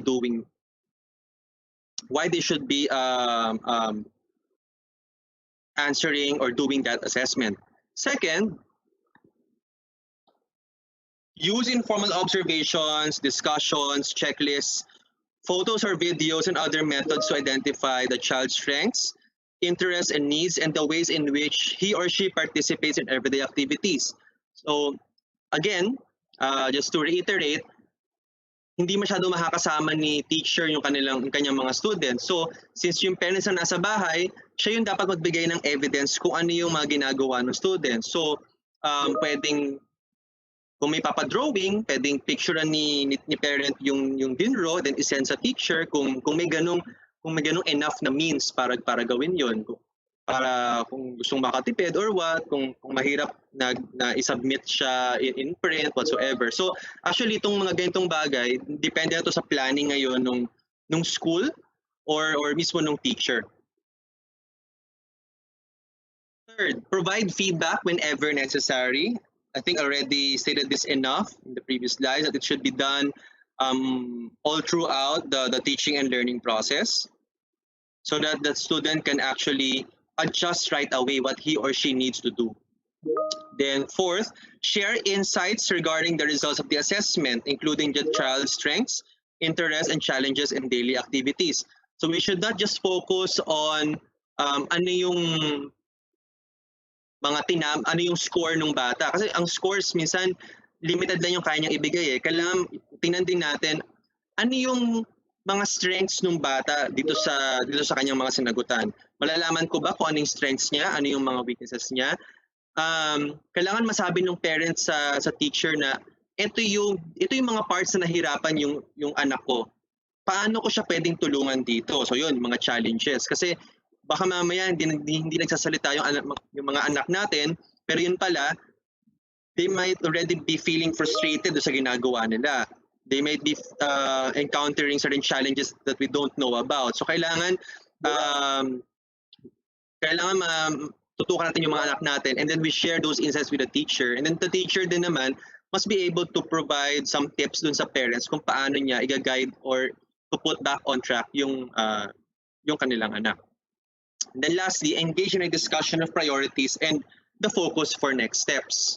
So yeah, so this is similar to the fourth point that siguro magandang mag-schedule lagi si teacher and yung parent kung kailan sila pwedeng mag-usap or mag-meet through video call kung kaya man to discuss kung ano yung mga dapat gawin ng bata for this week, ano yung mga resources na pwedeng tingnan online or offline. So this is more on planning na for subsequent lessons. Yeah. So ano ba yung role ng technology dito? So definitely when we sa dinami-dami ng pwedeng resources na meron tayo, we could have laptops or using your smartphones. Actually, depending on the creativity nung teacher and the parent na rin, marami ka na rin pwedeng magawa ngayon. So, just to put it simply, whether the purpose is formative or summative, technology can help implement assessment strategies in synchronous or asynchronous form. So if you look in this slide, pwede mo isipin yung paggamit ng technology as a continuum from low to high tech. So pwedeng printed material, or just using smartphones or yung ordinary na cellphones kung yun lang yung meron, laptop, or kung available, access to the internet. Ba? So in the synchronous form, pag sinabing synchronous, yung in real time, parang ngayon, in real time, nagkakausap kayo nung parent or even nung bata, assessment and feedback may be done via direct phone call, through live chat, or even video conference. Ganun. Kapag naman hindi possible na mag-meet at the same time, assessment and feedback can be done using email or texting or using any digital learning management systems. Yeah. So just to encapsulate everything, there are many ways by which we can assess our learners and how to find out whether they are actually learning or not. And we can actually use or maximize the use of technology to do this. What's really important is to stay true with the principles of Brigada Eskwela, and that is to really ensure that the teachers and the parents collaborate together for the benefit of their children. So I hope that all of these things will, there are still so many things that I can share, but I hope itong mga share ko ngayon can already help you with your planning for this coming school year. Thank you very much.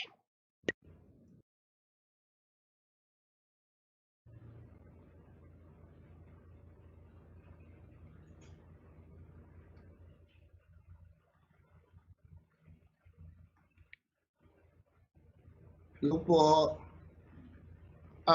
Miss Helen, Mr. Silvio, can you hear me? Or maybe they can, but can you hear me? Yes, sir.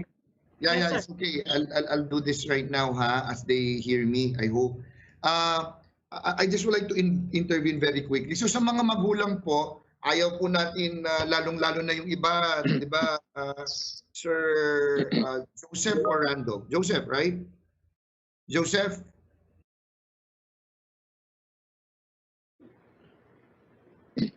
Yes, Yusek, si Joseph po. Yeah, Sir Joseph. We don't want to intimidate our parents dahil baka hindi po lahat ay lubos na naunawaan yung sinabi po ni Sir Joseph. Pero klarong-klaro, maski yung bahagi, Mami Daddy, dahil live po tayo ngayon, pasensya na kayo ha, Mami Daddy, ito yung kagandahan din ng live. Pero allow us to deviate in some form with the program kasi ang mahalaga naman na iintindihan po natin yung napag-usapan na rito ngayon. Kinder to grade 6, ang mga magulang po natin, lalo naman po mga maaalam naman ng mga magulang natin, palagay po namin ay hindi lamang yung pagiging effective learning facilitator, magmo-monitor po lamang para masiguro na yung bata nag-aaral. Nakikita po namin na marami tayong mga magulang na pwede pa rin po maggabay sa ating mga anak dun sa mismong itinuturo. Pero iba po yung usapin pagdating ng junior high school at senior high school. Baka pagdating doon, hindi na natin naiintindihan dahil algebra, physics, chemistry, medyo paano nakikita ng magulang hindi naiintindihan ng aking anak. Ginagamit niya yung mga assessment methods na sinabi ni Sir Joseph, hindi pa rin naiintindihan. Wala silang, kung online, kung meron silang access sa technology, si ARD Tito, nandito. ARD Tito, can you hear me? Yes, sir. Yes, sir. Tito, paano yun? Kundi nga, hindi naintindihan ng bata. Mami, Daddy, makinig po tayo ha. Kunyari, hindi natin naintindihan. Nakita mo, hindi rin naintindihan ni Mami at ni Daddy, nanay at tatay. Anong gagawin ay ARD Tito? Nandun, pero nakakabasa naman siyempre si Mami at si Daddy, pero hindi lang naipapaliwanag ng mahusay dahil hindi sila ganun kagalingan sa math. Anong gagawin, ARD Tito? Ni tatay at ni nanay?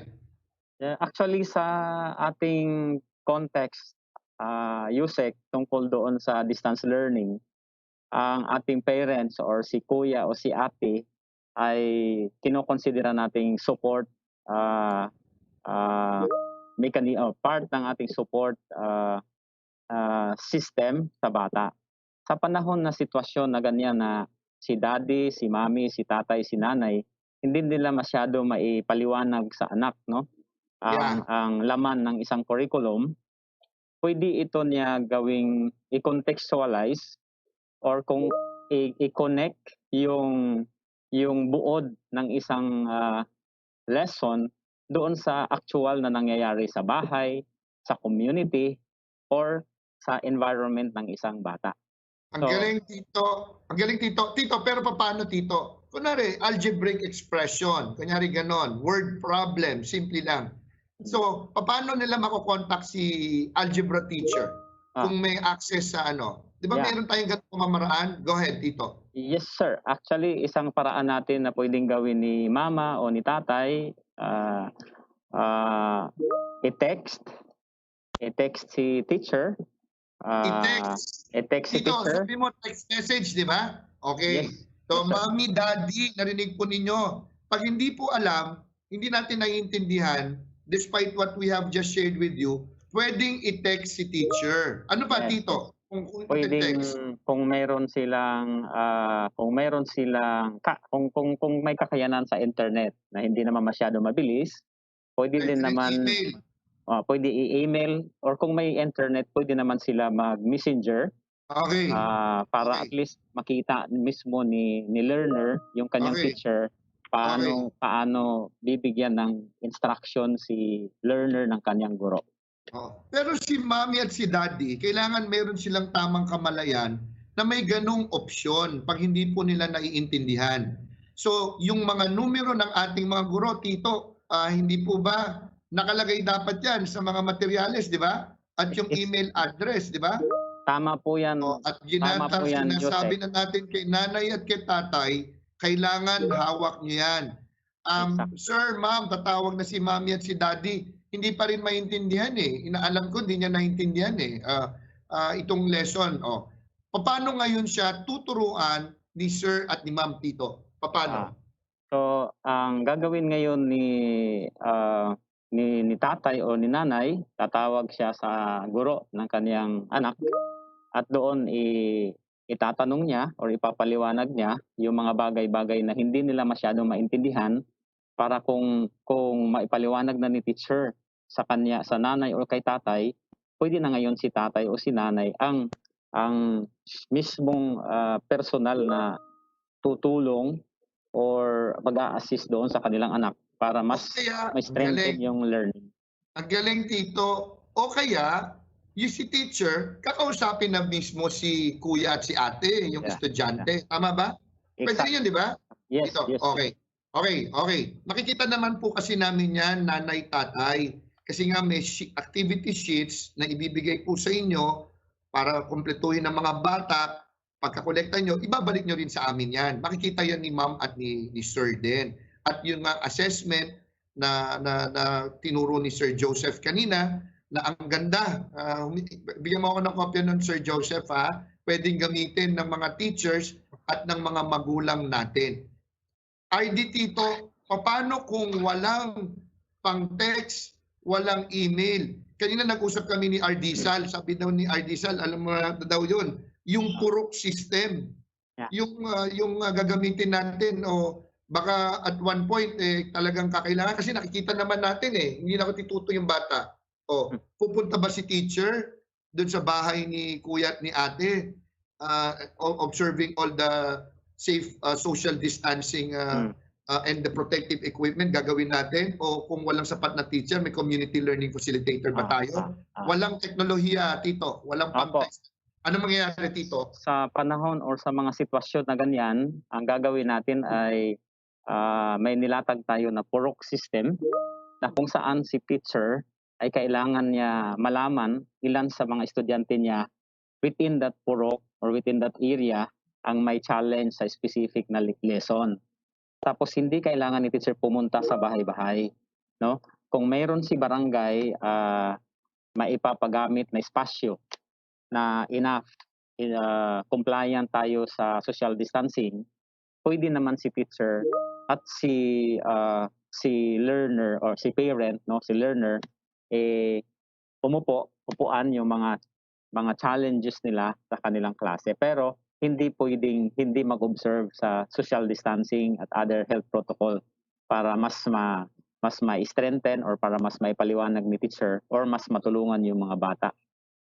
Ang galing. So, ang mahalaga po, mami, daddy, nanay, tatay, kasi narinig po natin yung kanina, baka ma-intimidate po tayo. I don't mean any disrespect, mami, daddy, dahil ako rin sa ngayon, bagamat hindi po sa pagbubuhat gaano ng bangko, ay paborito ko ang matematika. Pagdating na sa calculus at trigonometry, kailangan na natin magbasa rin ng kaunti o geometry. Pero maintindihan ko pa rin yan, kaya ko pa rin ituro sa mga anak ko. Pero kung wala akong oras, walang oras si daddy at si mami, yun po yung pamamaraan. Kailangan maunawaan po natin. Si Sir Edric naririto na. I just would like to say, mami, daddy, napakaganda po ng sinabi ni Sir Joseph. Pero ito po ang pwede nating buod sa sinabi po niya ay clear learning objectives, mami, daddy. Pagsimula ng linggo, meron po kayong makukuhang learning plan. Madali naman po maunawaan. Ano po ba yung mga layunin namin na matutunan ng mga bata? Where do we want to go? Parang yun ang sabi ni Sir Joseph. And then, dapat makita po ninyo, dun po sa learning plan, meron pong kasamang curriculum po yun. Doon yung mga learning weekly learning plan po namin. Yung po yung mga self-learning modules. Yung po yung gagamitin. At pagkatapos po noon, kailangan alam natin paano ma-achieve itong learning objectives na ito. Sabi ni Sir Joseph, how will we get there? Ano ba yung pamamaraan? Lecture ba? Makikinig ba sa radyo, sa TV? Yung self-learning modules ba? At pagkatapos po yung tinatawag nga niyang assessment. Ang assessment, mami, daddy, simple lamang po yan. Yun po ipamamaraan para po malaman ninyo, mami, daddy, kung natututo nga ba yung bata. May pamamaraan po tayo dyan. Yung activity sheets, makikita ninyo, sabi kanina ni Sir Joseph, marunong ba siya mag-count by twos? Meron pong pamamaraan. Pag hindi nyo kaya, mami, daddy, yung sinabi ni ARD Tito, yun po yung mahalaga. Kailangan maintindihan natin to, mami, daddy. Mahalaga po ito. Mahalaga po ito. At yung feedback, sabi ni Sir Joseph, when necessary, that is always necessary po, that dapat naman. Bibigyan natin ng feedback si anak. O, kung alam natin yung math, hindi niya nasagot. Pero marunong naman siya mag-multiply, divide, addition, at subtract. Pero nung pinagawa niya yung 8 divided by 4 plus 2 times 18 minus 2, mali yung sagot niya. Dahil pala, hindi niya alam yung prinsipyo ng MDAS, multiplication, division, whichever comes first, addition and subtraction, which have. Mga prinsipyo po yon, Mami, Daddy. Parang gano'n, so kailangan bigyan ng feedback. Kaya pala hindi nakuha dahil careless lang pala ang aking anak. Hindi naman dahil sa hindi niya nauunawaan. At mga bagay pong ganon, mahalaga po yun. Salamat po, Sir Joseph ARD Tito. Sana po na-contextualize po natin yung napakagandang lecture pong yon. Si Sir Edric na. God bless you all. Thank you. Thank you, Sir Joseph. Good job. Thank you very much po.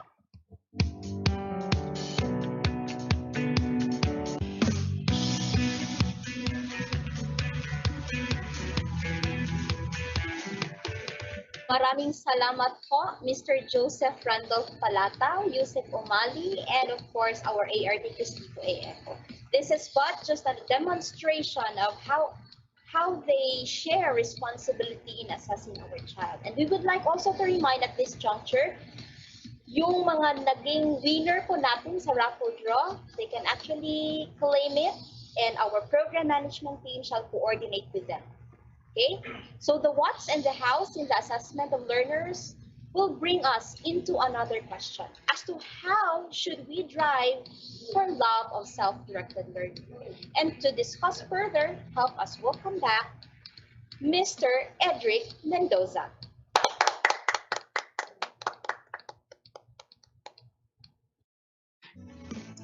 Magandang hapon, good afternoon. Can you see me? Am I on?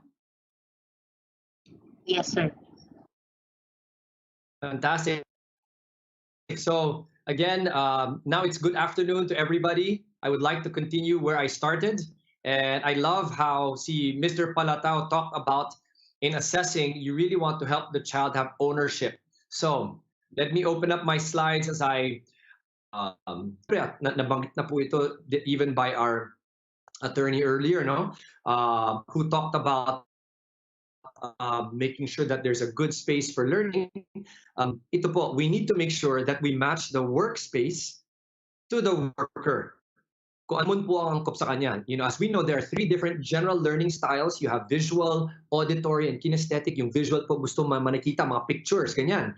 Very visual. The digital age has made people a lot more visual. Auditory, ito po yung by sound. Pag sinabi mo sa kanya or pag inulit niya, they learn better. At yung kinesthetic, ito yung bata na likes to move a lot and handle things and move things. Depende sa klase ng bata, i-set up ninyo yung lugar para angkop sa kanyang pag-aaral. Right? If you set up a place that is conducive for that, then they will take initiative. They will have ownership. Wow, this is great. Nakakagalaw ako dahil kinesthetic ako. So habang nag-aral, makikinig or gagawin ko yung work, I can move a little bit because they're kinesthetic. Ito namang auditory, ang pwede mangyari dyan, yung bata, because they're very, very sharp sa pagtininig, kailangan tahimik ang lugar. Kung hindi, madidistract, hindi rin sila makakapag-aral ng mabuti. Right? And visual, dalawang klase yan. Pwedeng gusto niya maraming picture, so yung lugar niya kung saan siya mag-aaral sa bahay ninyo, maraming picture, things that will stimulate visually, or yung kabaliktaran naman. Baka madistract siya sa dami ng picture, so iwasan mo, keep a clean desk space. Halimbawa, itong anak ko, no? As an example here, this workstation is very clean and cluttered. Not cluttered, yung mga kailangan lang na gamit. Kasi part of what you will need to have in your workstation and workspace, kung ano man ang itsura nito, kung ano man ang itsura ng bahay natin, dahil alam po natin sa panahon ngayon sa Pilipinas, iba-iba yung itsura ng bahay, di ba? Ang iba mas may kakayanan, ang iba medyo struggling. So, ang importante, hanggat makakaya, hanggat maaari, as much as you can, the workspace is something that is not just safe, obviously, but that matches the learning style, right? As I mentioned earlier. Pero kailangan din po, it is something that is as much as possible organized and has the resources accessible. Bilang magulang at bata, as you help facilitate, mahirap na yung hahanapin mo pa kung saan yung mga bagay-bagay. So make sure that that is all set up so that your workspace and your workstation helps prepare them to learn. Okay, so sa anak kong ito, kaya ko din napakita ang picture niya, no, top view, siya yung panganay ko. Nung nagsisimula siya mag-aral, napansin namin na he loved learning. He was very motivated. Bilang ama, medyo hindi ko maintindihan dahil hindi ako ganun ng bata. Ako yung kailangan do it, and then when I do it, I do something else. Pero siya, sinasabi niya sa asawa ko who was homeschooling him, no? Sabi niya, Mommy, gusto ko pa. So gabi na, gusto pa rin niya mag-aral. So I noticed that he really loved learning so much and he was becoming motivated. Now he was moving and taking initiative. I want more. He wanted to own the learning. So part of this principle, matching the work with what they're ready to learn, is now kailangan natin maging resourceful bilang magulang, no? Hanggang maaari. If you don't have the technology or infrastructure at home, sabi nga po ng ibang speakers natin kanina, a community to raise the child. Sino bang pwedeng pang tumulong sa school, sa mga faculty, or sa mga kapitbahay that can help provide resources that will keep them learning, no? You might find resources like this. Sa anak ko, nung mga 9 years old pa lang po siya, pinatest namin at nung na-test, we saw that he was at the genius IQ or highly gifted.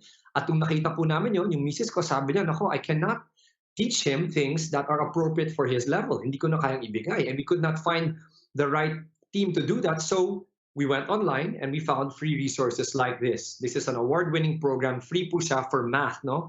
And that has helped him go to the level that he is able to learn without anyone stopping it. Hindi po yung guro, hindi po yung nanay, because we have matched him to the work he's ready to learn.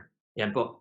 So you want to find out, work with your teachers and tanong yung mga questions na ito bang bata habang ina-assess, medyo mabagal ba, medyo mabilis, hanapan nyo ng paraan that the work you give them is matched so that there's no great frustration, and because there's no great frustration, they will be, again, they will have initiative, they will want to carry on and keep learning, like the case of my son. So yung anak kong ito, dahil na sobra siyang ganado, not just motivated, but he was taking ownership, he now started to go off into other directions of learning in the math areas. And he got interested in coding. So sa madaling salita po, he finished learning 6 different coding languages all of his own, and he's been able to code and program for our different businesses and companies, and even take a full internship at 16 years old at one of the leading digital banks. So ito po, find ways to make sure we match the work with what they're ready to learn so that they will go deep and they will go wide sa kanilang pag-aaral. They will have ownership and they will have initiative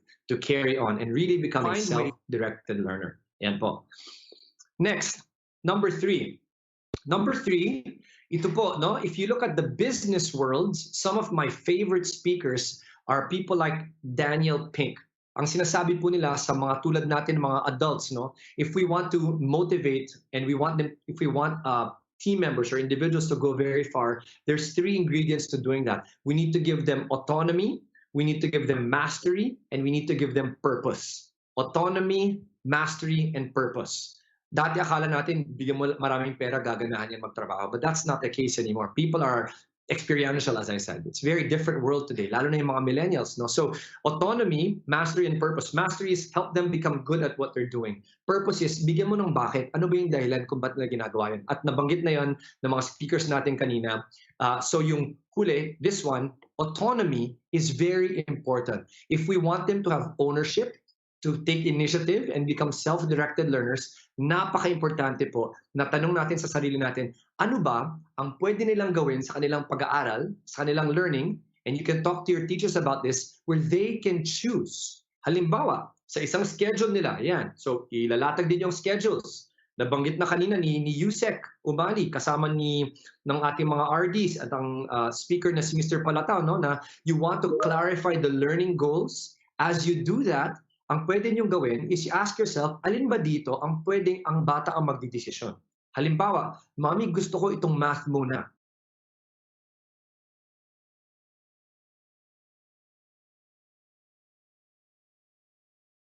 Pagkatapos nito, ito naman yung gagawin kong work, itong science.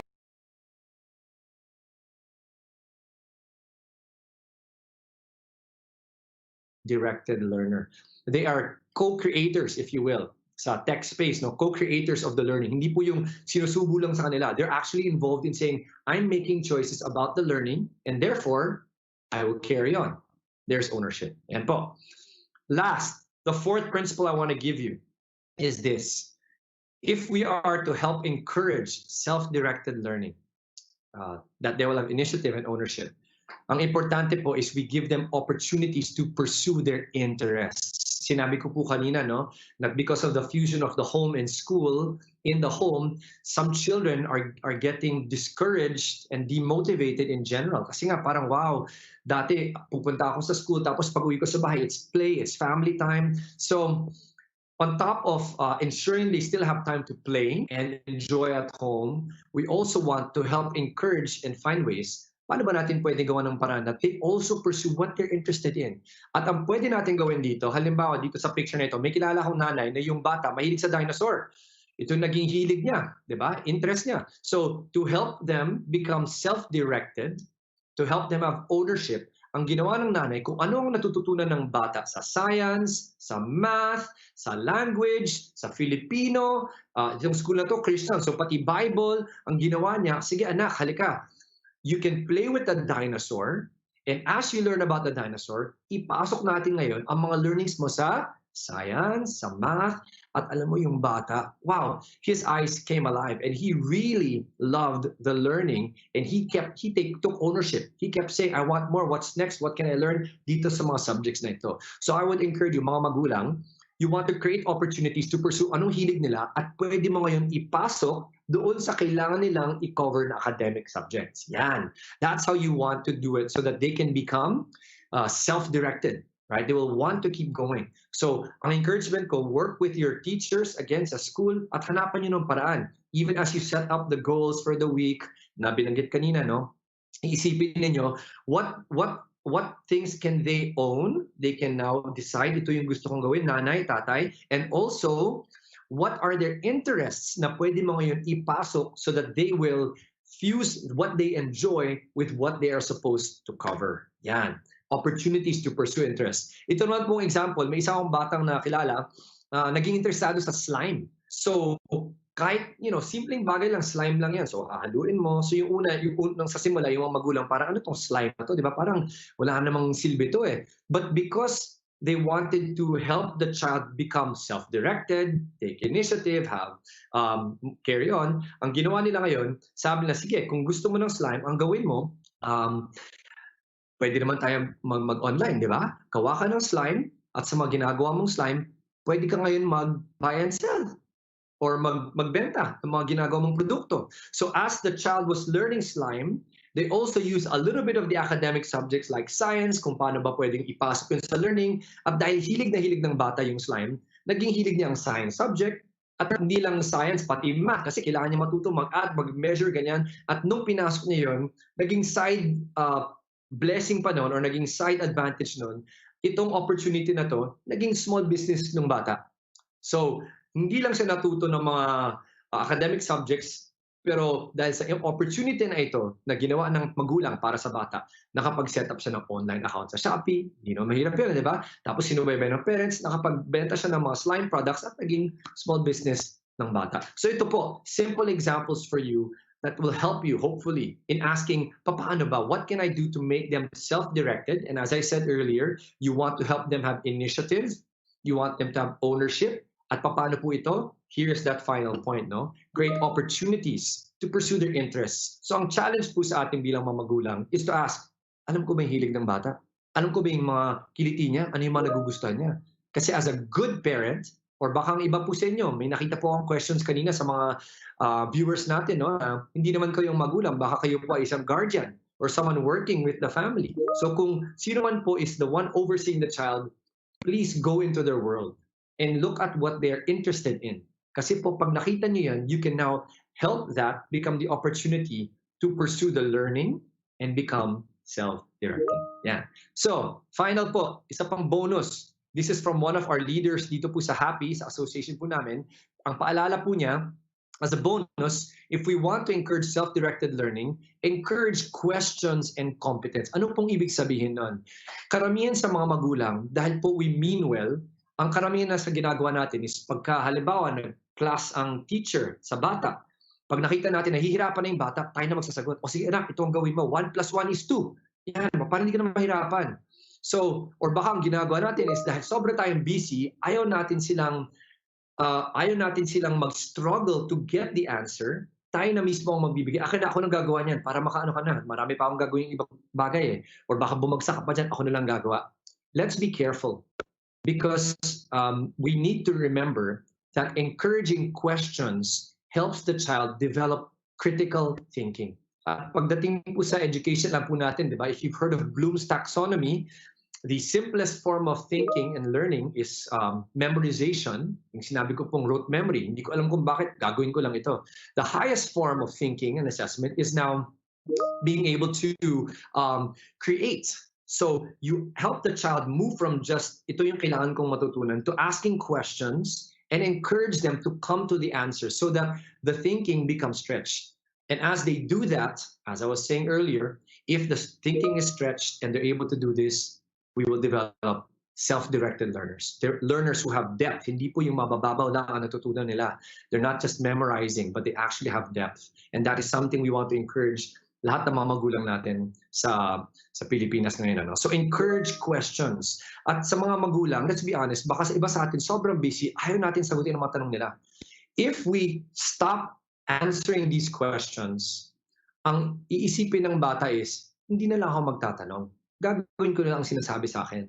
And that will also, once again, destroy the ability to think and go higher in their thinking process. Kailangan nila ma-develop yung ability to ask hard questions. Bakit nga ba ganito ito? So that as they do that, then they can go to the answers that are essential at kailangan natin sa buhay na ngayon. No? Pandemic, problema. If everyone said, wala, ganito na lang ako, ano mangyari sa atin? But the people who will thrive right now are the people who say, ano bang pwede natin gawin? What are the things we can do better? How can we do it better? What are the opportunities na kahit mukhang problemado na lahat, meron yan eh. So, encourage them to ask questions. This is a very powerful life skill. Finally po, encourage competence more than completing. Di ba? Marami sa mga magulang, basta makapagtapos, okay na ako. Talaga, yun lang po ba na ang ating ambition sa mga anak natin? Siguro, ang mas magandang ambition or mas magandang pangarap sa ating mga anak is that they develop the skills necessary to do well. Competence po. Hindi lang yung makatapos. Sige, makatapos ka ng grade 1, okay na tayo. Sana po, as we work with our children so that they become good, whole, self-directed learners, we need to encourage competence. Halimbawa po, pag nakita natin yung bata nag-aaral, imbis na sasabihin natin na, wow, ang talino mo naman, anak. Diba? Maybe yun ang love language nila, so words. Imbis na yun ang gagawin natin, we need to encourage competence. May isa pong researcher, a PhD, her name is Carol Dweck, galing po siya sa Stanford University.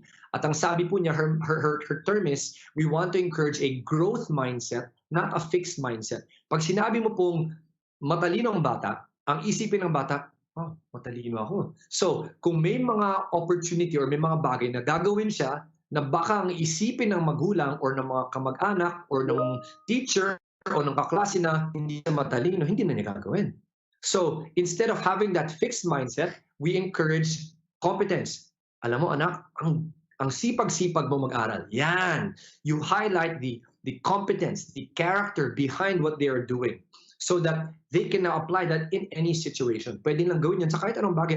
Oo nga, masipag ako. Sige, kahit anong hirap mo sa akin, I will work hard. Magiging masipag ako or magiging masinop ako. Very thorough. No? So, encourage competence, right? That is very important so that habang magtapos yung bata, they now have the right skills that they can use where they go. Hindi lang nakapagtapos, pero they're able to learn these important competencies and characters that will help them go farther. That's what we want for self-directed learners. Okay po. So, let me wrap up. Ito na po. I covered these 8 things, and we tried to look at how to make this practical in our homes. My first part were the first 4. And then in this talk about how to encourage, the first 4 were about paano ba natin pwedeng gawing ganado or motivated ang bata. The next 4 was all about, okay, kung ganado na sila, they're motivated, how can I have them have ownership and initiative so that they can become a self-directed learner and do well even in this home-based learning environment with us parents. Ayan po. So, let me close. My closing with you will be something from my heart. Alam niyo po, kung bakit itong passion ko to help change the world one family at a time. Hindi ko po alam kung nasaan yung mga pamilya ninyo or ang situation ninyo ngayon at sana po the Lord is with you and will guide you, but ito po yung nasa heart ko.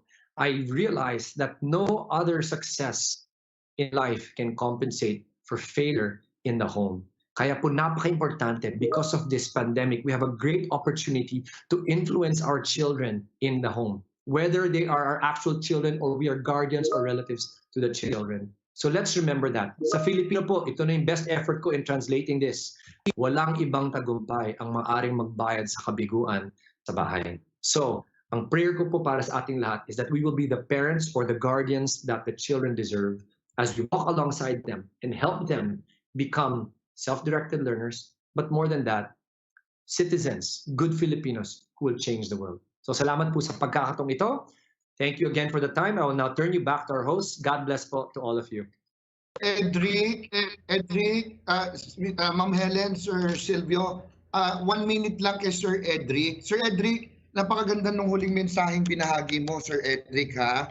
Pero pwede mo bang magdagdag ka lang ng mabilis yung sa aspeto, kasi yan ang isang agam-agam ng mga magulang natin na klaro na hindi naman natin inaasahan na sila mismo yung magtuturo nung mismong laman ng modules, Sir Edric. Bukod dun sa napag-usapan namin kanina ni ARD Tito Eco sa aming bahagi ng kagawaran, paano tutulong yung guro, paano magpapaliwanag.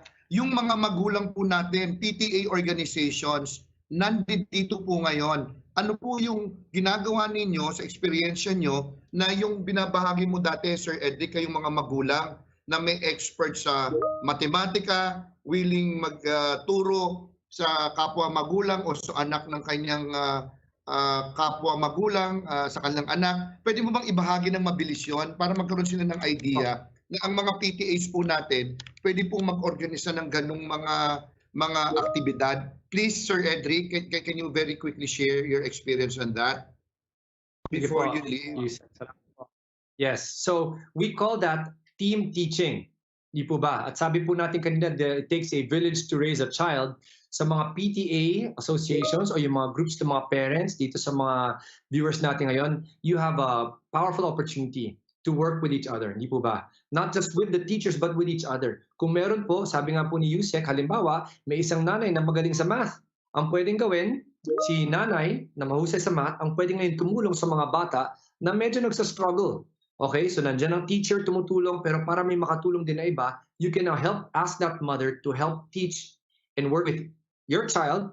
Kung halimbawa ikaw, niisip mo na, alam mo, hindi naman ako mahusay sa math eh. So pwede ka ngayon humingi ng tulong dito sa mga kapwa magulang that are better at it within the PTA organization, for example. So kayo po mga PTA heads, ito po isang opportunity for you to work with the parents in your community to find out ano po ba ang mga skills nila na pwede ngayon nilang ibahagi din sa mga anak ng mga members ng inyong association of parents. Ayan po. So I think that is what Yusek was saying. Team teaching, helping each other sa mga areas, whether it's Filipino or social studies or math or any other skill that you would like the children to learn. Thank you, Edric. Bye. Take care. Stay safe. Salamat po. Salamat, Yusek. Salamat all. Okay. Ma'am Helen, Sir Silvio, you have the floor, please, for our last resource person, then our partners, please.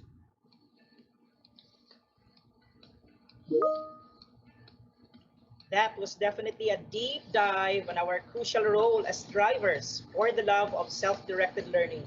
Thank you once again, Sir Edric, and of course to Undersecretary Umali for reinforcing our discussions.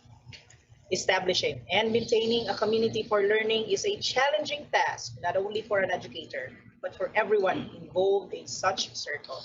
At this juncture, dish this out with us. Allow me to introduce her.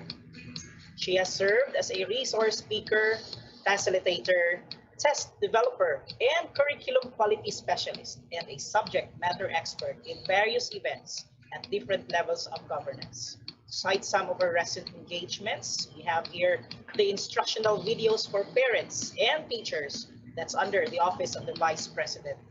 We also have Idokampion, bridging transactional distance and making learning happen at home.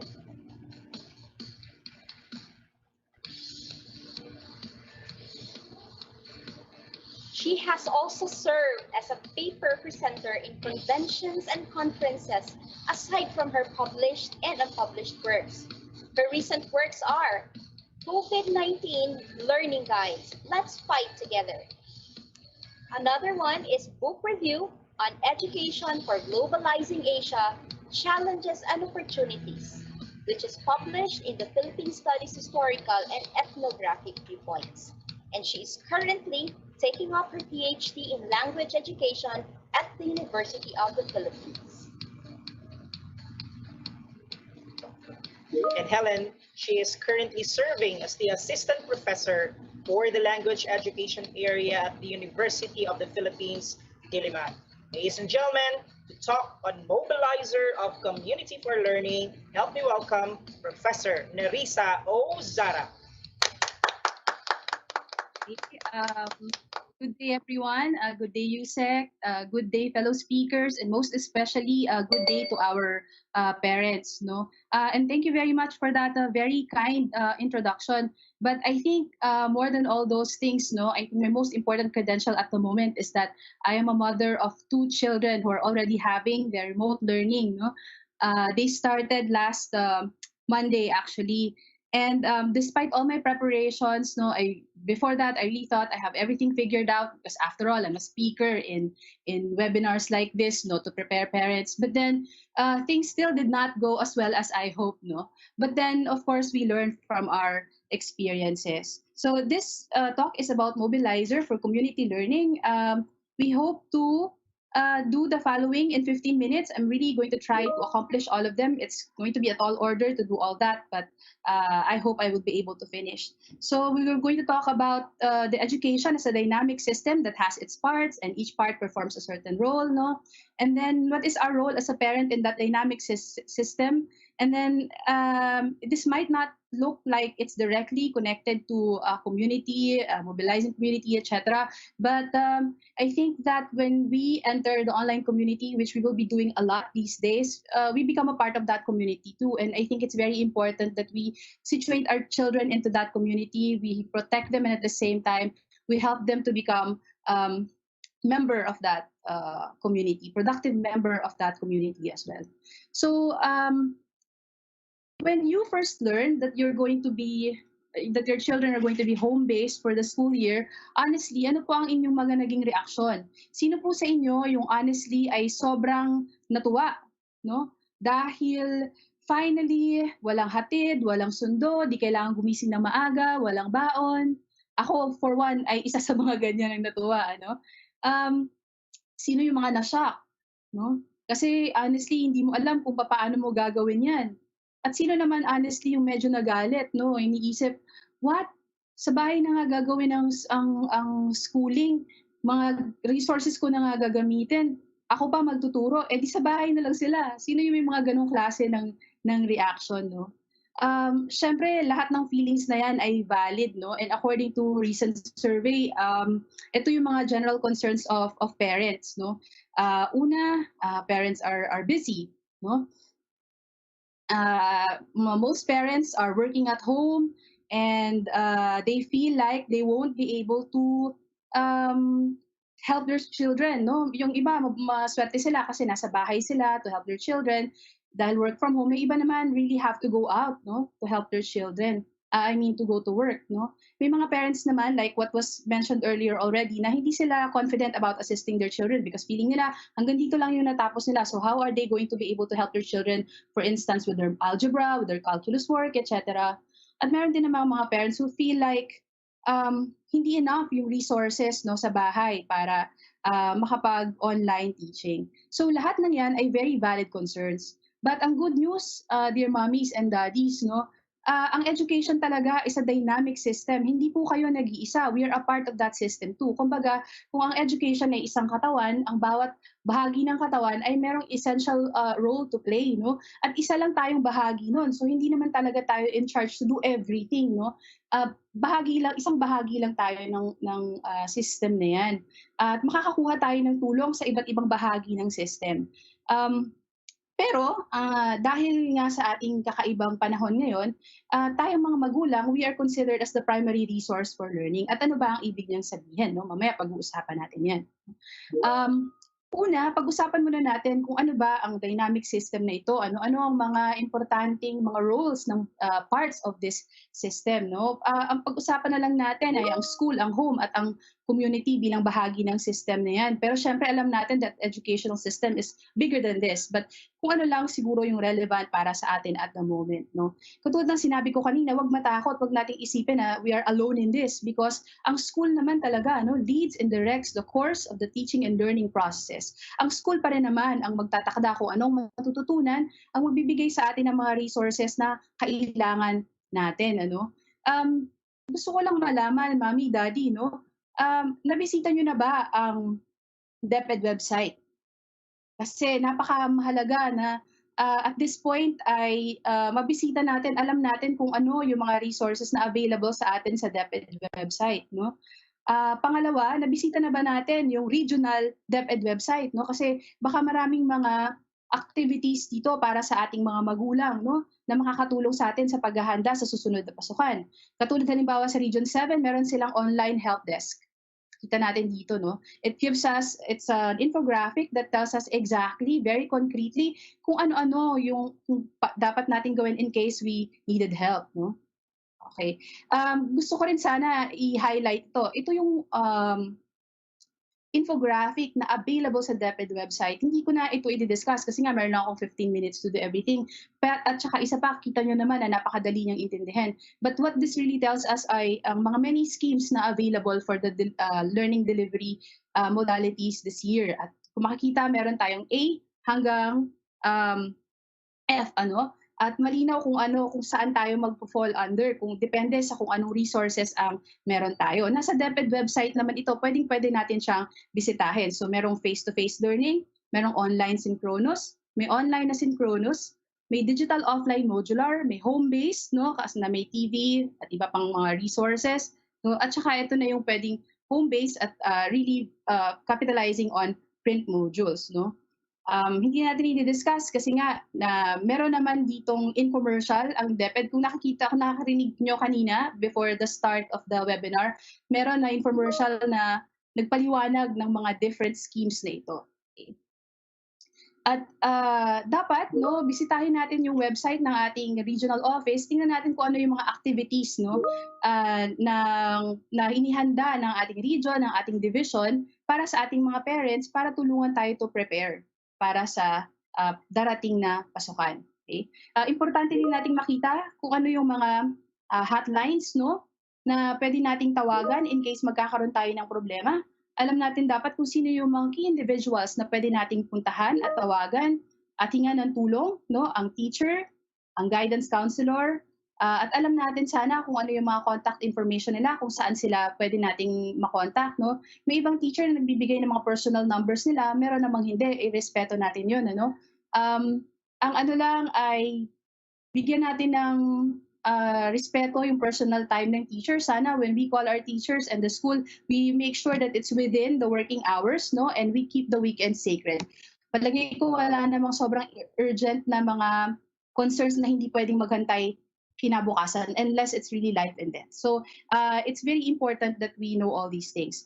So yung hotlines, yung mga numbers, contact information, key people, at yung mga resources na kailangan natin sa pagtuturo na manggagaling sa ating division. Okay?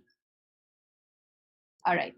So paano naman ang community? Paano naman siya nagiging bahagi ng isang dynamic system na ito?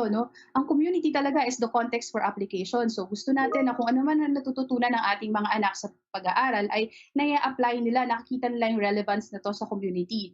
At sa panahon na ito, more than that, ang community talaga is an important resource at the moment to make sure that our children will keep on learning.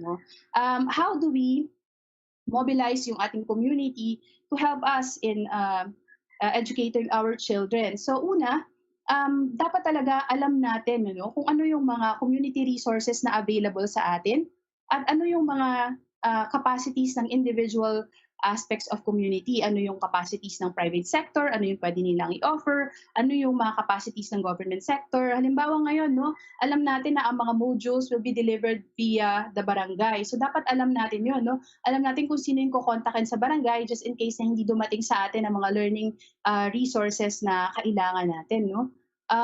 Meron din bang mga non-government organizations na pwede nating itap, no? Para matulungan tayo. Halimbawa, katulad ng sinabi kanina, baka merong mga organization ng mga nanay at mga magulang, no, na kung saan pwede tayong humingi ng tulong kapag kailangan natin, no? So, katulad nung sa eskwelahan kanina, kailangan alam natin yung mga essential hotlines ng community. Dapat alam din natin kung sino yung mga key people na kailangan nating kontakin, sino yung in charge mag-deliver ng mga modules, most importantly, no, sa inyong community, no, at paano natin sila kukontakin, paano natin masigurado na ma-receive natin yon, at ano yung mga resources na pwede natin i-capitalize sa community. At dahil member din tayo ng community, mahalaga ding pag-isipan natin, no, paano naman tayo bilang magulang, bilang member ng community na meron din na sarili nating mga capacities at expertise, paano naman tayo makakatulong para sa iba. So, wag natin din kakalimutang i-share ang ating mga expertise, ang ating mga capacities to volunteer, para masigurado na makakatulong din tayo sa pag-aaral ng iba. Okay? Alright. So, ano naman ang role ng home sa dynamic system na ito? Siyempre, ang home natin ngayon ang nagiging learning hub. At I think marami ng mga speakers kanina ang nagsalita about how to make the home conducive for learning, no? Okay. At sa bahay, no, tayong mga magulang, kung hindi man magulang, yung mga responsible adults, no, mga kapatid, mga kuya, mga uncle, mga tito na pwedeng tumulong kung halimbawa si nanay at si tatay ay hindi pwede, we become primary resources for the learning of the children. So, meron tayong mga roles, no? We are designers, we are tutors, and we are also supervisors. Pag sinabi nating designers, ang ibig nating sabihin dito ay we design, we structure the time and space, no, of our children. Especially now na nag-overlap ang home world at ang school world, ang hirap niyang paghiwalayan, no? At pwedeng maubusan ng oras ang mga anak natin sa mga essential activities and experiences nila dahil nga nawawalan na ng boundaries yung mga bagay-bagay. So kailangan turuan natin sila na mag-manage ng kanilang oras para ma-separate yung academic time, lahat ng mga dapat gawin sa in relation to school, at dapat din meron din silang time, no, para sa recess, sa kanilang recreational time, sa snack time, sa sleeping time, etc. Dapat magkaroon tayo ng oras para dito, no? At napakaganda rin na i-negotiate ang schedule na ito sa kanila. Hindi lang tayo nagtatakda kung paano nila i-separate yung mga oras nila or i-manage yung oras nila, but rather, kailangan ay tuturuan din natin sila, pag-usapan kung paano ito gagawin as a family, no? At ito yung designing the learning environment at ang pagsiset-up ng conducive environment for learning. Naipaliwanag, may mga nag-explain na rin kung paano ito gagawin, no? But I think the most important thing here is to really designate a particular space for our children. Pwede nating sabihin na maliit lang ang bahay namin at wala ako talagang lugar para dyan. Pero sana magkaroon pa rin ng isang designated space kung saan malayo sa distraction, at magiging permanent space ito ng bata kung saan nandun lahat ng mga learning resources, everything that he or she needs for studying, so that this particular place is associated for that particular purpose only, para alam ng bata na pag nandito ako sa lugar na to, game on, school mode on ako. So para meron din talagang specific place, no, na na-associate sa ganitong klase ng activity, no? Okay. So, of course, ito yung role na pinaka-familiar tayo, yung parents bilang tutors. At in-explain na rin kanina kung paano tayo magiging best tutor sa ating mga anak. And gusto ko lang ulitin, no, do not do your children's work for them, no matter how tempting it is. Because sometimes it's easier to just tell them the right answer rather than take a longer route of making them really understand what the right answer is. But if we do that, no, if we give the answers to them, then we're depriving them of essential skills, values that they need to learn, no? So we just assist. At explain na rin kanina na hindi natin kailangan talaga na magturo unless lang kailangan at hindi talaga maintindihan ng bata, because the learning resources prepared by DepEd is supposed to be self-contained, and it's really intended for our children. So ibig sabihin, it's easy enough for our children to understand unless lang talaga may for certain reasons like basic skills na hindi sila magaling at hindi nasa scaffold nito yung kaalaman on a certain topic, then we step in and teach our children. So just a brief story, no, nung nagumpisa yung remote learning ngayong Monday, yung mga anak ko, dahil alam nilang nasa bahay ako, wala silang ginawa kundi magtanong sa akin, Mommy, what is this? What is that? What is that? And then eventually medyo napagod na ako, parang feeling ko pag ganito hindi ako makakapagtrabaho. And I think I'm not teaching them also to be more independent. So I told them, deal with these things as if I'm not here at home. Okay? But I want you to note down things that you don't understand. And then at night, we will designate our tutoring time. And that's when we are going to talk about it. But when you accomplish your work during school time, think like I'm not here. Okay? Do your work on your own. Okay? So it's important that we know the strengths and difficulties of our children so that we know exactly when to come in and when we can help them. And then now, no, we parents become supervisors too, no? How do we become supervisors? Ito yung task na medyo na-realize ko na mahirap pala talagang gawin ngayong home-based na sila. Kasi ako na in charge sa discipline. Tayo na in charge sa discipline sa kanila. Kasi dati teachers yung gumagawa nun para sa atin. Pero ngayon tayo na at na-realize ko medyo mahirap pala siya. No? And then, kailangan make sure that our students follow the rules and they follow the routines set by the school. No? Naalala ko yung anak kong panganay, sabi niya sa akin, Ma'am, kasi required ng school nila na PPE uniform sila habang nag-asynchronous. Sabi niya, Ma, i-off ko yung camera ko, wag na lang ako mag-uniform. Kung isipin mo, pwede akong pumayag kasi at least hindi ako maglalaban ng uniform niya. Pero sabi ko, hindi, mag-uniform ka. Gawin mo ko ng sinasabi ng teacher mo. Kasi naisip ko, no, kapag pinabayaan ko sila to get away with these things, what kind of values am I teaching them? And ang sinasabi ng message na yon ay, I can cheat with little things, no, as long as I can get away with it. And I think yung mga bigger corruptions in the government, in society, I think they begin with little things. So I think it's very important that our children know that they still follow the rules, and we, our supervisors, should make sure that they do. Okay? And then it's important that they keep on task. No, we have to know what their assignments are, the activities and projects, and when they're due, so that we make sure that they follow according to the pace set for them. Tapos, it's very important that we keep the standards na hindi pwede yung maske-pops lang na trabaho. It's important that they know na kahit nasa bahay sila, it's important that they follow the quality required of them. No? At ito, very important. We have to understand how the delivery mode works. No? Kailangan alam natin how the learning packets work, or kung meron ng learning management system, kailangan alam natin how that works too. For instance, itong example, sorry, I downloaded this from the DepEd website. This is an example of a learning activity sheet, no? At makaka-receive tayo nito linggo-linggo. It's a set, no, to study for a week or baka for a quarter, etc. No, makaka-receive tayo nito. Although ito talaga ay for our children to work on, but it's very important that we also know how this works so that when problem comes in, we will be able to help them accomplish these materials, no?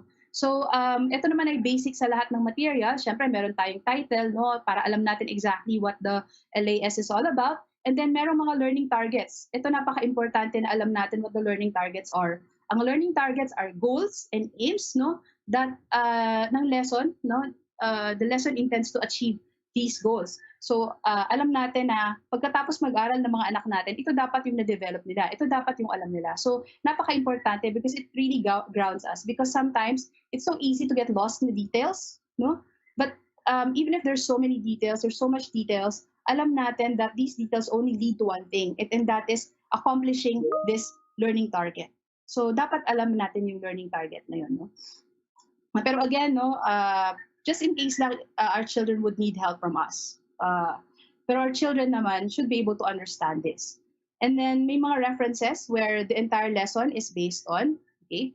And then there is the concept. At dito sa part na ito, it explains yung highlights ng lesson. It will not give everything, but the highlights only. And sometimes it will give references to the main material. No? And then, yung mga activities na that our children need to accomplish. So, ayan, no? So, minsan task 1, task 2, pwede sigurong task 3. So, ito na yung mga dapat nilang gawin, no? And they're supposed to accomplish this at may mga scheme, no? Kapag pag online yung mode, ipipicturean, dadalhin kay teacher. Meron naman nakokopyahin, no? Tapos i-compile and at the end of the school year ay isasubmit. So alamin lang natin sa teacher kung ano yung scheme talaga, kung paano i-accomplish at paano isasubmit ang mga resources na ito. Okay? So ito na yung last segment ng aking sharing today, no? Yung promoting cyber wellness at home. Katulad ng sinabi ko kanina, when our children enter the online community, whenever they need to research on something, they become a part of that community too. And it's important that as parents, we protect them, and at the same time, we make them productive members of that community also. No? So I got this from the Ministry of Education of Singapore, which is very helpful for parents. Number one, they said that we have to really guide our children when they spend time online. Dapat daw alam natin exactly kung ano yung mga sites na usually frequent ng mga mga anak natin, and we make sure that it's safe for them. And then we teach them how to to be safe online. And how is that? First, of course, they don't chat with strangers. Kung sa real life, sa face-to-face, sa physical, hindi natin sila pinapayagan na makapag-usap sa strangers. In the same way also sa online community, no? And tell them to not give important information about themselves, about your house, etc. And then teach the children to ignore suspicious links and files, no? Because sometimes may mga spywares na attached programs that are bad for the computer or bad for the children. So tell them to ignore the suspicious links, no? And then ito, I think yung last dito is very important. Have conversations about experiences online that make them uncomfortable. So train your children to tell you, no matter how embarrassing it sounds, no, that if you may red flags, kung nararamdaman sila na it's something bad, it's something negative, then tell them that they can tell you anything, even if it makes them uncomfortable. Kasi dito nangyayari yung nagsisikat yung bata, tapos yung bata pala is already getting into trouble. Nabubuli na pala, o di kaya may mga adults who are taking advantage of them. So, okay. And then just as much as we want to protect them, as we also want that they behave properly online. No? We tell our children that they always have to think that whenever they post something, they say something, they have to make sure that whatever they're doing is in practice yung think, no? The framework nila. Is it true? Is it helpful? Is it inspiring? Is it necessary? Is it kind? You know? So that they will also not be a harm to other people. Okay? So the challenge really is, this teaching at home is really overwhelming. But what I want you to know is that you're not alone in this. There's a community, no, communicate with teachers and the school, interact with other parents too. Ngayon talaga, ako personally, mas nagiging friendly ako with other parents. When before I wasn't that friendly, ngayon, mas friendly na ako dahil there are a lot of things that I talk out, I communicate with them, especially when there are certain activities, assignments that are not clear. No? Let's get in touch with our co-parents, okay? So, and because things can be overwhelming, let's not forget our me time, no? Self-care as parents, no? Because kung hindi maayos ang ating mental state, emotional state, we will not be able to help our children too. So let's not forget me time and self-care, okay? So I hope that we can give you a set of manual to help you perfect this, no? But I think that every family situation is different, and because every family situation is different, every challenge is different. And because every challenge is different, we respond to it in different ways, and we will have our own experiences. But I think what remains is, what is common to all of us as parents is our love for our children. And that love will make us really overcome whatever insurmountable odds, no, to help them be able to succeed in this. Okay, so yun lang po, and thank you very much everyone for listening.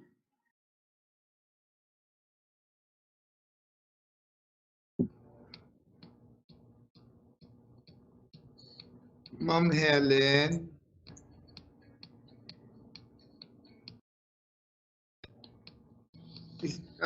Mr. Silvio, can you hear me? I'll just quickly intervene kay Ma'am Nerissa. Ma'am, if you may, I think they heard me na kasi they're taking cue kaya may delay. Ma'am Helen, Mr. Silvio, ito mabilis lang ha. Can you hear me, Ma'am Nerissa? Yes, Yusek, naririnig ko po kayo.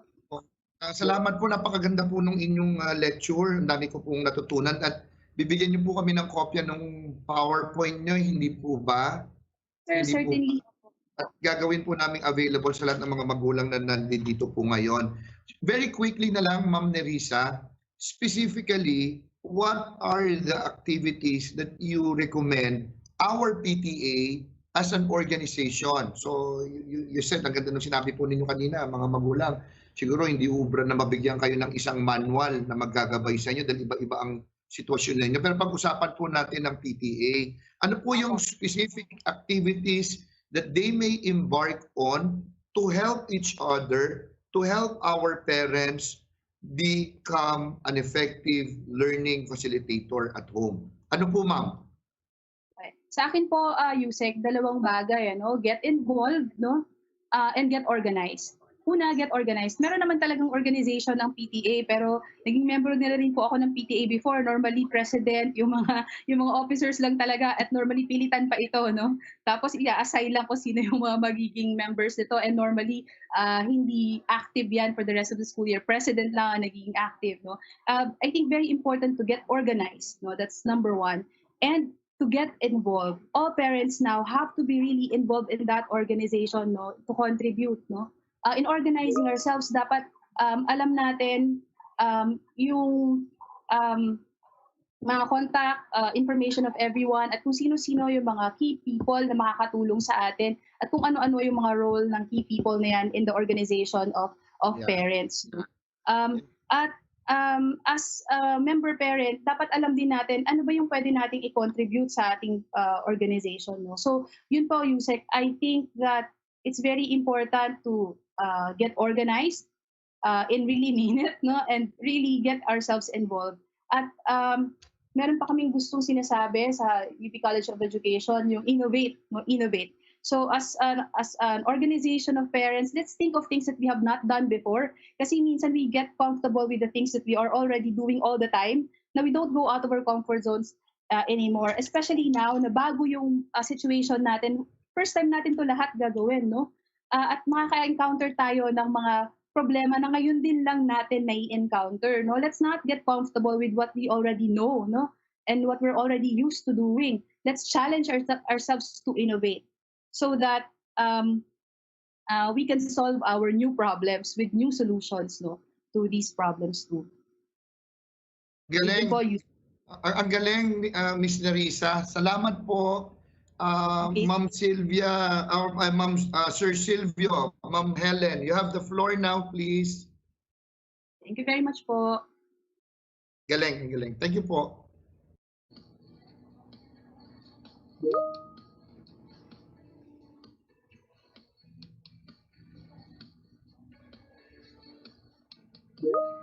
Thank you so much, Professor Nerissa Ozara and our Undersecretary Umali, for that very profound discussion and articulating that the community is the context where applications of our learning are lodged. And DepEd is so blessed to have forged partnership with stakeholders having the same passion on education. And at this time, we invited some of our program partners to be with us today to articulate the different programs which are in partnership with DepEd. The first in our list is the PLDT Smart Foundation Gabay Guru app. It is an education arm and a flagship project of the PLDT Smart Foundation. It is a program run by volunteers composed of the PLDT Managers Club Incorporated, and its mission is to provide programs that are anchored on our 7 core pillars. These programs are designed to hone and improve the welfare of our Filipino teachers nationwide. And to educate us more on this program, we have with us the Senior Vice President and Group Controller of PLDT Company, Ms. Shay Cabal Revilla. Hi. Is it okay for me to share my slide now? Yes, Miss Shay, you can. Hi, Miss Shay. Hello, Yusek. How are you po? I'm okay. Mayong udto kaninyong tanan nga na mo? Yeah, we can see your slides now, Miss Shay. We can see it. Is it on presentation mode? I can't see it. We can, maybe it is, I guess.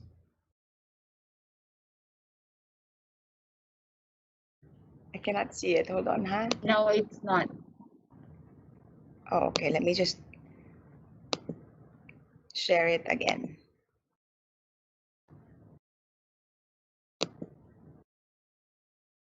Is it there now? Yes, it is. It's here. You just try, Michelle. Okay Can po, you go to the hold on. next slide? Ano doon yung cover slide mo eh? Ano, unsa naman yun?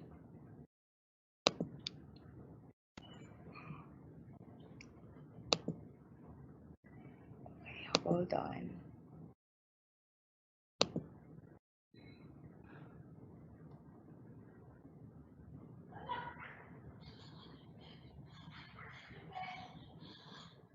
It's there? I'm sorry.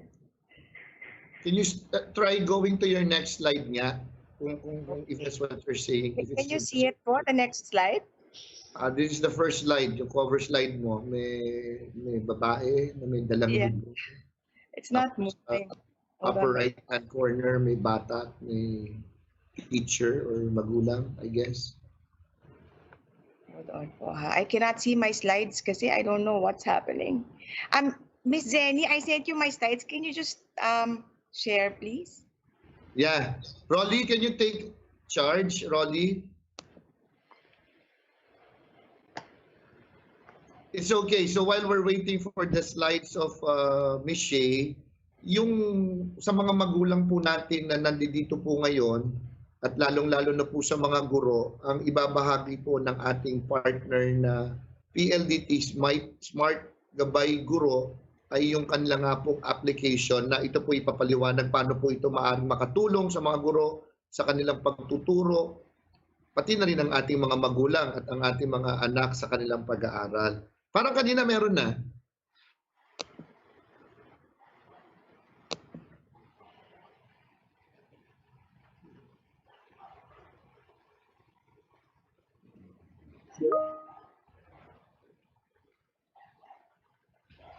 Wala ako.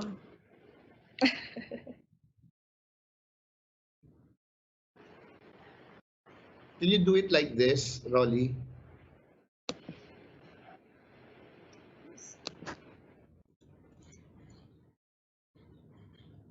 Kasi po parang I'm not allowed to share. Kayo na lang po, Ma'am Zenny at saka Mr. Rolly.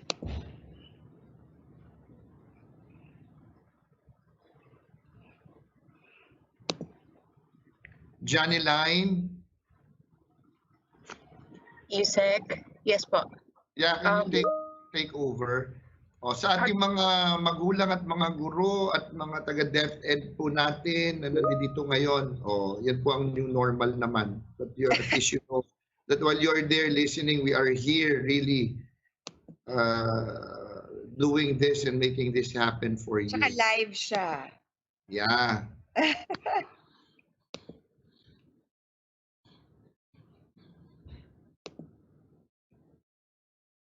Yusek, if they're not able to find my slides, the presenter can go next po.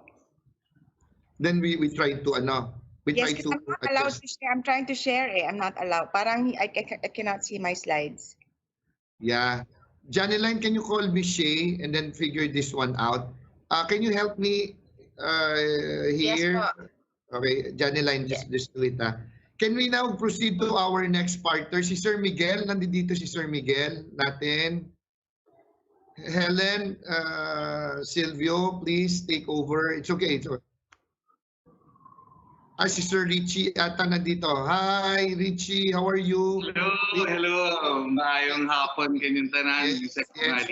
Hindi natuloy yung natin ba? Itong huli dapat meron tayong hindi natuloy, di ba? Yung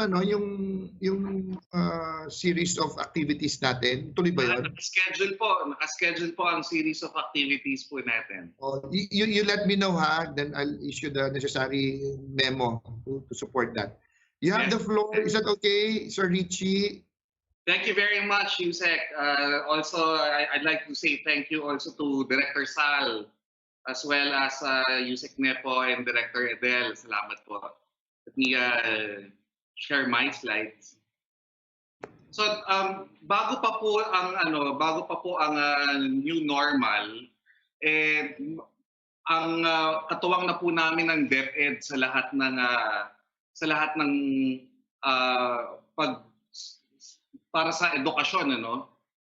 Bago pa mag new normal, ginawa na po natin ng Global Filipino Schools at nabigyan na natin ng teknolohiya ang karamihan ng mga public schools.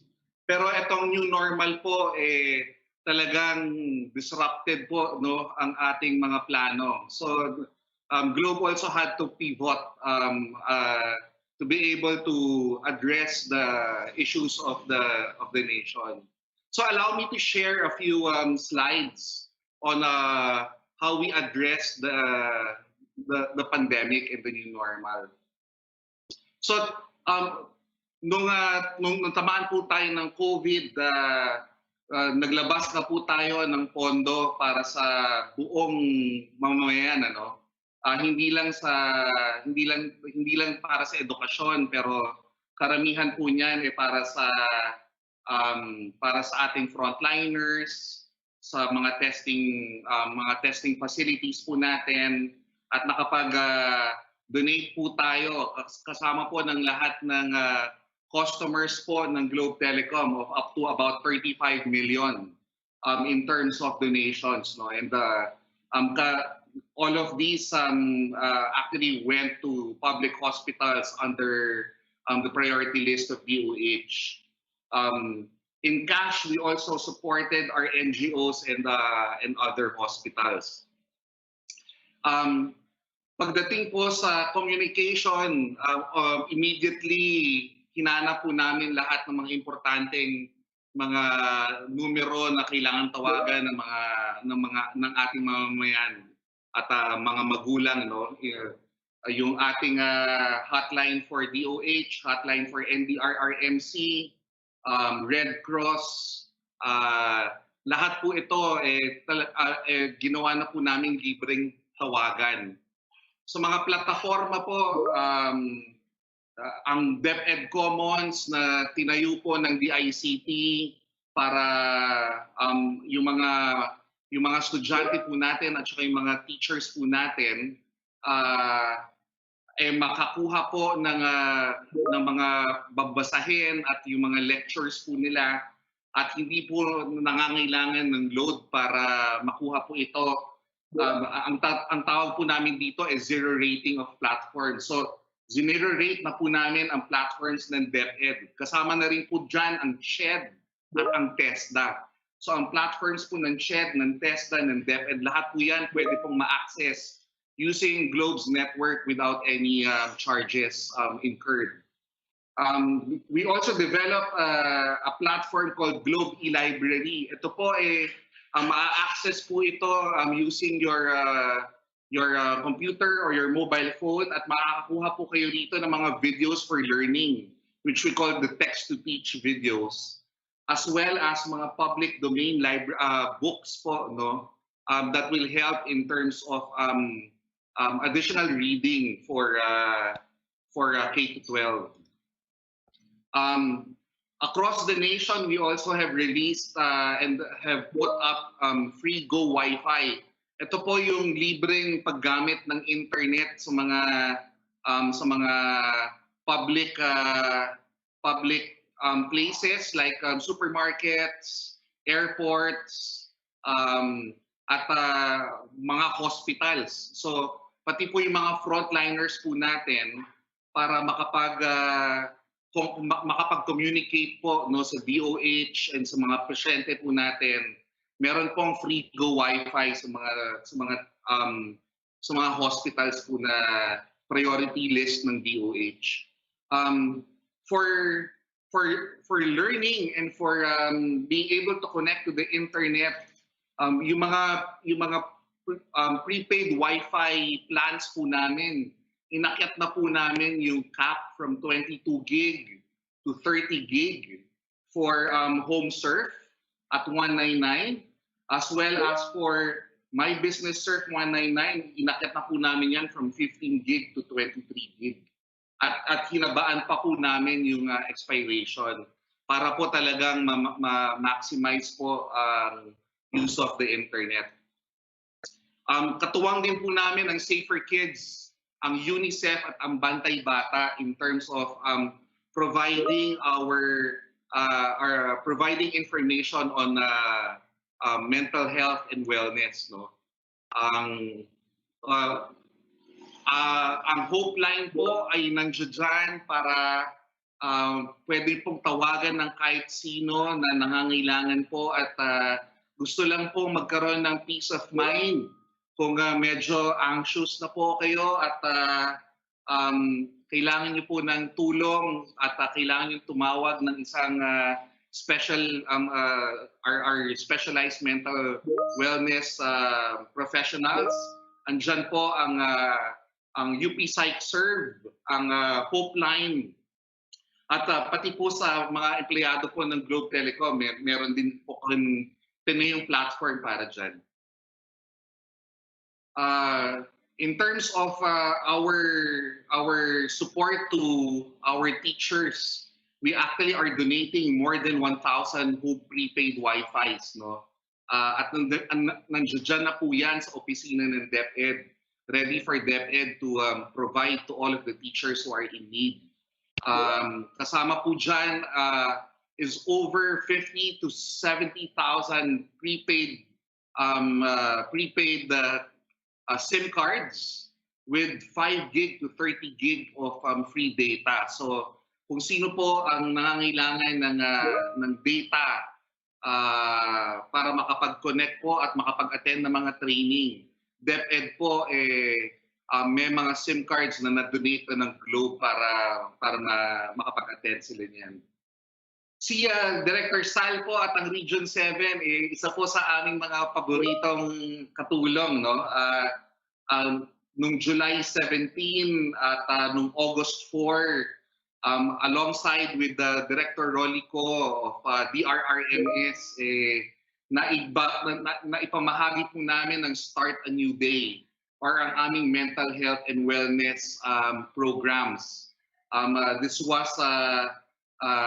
This came about dahil sa katulong po ng DRRMS at ang NEAP din sa pagpapaunlak po ng Globe Telecom para may pamahagi po itong mga programa na ito. Tuloy-tuloy po ito sa aming tuloy-tuloy po ang mga programa namin in terms of providing these webinars. Brigada Eskwela is also very deep in our hearts, no, in terms of our support. So we have a lot of programs and products that are purely for learning and exclusive for students, so that tuloy-tuloy po ang learning po nila kahit na learning sila online.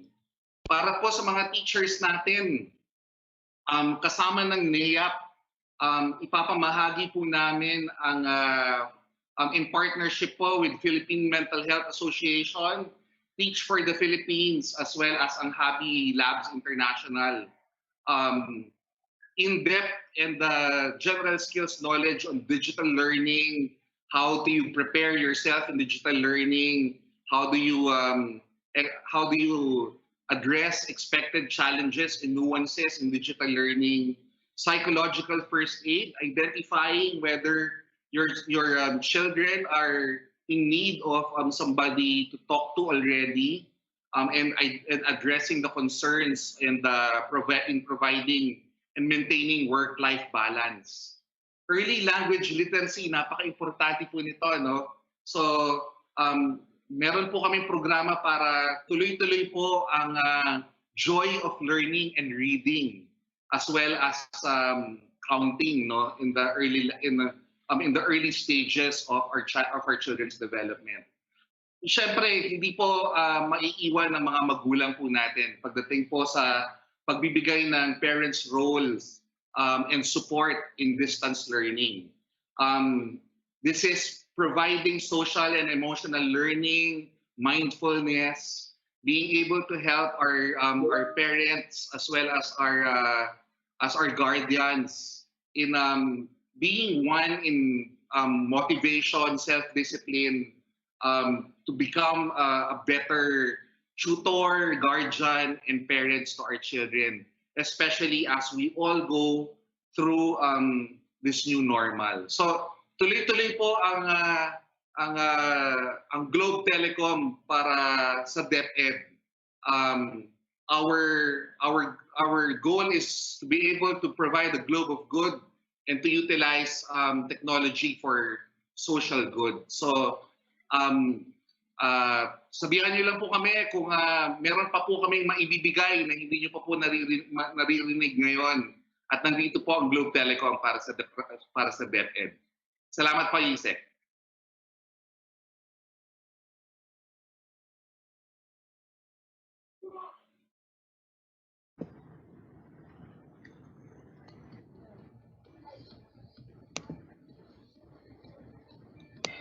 I should try again. Thank you very much, Sir Richard. And to Globe, our e-library application is definitely of a great help to our learners, especially that we need all possible resources that can support them, especially in these times. Another program partner supports the improvement of education in the country by implementing relevant innovative technologies and pedagogies for schools, such as the CVIF Dynamic Learning Program. And what does CVIF stand for? This will be articulated to us by the lead of education programs community partnerships of Smart Communications Incorporated. Help me welcome Ms. Mary Jane Francisco.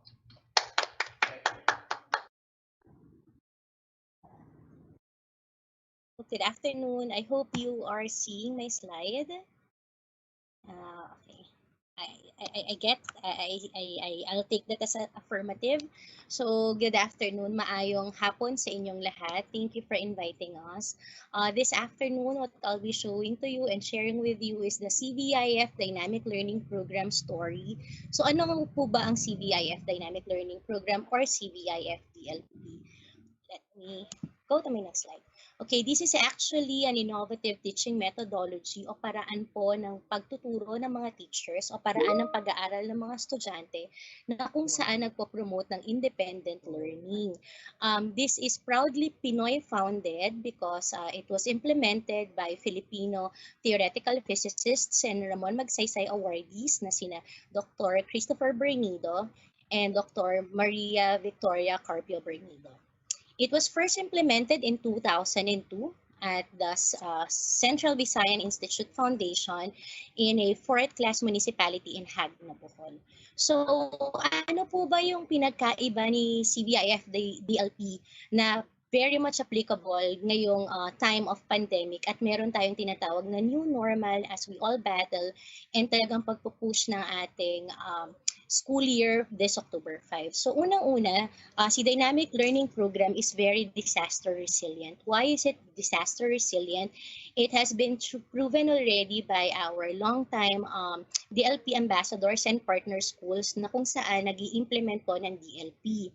Si DLP has been very integral and critical during the time of recovery nung panahon po ng Sendong, nung strong earthquake in Bohol, even ng Yolanda, because even after the tragedy or after the disaster, naging continuous pa rin po yung learning ng mga bata through Dynamic Learning Program. As a matter of fact po, to note, hindi lamang po mga natural disasters yung pwede nating paggamitan ng Dynamic Learning Program. Even during human-induced disasters. Sa Zamboanga, particularly din po also in Basilan, ginagamit ang Dynamic Learning Program ng mga schools doon para po to ensure that the education and the classes of the kids are still continuous despite the scenarios na mga minsan nangyayari doon sa Basilan at saka sa Zamboanga. One of the long-time implementers there is the Concepcion National High School, and they are very proud to say na maski may mga conflicts na nangyayari sa Basilan, hindi po nadidisrupt ang pag-aaral o ang klase ng mga bata pagkos tuloy-tuloy po siya. Later, I'll show to you for your appreciation kung paano rin po nai-implement ang Dynamic Learning Program if there is devices or a Wi-Fi connectivity at paano nga naman kung wala. And then one of the unique features also of CVIF DLP is that it can support face-to-face, blended, and home learning. Apart from that, it also supports the need of the teachers for assessment in terms of gauging the performances of the kids. And then CVIF DLP also can be implemented across all year levels, meaning pwede po siya sa SPED, pwede sa ALS, elementary, secondary, and even tertiary. Actually, meron pong nagtanong yan dati kung pwede rin po sa masteral. Of course, pwede. And then, this is one good feature also of dynamic learning program. It's low budget because it only requires the students to have pencil and pen in order to be able to adopt and participate during dynamic learning program implementation. And then, wide range of students reach, again, nasabi ko na po kaganina, across all year level, kaya po mag-implement ng dynamic learning program.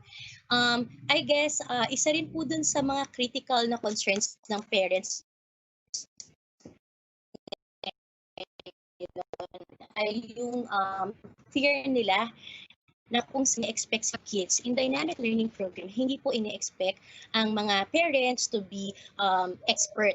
What is expected from them is for them to monitor the activities of the kids and to ensure that the kids are actually doing what they need to do, which is answering and copying their learning activity sheets at a given and agreed time or schedule. So, in the new normal, meron po tayong dalawang components in dynamic learning program. Ang una dito ay ang learning activity sheets. Ang learning activity sheets na po ito pinapakita ko po for everyone for your appreciation. Ito po yung sinasagutan at kinokopya ng mga bata. One of the unique things about DLP na nagsiset apart sa kanya sa ibang mga worksheet style learning or is that ang mga bata po is heavy when it comes to writing. The teachers are expecting the kids or the students to copy word per word everything they see on the learning activity sheets. Why? This is primarily because according to studies, and sabi ko nga po earlier, it was founded by theoretical physicists, na ang writing po constitutes retention. The mere fact or the mere act that you're writing, you're already imprinting into your brains, and you're making your brain cells work para maalala nyo yung mga bagay na sinusulat nila. At this point, I'd also like to thank the Department of Education because gusto namin i-share sa inyo na ang DLP po or CVIF DLP is now being endorsed and acknowledged by DepEd as one of the supplemental learning materials na pwede pong gamitin this coming school year. Meaning, may mga contents po tayo, specifically po itong mga learning activity sheets natin na pwede nyong makita, lalo na ng mga teachers ma-access, i-download sa DepEd Commons. And again, that's for free. Kasi pag ginawa na rin pong free ni Smart, siniro rate na rin po namin ang DepEd Commons. That's another good news for everyone. And then aside from this component, ang pangalawang component po natin is the comprehensive student portfolio. This is basically the collection of all the answered, copied learning activity sheets of the kids. Ginagawa po natin ito kasi ito yung nagiging tool for assessment and gauging ng teachers doon sa performances ng mga bata. So those are the two non-negotiables. Earlier, sabi natin kaganina that DLP can actually be implemented in a lot of scenarios. Paano nga po ba? So halimbawa po kung kayo ay isang lugar at ang mga estudyante, ang mga teachers ay merong internet connectivity at may devices, how do we implement this? What they can do is the teacher can actually email directly via email tools or messenger the learning activity sheets directly to the kids. Once the kids po natanggap na po na niya yung mga learning activity sheets, kokopyahin niya word per word, sasagutan yung exercises part, and pagkasagot po, kukuha ng picture and then ipapadala ulit kay teacher para makita ng teacher na kinopya at sinagutan ng mga bata. And then the teacher intervention can actually happen on whatever learning management tool po or system na ginagamit ng school. Pwedeng Zoom, pwedeng FB Messenger, pwedeng group chat. And then, paano naman po dun sa mga scenarios na, teka, may mga devices yung mga bata or teachers, pero may limited internet connectivity. Meaning, meron po silang signal, okay, signal nila, kaya lang wala silang load na pang enroll for data. We'd like to share with you na naka-zero rate din po si Messenger. So, meaning, pwede rin po kayo makapag-send at makatanggap pa rin ng messages on Messenger via FB Messenger. So, ang pwede pong mangyari, si teacher po will manually type the learning activity sheets and then send it to the students. Once the students receive it, he or she will again manually write it on a clean paper and pencil, using a pencil, and then answer the exercises portion. Once he's done answering the exercises portion, what will happen is he will then send the answers to the teachers para naman ma-assess ni teacher. The actual intervention can happen during the time na kung saan nagpapalitan na ng messages ang teacher at saka yung estudyante. And then, syempre, for the third scenario, paano naman po yung mga scenarios or areas na wala talagang internet connectivity or devices because of, ating challenges when it comes to geographical characteristic ng ating bansa. So what will happen is the teacher can make an arrangement to the parents with the aid or help of the LGUs po or ng mga barangay officials na kung saan pwede pong pa-pick up sa school o sa drop-off area yung mga learning activity sheets. At pagka-pick up po, ibibigay sa mga estudyante at sasagutan naman ng mga estudyante pag natanggap na po nila. So those are the three scenarios na nakita namin na pwedeng i-address at pwede pa rin po talagang applicable ang dynamic learning program. So to give you a more detailed explanation and for everybody's appreciation po, para po makita po nila kung paano nga ba talaga nangyayari. So sa first step po, pwedeng si teacher ay nagpe-prepare ng learning activity sheets po na ipapadala sa mga bata. Kung po ang ating senaryo ay meron namang internet connectivity ang mga bata at ang teacher, maaari pong isend ng teacher diretso sa mga bata yung mga learning activity sheets. Pero kung may challenge connectivity, what will happen, pwede na lamang pong gumawa ng arrangement para po ipa-pick up kay parents yung po mga kopya ng learning activity sheets. Pagkatanggap po ng mga bata ng learning activity sheets, dapat po niyang sulatin. Sulat po ito, word per word, kung anong laman ng learning activity sheets. At pagkatapos niyang sagutan, i-compile po ng mga bata yung mga learning activity sheets sa isang portfolio. Ang portfolio can actually be a envelope or folder. For the teacher intervention, pwede po tayong gumamit ng TV, online, radio, or FB Messenger. Earlier, nabanggit ko po na ang dynamic learning program ay nagpo-foster or nagpo-promote ng independent learning. Why? Because 80% po ng time ng mga estudyante, ginugugol po nila sa pagsagot at pagkopya ng learning activity sheets.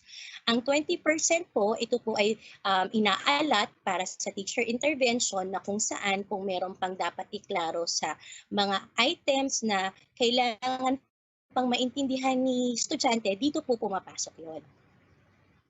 And now, after po ng intervention, pwede na pong ibalik ng estudyante yung mga nakopya niyang learning activity sheets at nasagutan. Again, in the same manner po, kung meron po tayong internet connectivity, pwede pong email diretso ni estudyante papunta po sa teacher or magkakaroon po tayo ng arrangement with the parents para ihatid ulit kay teacher. Ang Bernie, ayan. Ito po naman yung pag-assess ng teachers. Once the teachers receive po yung mga learning activity sheets, pwede nyo na pong i-assess kung ano po yung mga ginawa at saka kung ano yung pagkakaintindi ng mga bata dun sa mga activities po na sinagutan nila.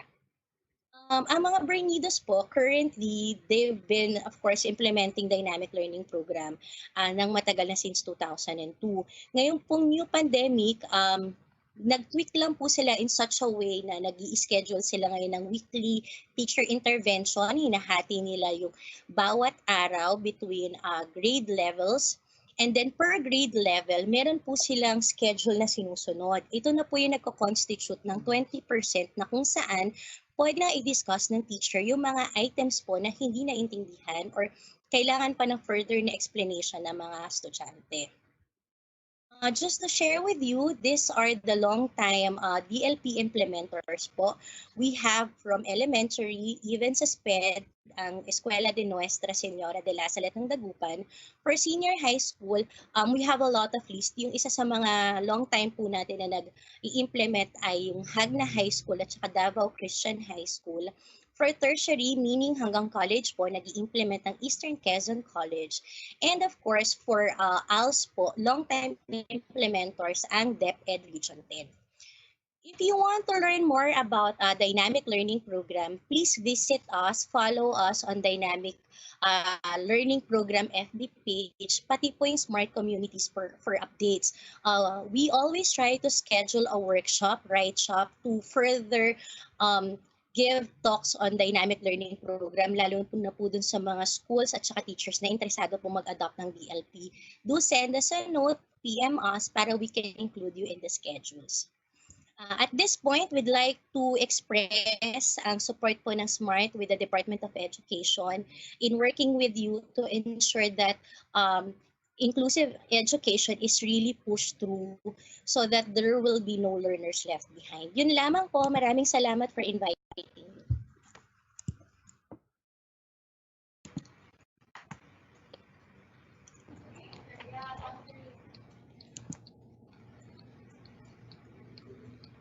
Thank you so much, Miss Mary Jane, and to SMART as well. So at this point in time, we already have 2 program partners who shared with us their very timely applications, which are of great help to our educators and learners, especially in this time that we are into the recalibration of our learning delivery modalities. To share with us another application which could be of great help to our educators, let us call back again the Senior Vice President of PLDT, Ms. Shay Cabal Revilla. Hi, everyone. Can you see me? And can you see my slides now? Yes, ma'am. Okay, perfect. Thanks for the tips, guys. Ganito talaga senior citizen.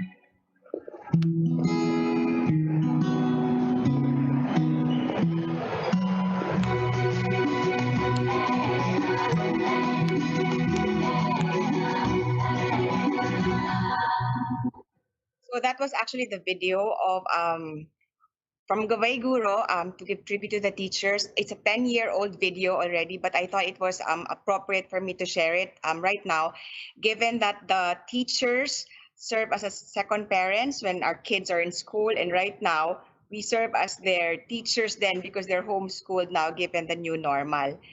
Our Gabay Guro e-learning super app is something that we've actually prepared it originally just for teachers, but given the risks and the new normal, we thought it was appropriate to also extend access to students and parents like us, no, like me, because I also have a 4-year-old who goes to school. Sakit gud sa ulo gihapon kay garaon ang mga bata, ang ilahang kuan bitaw, very short ang span of attention. So we all have to work together with them. So this Gabay Guru platform was really a collaboration among many companies, no, led by, of course, the DepEd and PLDT and SMART and the Gabay Guru volunteers. The 50 salient features came from the discussions we've had with our teachers nationwide, and it was really to address their pain points on teaching.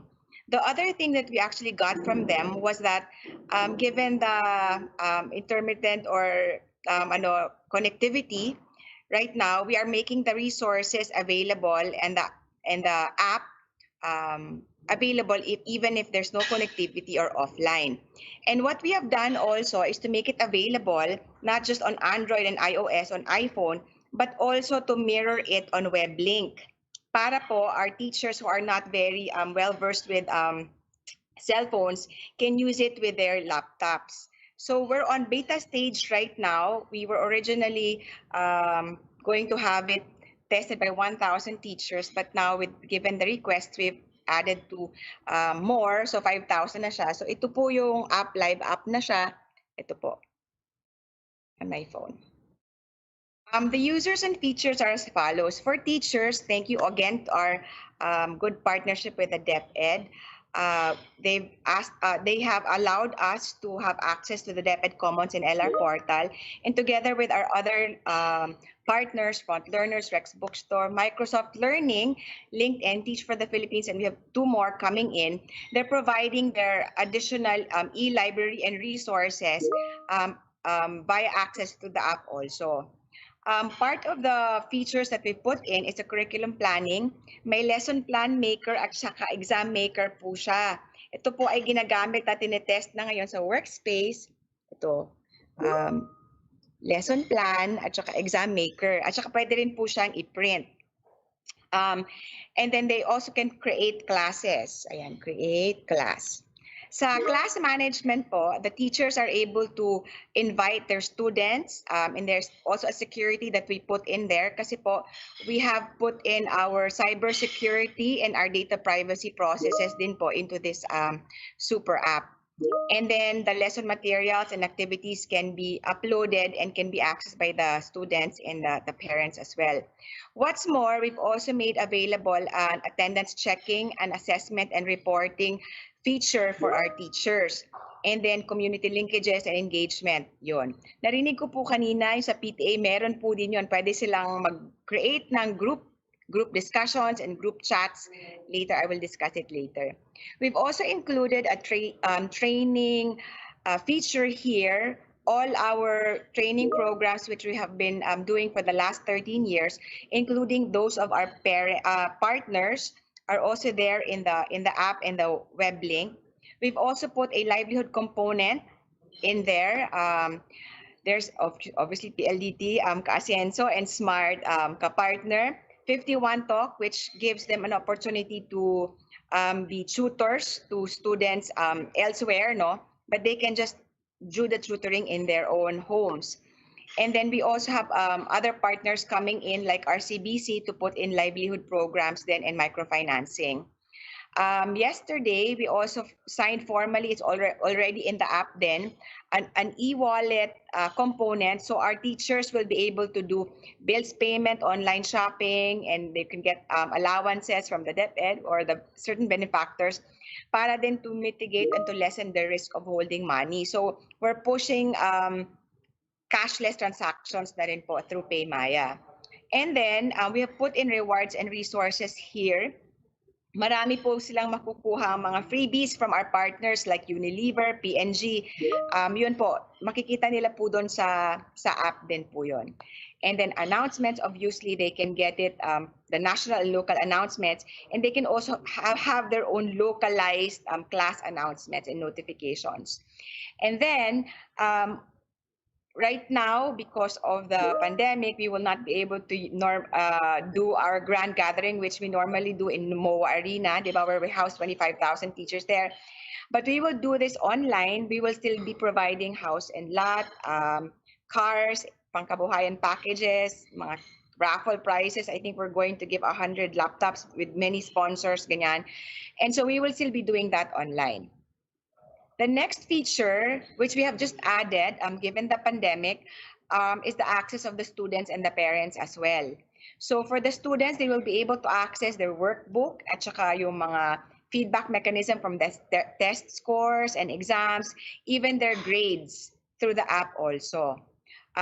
For us parents, you will be able to access din yung mga lesson plans para din nag-guide natin ng ating mga anak, and then yung mga results ng kanila exams and the grades per grading period.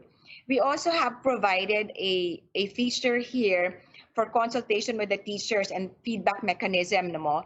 And then do PTA meetings among themselves per class, per batch, ganun po. This is how it looks right now, the one that I showed you earlier. And I am proud to say that this is actually purely Pinoy made from the inputs of Philippine teachers then nationwide. So it wasn't like yung kumuha tayo ng standard off-the-shelf platforms, no, na kinopya natin. Ito po talagang from scratch, Filipino po ang gumawa. So we're very, very proud of this app and this platform. So this is how it looks like. It has a calendar. It's highly customized, and the onboarding is very simple. There are trainings, and then there's the messaging, as I mentioned earlier, and the e-wallet from Paymaya. And then, ito yung rewards. And this is the workplace where there is a class that can be created by the teachers and then other things. On the class creation, kasi ang mga teachers, pwede silang mag-create ng more than one class. Kasi, for example, the teacher teaches math and science or another class. So, pwede siya mag-manage ng many classes and accept students in those classes. And then yon, create lessons then, upload materials, and create student records, and also be able to share and show the grades of their students. This is the workplace resource right now that we have. It's very easy. Pag nakapag-register na kayo, it's as if when you click it, the user experience is very good. When you click it, then you go directly to those access the links as if everything is there in the super app. For the basic view of our students, grade school and my young students, we've also customized the app and the platform to be child, friendly. So, ito po sa mga grade school, ganyan po yung look nila. Same din siya, but the look is different lang. But for the advanced view, for high school and up, medyo the look will mirror the teachers na. So there, the students will be invited by the teacher, and there's a security code para no one can just enter or join the class. That's for security purposes. And then the grades per grading. On the parents platform, this is also ongoing, the beta testing. Let us know if you want to join and be a pioneer tester of this as a parent.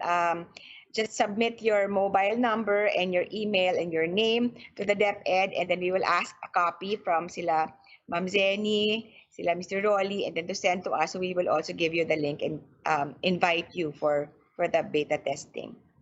So as a parent, if you have more than one child, diba, you can add as many children as you can add on the right side. So you can monitor also their classes and their activities and their homeworks.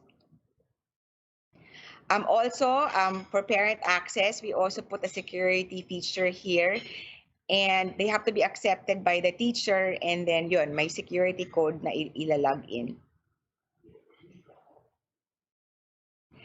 We've also put in a feature here that the parents or the students will be able to apply scholarship to our partner universities nationwide.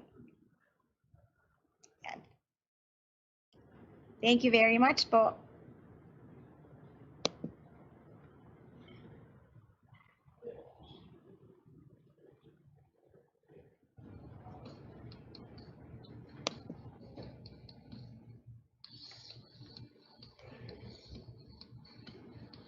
Thank you so much, program partners, for being one with DepEd. And we just had spellbinding topics, Sir Silvio, and I am seeing now questions in the Q&A box. At this juncture, we would like to highlight some of your questions. The program management team shall select questions from the regions in the Visayas cluster to be responded by our speakers themselves. The acknowledged attendees from whom these questions come shall automatically win prizes from our program partners. But before we start with the question and answer session, permit me to remind you of the instructions for this part. Please type your questions in the Q&A box. The moderator will recognize only attendees who posted their questions in the Q&A box. Any questions not answered in this webinar will be answered through the chat box or other channels. The moderator for the Q&A session is, of course, the Project Development Officer 3 of the External Partnership Services of DepEd Central Office, helping welcome Mr. Rolly Soriano.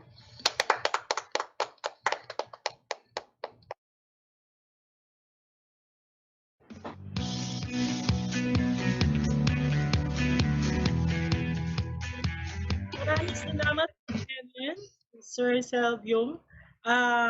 Una po sa lahat, gusto ko pong magpasalamat po sa lahat ng ating pong kasama ngayong umagang ito hanggang hapon. Nag-overtime po tayo at alam ko po, nandyan pa po kayo kasi gustong-gusto po ninyo marinig yung ating mga impormasyon na gusto po nating ipaabot po sa inyo, mga guro at mga lalong-lalo na po sa ating mga magulang. Gusto ko rin po magpasalamat sa ating mga partners, Ma'am Shay from PLDT, Ma'am Mary Jane from Smart, and Sir Richie from Globe. At sila po ang nagbigay ng ating mga papremyo po sa ating raffle draw.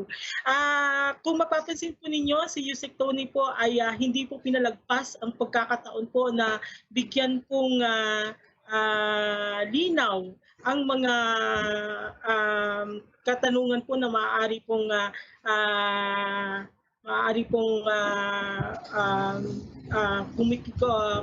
umaano po sa inyong isipan, kaya po si Yusek Tony po natin ay talaga naman pong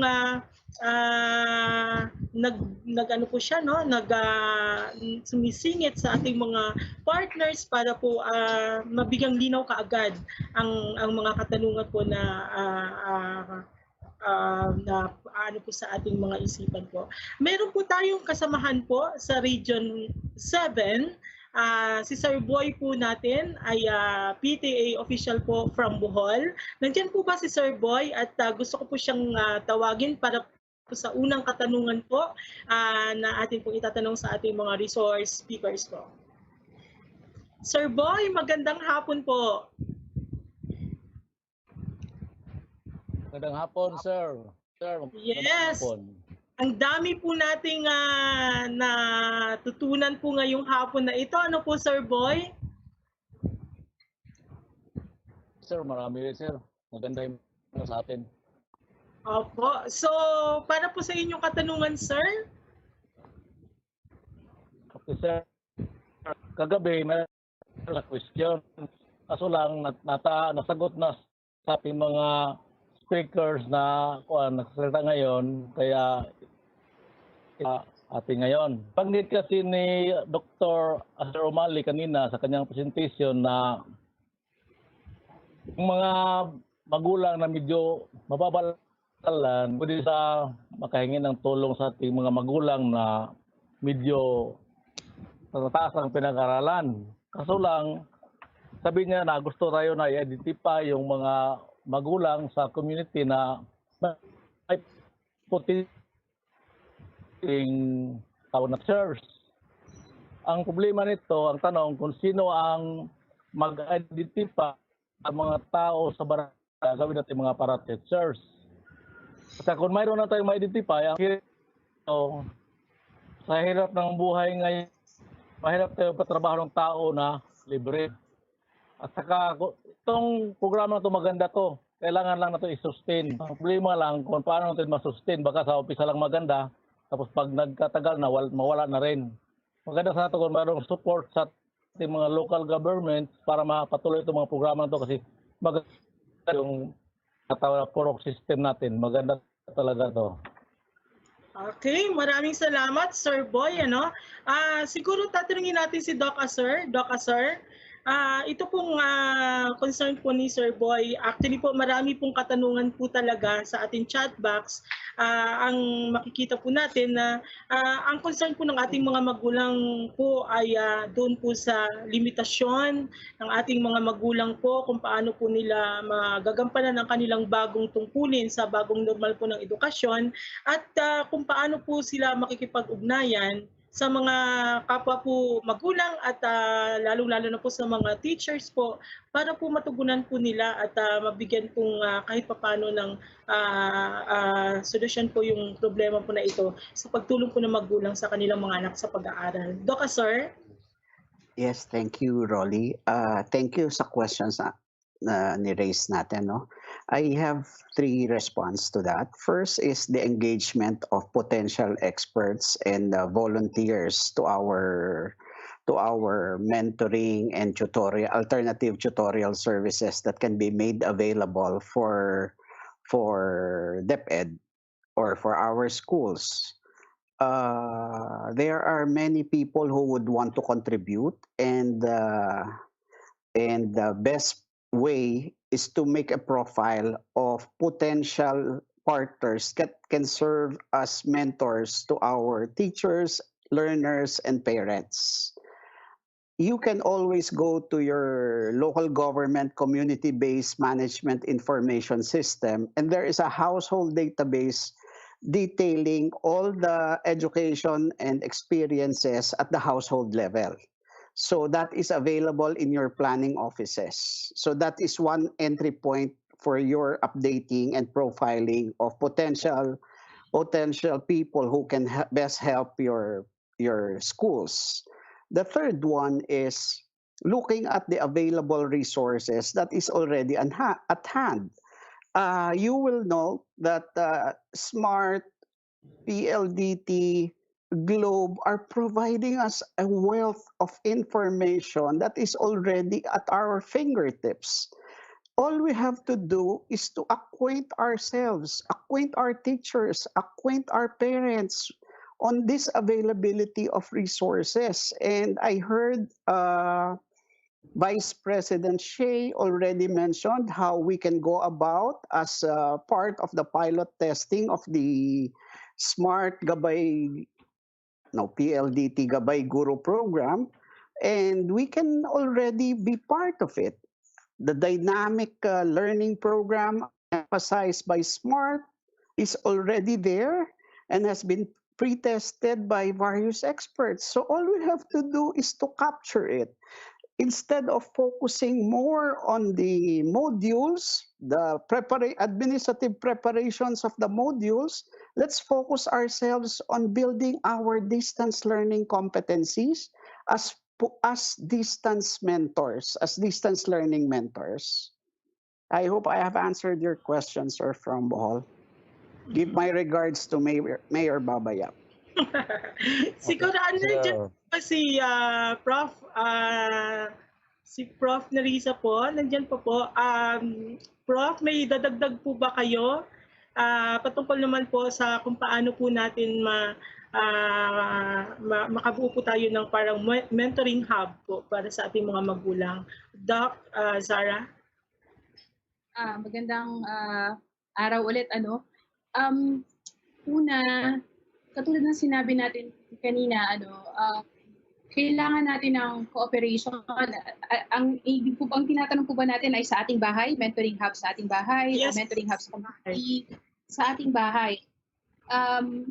Katulad ng sinabi ko kanina, bilang mga magulang, kailangan alam natin ang ating mga roles, no? Important roles na kailangan nating gagampanan. At mahalaga ito sa pag-create ng ating learning hub sa bahay.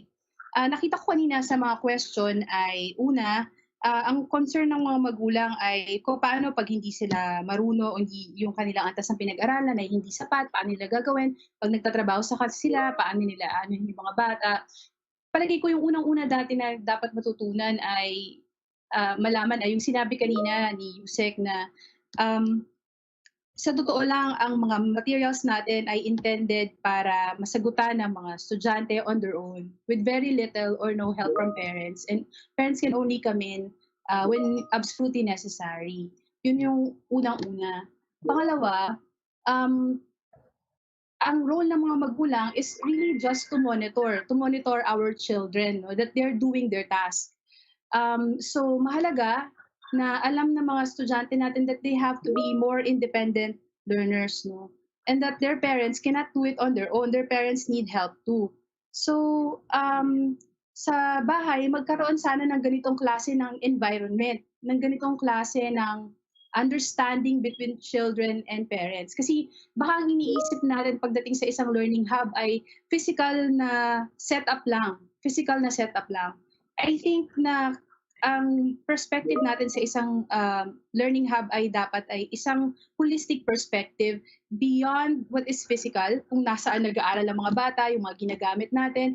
I think it includes also yung attitude, no, of cooperation between parents and children. Kasi I think mas mahalaga yon, that each parent and each child knows his or her own responsibility in this kind of setup, diba? While the parent provides, for instance, what they need, no, like really does everything that they can to provide a particular corner for you, etc., to monitor your learning. But as a child, you also need to know that you are an independent learner and you're supposed to be able to do your task on your own. So yung ganong understanding, kasi nakita ko kaya ganito yung sagot ko, kasi nakita ko sa mga question na paulit-ulit yung ganong tanong.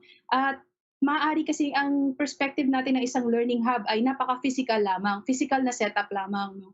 But I think na kailangan beyond the physical, yung ganitong klase ng attitude at understanding between parents and students ay napaka-importante sa bahay, na alam ng bawat isa ang role na kailangan nilang i-play. So yun po, and I hope it answers the question. Yeah, maraming salamat, Prof. Sara. May kasamahan din po tayo mula sa Region 6 po. Nandito po kasama po natin si Mr. Chris Chu from Region 6 po. Isa din po sa ating mga magulang po na meron din katanungan po para sa ating mga resource speakers po. Sir Chu, magandang hapon po. Magandang hapon, signal check sa si Rolly. Yes, magandang hapon po. So si Sir Chu po ay galing sa Division ng Capiz po. Capiz. So from Capiz, taga-Capiz din po ako. So Sir Chris, ano po ang inyong katanungan po para sa ating mga resource speakers? Unang-una sa ating butihing masipag na Undersecretary of Department of Education, Tony Cito Umali, sir. Sa ating mapagmahal na ina ng Region 6, Ma'am Jima Lidisma. Sa lahat ng mga manonood at nakikinig sa isang magandang at pinagpalang hapon po sa ating lahat. Ako po si Ginoong Ronilo II, PTA President ng Capiz National High School.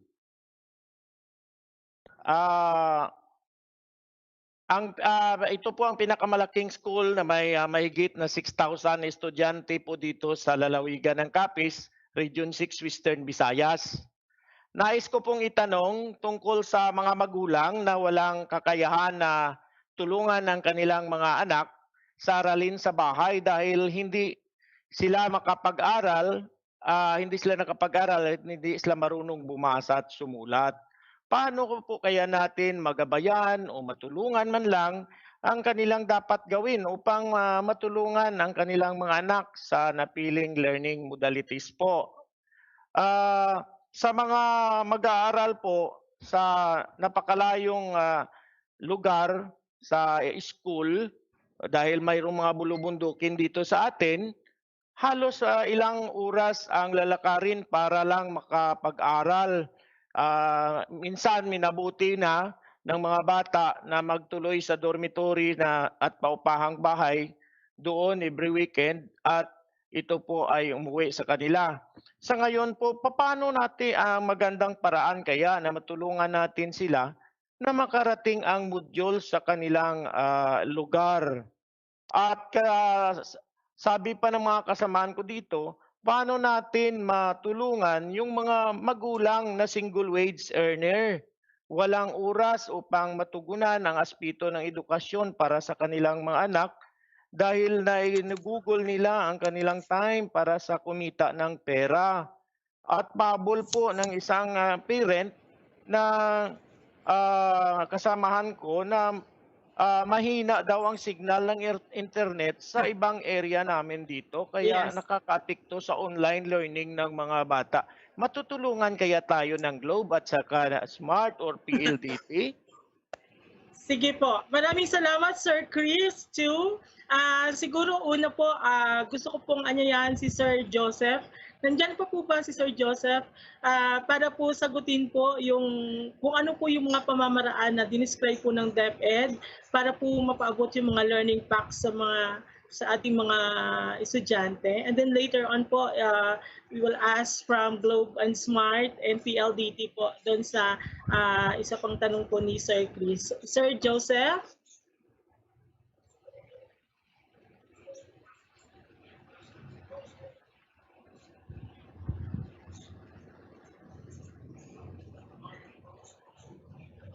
Sir Joseph?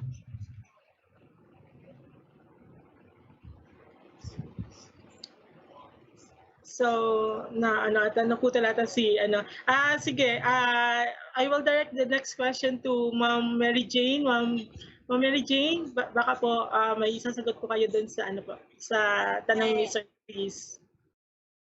Hi, magandang hapon po sa inyong lahat. Salamat po dun sa question niyo, sir. Siguro, we'd also like to share with you the news that, of course, gaya nga po ng mandate ng government natin, gaya ng mandate ng presidente, we are working closely with the LGUs, with the government agencies para ma-fast track po yung deployment at saka mas mapaganda po ang service ng internet connectivity natin sa mga bansa or doon sa iba't ibang lugar natin sa bansa. That we can assure you of because yun naman din po yung mandate sa amin. Siguro, sir, I would just like to take this opportunity bilang wala pa si Sir Paul, I'm sorry, sino yung si Sir Joseph. Sorry, I'm bad po sa name. Si Sir Joseph. Siguro baka lang magbigay na lang ako ng a little input. Sir, yung mga few questions lamang po yung I think na-address din kanina ni Prof yun. Baka lang hindi nag-resonate o hindi lang, i-reiterate ko na lang po. Siguro sir, yung mga fear po o yung syempre yung mga pangamba ng parents ngayon na nako, dapat maalam ako, knowledgeable ako sa algebra. Kasi if I may share with you, ako rin po ay mommy, I have 2 kids at medyo bad po ako sa math, hindi ako magaling sa math. Wag lang po marinig ng teacher ko ngayon ng high school at college. Pero ang maganda lang po kasi even for dynamic learning program at again, nasabi rin naman po ni Prof kaganina, sa amin what we always say is that ang pinaka-role po ng parents sa pag-i-implement ng dynamic learning program ay hindi pagiging expert, kundi pagmo-monitor. When we say monitor po, ito po yung pag-a-assure po na at least ginagawa po ng mga bata yung kanilang dapat gawin o hindi po natin sila inuutusan na at this time na 9 o'clock to 4, syempre po ngayon nasa bahay sila, nakikita sila may tendency na uutusan sila, nawawala yung yung semblance na from 9 to 4 o 9 to 12 dapat nag-aaral since nandito ka, baka lang po nauutusan maghugas ng pinggan, magwalis. So I think that is one of the major roles ng parents, yung pagmo-monitor at pag-i-ensure na ginagawa o nabibigyan ng oras ng mga bata yung kanilang dapat gawin sa takdang oras na napagkasunduan or itinakda rin naman ng mga paaralan na schedule. Yun lamang po. I hope po nasagot ko po yung inyong katanungan. Yes, maraming salamat, Ma'am Mary Jane. Sir Joseph? Andiyan po ba si Sir Joseph? Yes, Sir Joseph. Yun po, yung isa sa mga tanong po, sir, kung ano po ba yung ating policy kung paano po mapaabot sa mga bata itong ating mga learning packets at ano po yung mga suggestions po para ma-engage po natin yung community para po matulungan po ang ating mga magulang, ang ating eskwelahan para mapaabot itong mga learning packets po sa mga estudyante po natin.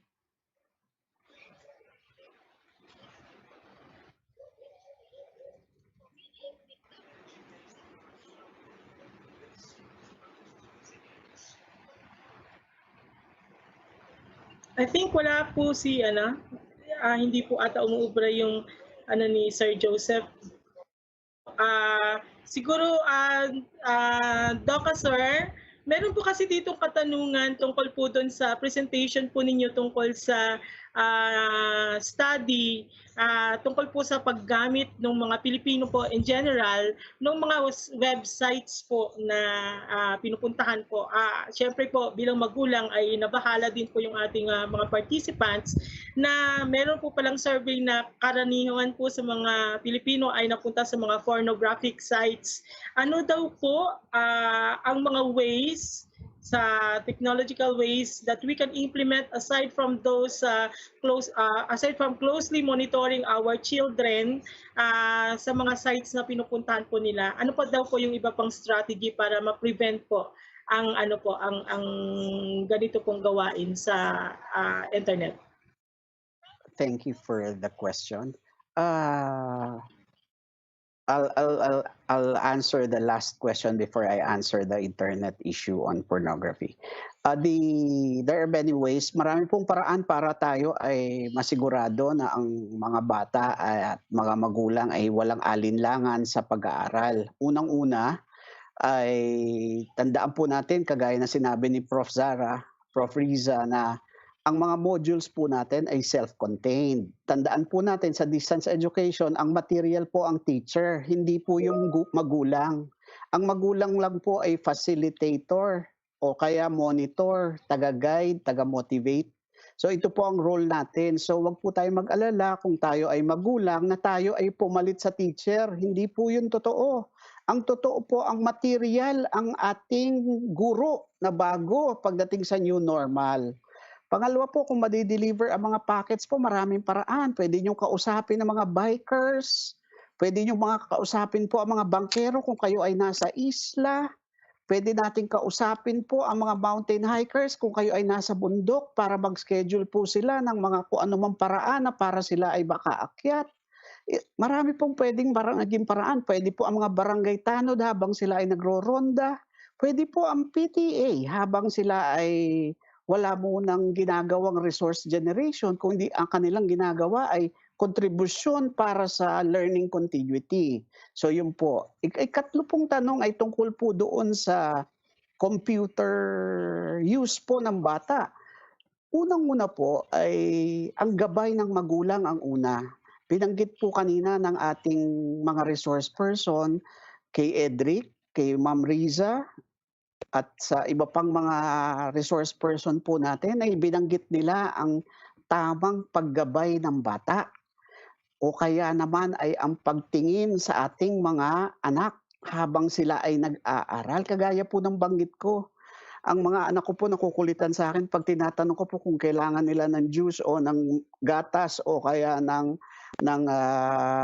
peanut butter and jelly sandwich. So, hindi po ako nagtuturo dahil kagaya po ng sabi ni Ma'am Janet ng SMART ay mahina din ako sa math. No, so hindi po ako nagtuturo noon. So yun po yung isa. Pangalawa po ay pwede natin tingnan ang kanilang mga sites na pinupuntahan. At dito po papasok po kung kayo po ay nasa PTA o kayo nasa school po, pwede niyo pong kontakin ang mga computer schools para po masigurado na ang bata ay ilalak niyo yung mga bawal na sites. Pangatlo po ay yung paghingi po ng tulong sa ating mga marurunong sa IT. Kagaya po ng binanggit kanina ni Ma'am Riza na ang ating pagme-mentor po ay hindi ibig sabihin magtatayo tayo ng bagong eskwelahan. Kagaya po ako po ay advisor ng maraming mga mayors. Ang aking lang pong gamit ay text. Tinetext po sila, nakikipag-usap po ako.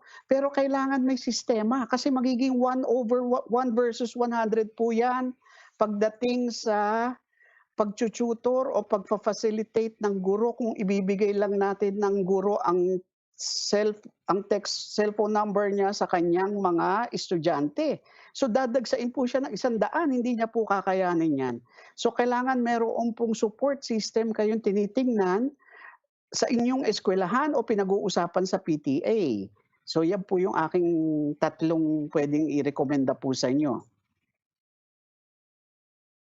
Maraming salamat, Doc Sir. Siguro si Ma'am Mary Jane may idudugtong tungkol po doon sa cyber protection po and then yung online protection po natin sa mga children. Siguro, well, one of the trusts also ngayon kasi medyo high din demand po ngayon ng mga webinar. I think DepEd is very, very active po sa pagkakandak ng mga training on webinar, cybersecurity. Maganda rin po na kahit paano yung mga parents, alam ko, mahirap din po talagang kumuha ng time. I myself po, sabi ko nga, parent ako, minsan may mga webinar na pinapatin sa mga bata. Sa akin, hinahanapan ko lang po talaga ng oras. Pero maganda rin po yung kahit paano maglalaan tayo, maski konti lamang po ng oras para makita lang din po kung paano rin sila. Malaman lang po natin, ma-accustom tayo sino ba yung sinachat ng mga bata. Sino po ba yung, syempre open po yung FB Messenger, sino yung sinachat nila, anong pinag-uusapan, yung mga bagay po na ganon.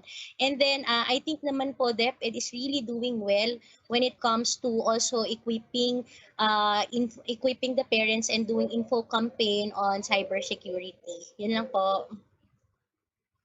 Maraming salamat, Ma'am Mary Jane. Nandyan po ba si Ma'am Zara? Ma'am Zara, meron po dito kasi isang tanong, baka po pwede niyo pong masagot. Meron pong katanungan po dito, paano po daw i-handle yung mga bata na merong special need po, especially kung ang i-adapt po ngayon ay home-based learning po? Prof?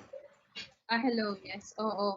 Unfortunately, hindi ko to level ng expertise. Ang masasabi ko lang talaga ay ang mga batang may special needs ay nangangailangan sila ng mga special accommodations depende sa kanilang needs, no? Ano ba ang needs na ito? Ano ba ang needs na ito? Ano ba ang handicap, for instance, ng isang learner? At ano yung mga resources na meron na, for instance, kasi kung halimbawa, this is a permanent handicap ng bata, I am sure that the home already has resources for this, no? At sino ang contact person sa school na nag-a-address ng kanilang, kasi di ba, bawat naman eskwelahan ay meron talagang department na nag-handle ng kanilang special needs. And I'm sure that these teachers, meron din silang hinanda na set of materials para sa mga students na ito na may special needs.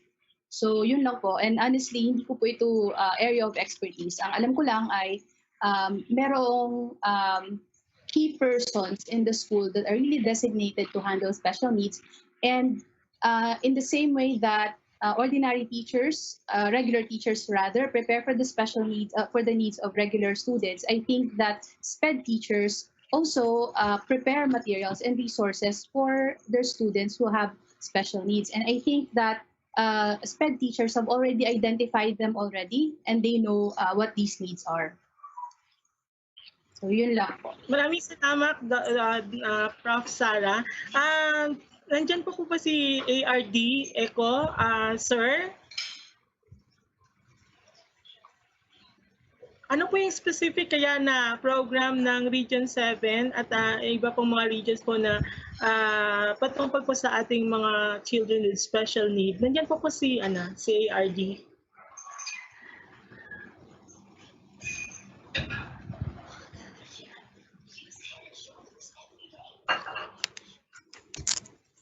Hello, sir. So, para po sa in the interest of time, marami po mga katanungan at isa-isa po namin yung sasagutin online ang inyong mga na-send na mga katanungan. Pero ito pong isang tanong po ay hindi ko po palalagpasin kasi napaka-relevant po sa atin. I-address ko po yung tanong kay Doc Sir. Doc Sir, paano daw po natin ma-maximize yung ating mga Parents Teachers Association, lalong-lalo na po sa bagong normal po ngayon? Ano po kaya ang mga panibagong programa na pwedeng gawin ng ating mga PTA para matugunan po ang mga pangangailangan ng mga estudyante, ng mga magulang, ng mga guro sa ating bagong normal ng pag-aaral? Unang-una ay tingnan natin ano ba yung mga kakayahan ng mga magulang pagdating sa learning facilitation. Ano yung kakayahan nila pagdating sa assessment? At ano yung kakayahan nila sa pagkakaroon ng isang dynamic community patungo sa pag-aaral. So yun ang unang dapat maintindihan ng mga PTA, ilang porsyento ang mga nakapag-aral, ilang porsyento ang walang kapabilidad, ilang porsyento ang illiterate sa aking community, ilang porsyento ang hindi marunong sa paggamit ng cellphone, sa paggamit ng mga distance learning tools and gadgets. So dapat itong ikalawa, ito yung pag-profile ng kanilang mga miyembro at mga kanilang mga opisyales para lubusan nating maintindihan anong klaseng intervensyon ang ating pwedeng kuhanin o kaya naman ay pagawain sa eskwelahan o kaya sa mga partners na pwedeng maging katuwang natin sa pagbuo ng kapasidad para sa ating mga magulang. Ang ikatlo po ay alamin natin po, ano yung pwede nating gawin bilang magulang na i-invest natin sa ating mga anak?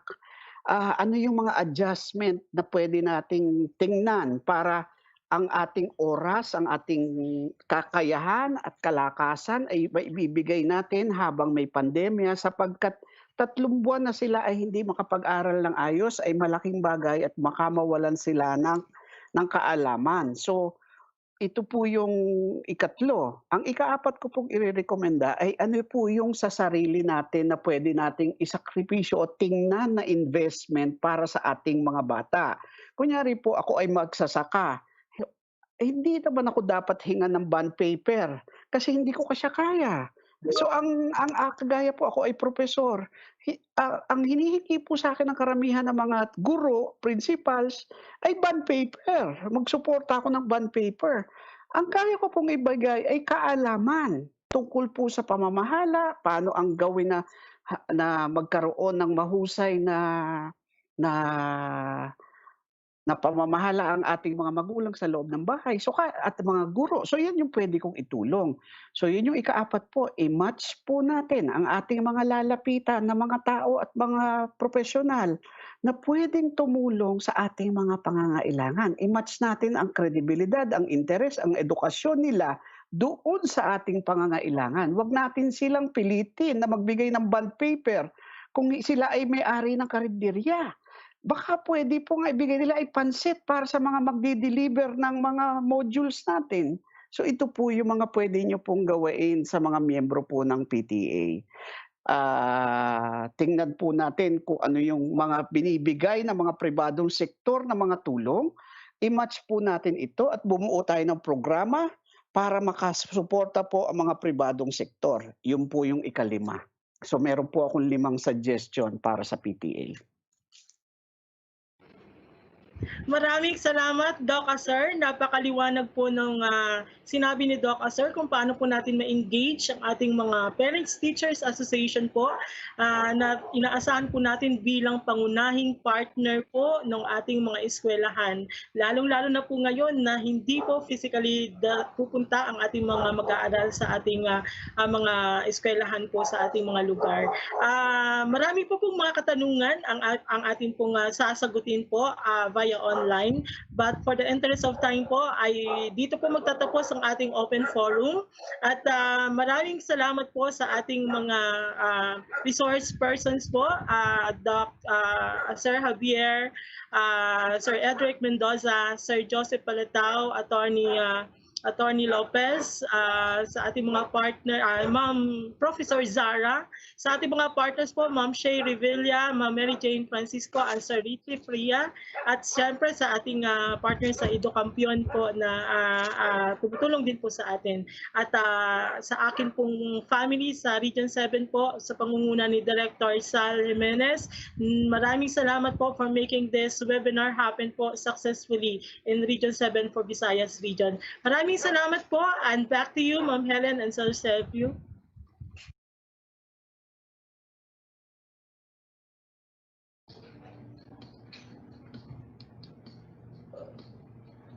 Maraming salamat po, Sir Rolly, and to all our speakers for addressing the queries coming from our parents. So if you still have more questions, you may still send it through our Q&A tab, and we have a team of moderators to take care of it. And at this very moment, we will be flashing on screen the next set of our raffle draw winners, sponsored by PLDT Smart and Glow.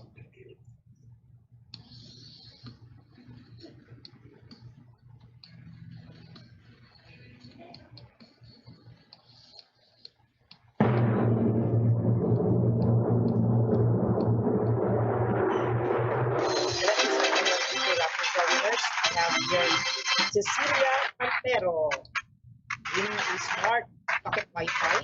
Also have Cecilia Rubino. On Manulet Bongo, we also have Sir Glennis Gomez.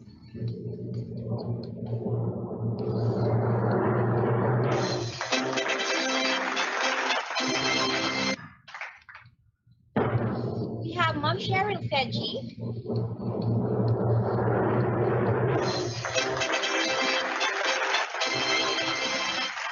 And also we'd like to remind our winners that the program management team shall coordinate with them as to how to claim their prizes.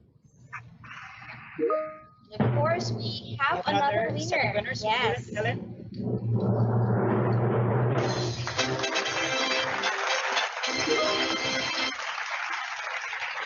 Our next set of winners, we have Helen Sornido.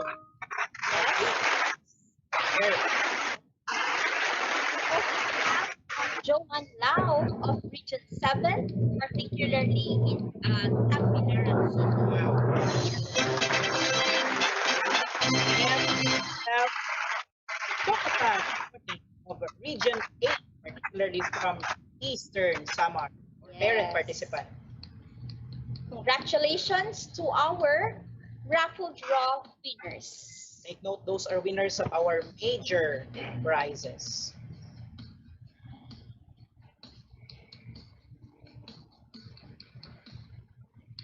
Congratulations once again to all our raffle draw winners. And we would like to thank also our attendees for actively participating through the questions sent to us, the question and answer tab. And at this point, I'm very certain that we learned a lot from today's sessions, right, Ellen?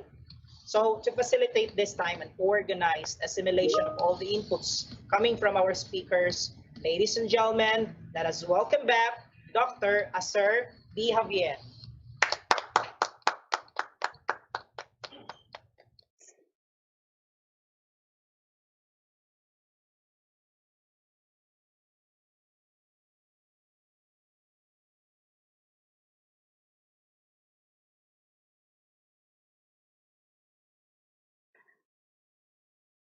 Hello. Can you hear me? Yes, sir. Rolly, can you flash the synthesis PowerPoint? I cannot enter again. Here. Rolly, can you flash? Sir, naka-flash na po kayo. Naka-flash na? Okay. So, Ipalakihan na lang po, sir.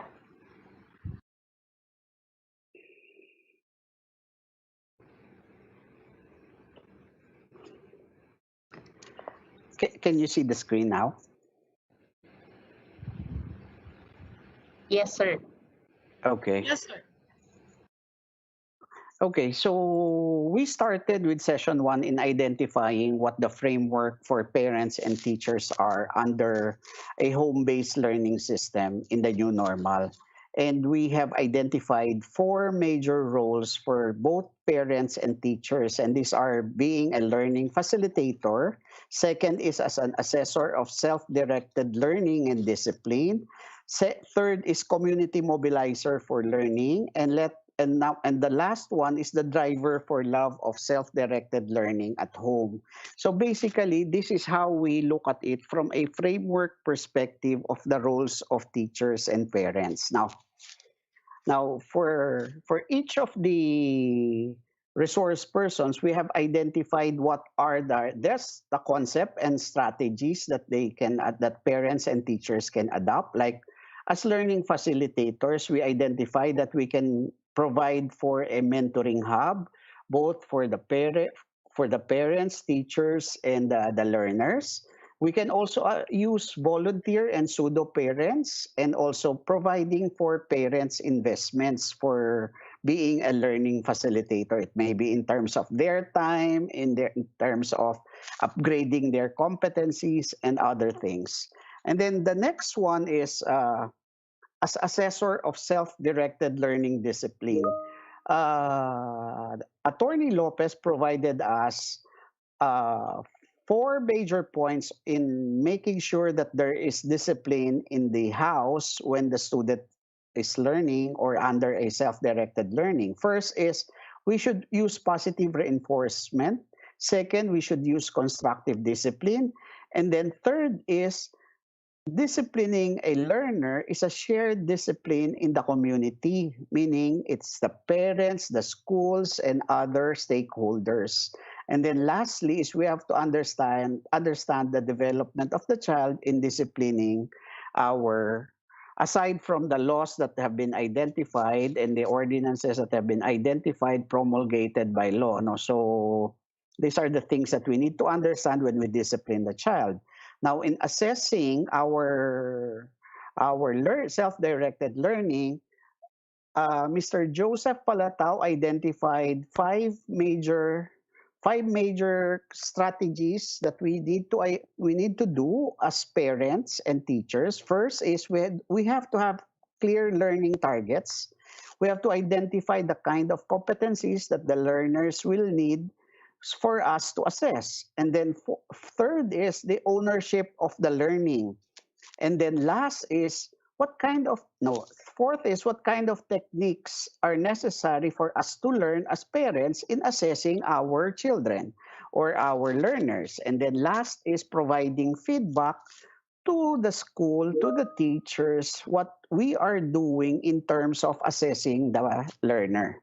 And then for community mobilizer, Professor Risa Sara identified or provided us a very good dynamic community system that need to involve, innovate, and organize. So parents and teachers need to get themselves involved, innovate their system, and organize so that there will be a dynamic system where we can help each other. Second is she identified the concept of community from a cyber community context. So that means there's a bigger role that we need to play when we look at it from a cyber resource. And then this is what I love when she said that we need to check resources and solutions that are already available. And she identified various available resources from DepEd and other agencies that can be accessed by parents and teachers. And then she identified also the need for self-care for parents and teachers. This may be in different forms for different people. No? So, and then lastly, Mr. Edric Mendoza identified some of the drivers. He identified 8 drivers for love of self-directed learning at home. First is care, or the 5 languages of love. Second is looking at success and modeling success to our learnings or learners, or how success look like for the learner. And then the use of feedback and the physical activity. So like we have to expose our children to being physical because they might just be uh, potato couches. So, and then the next 4 is experience learning. These principles are being done by many countries. So, hindi pwede yung, kunyari, ang drawing lang natin what the sun is. So, they have to experience and look at the sun. And then March work with learning, and he identified his son and how his son works, which can be a very good principle and concept for us to follow.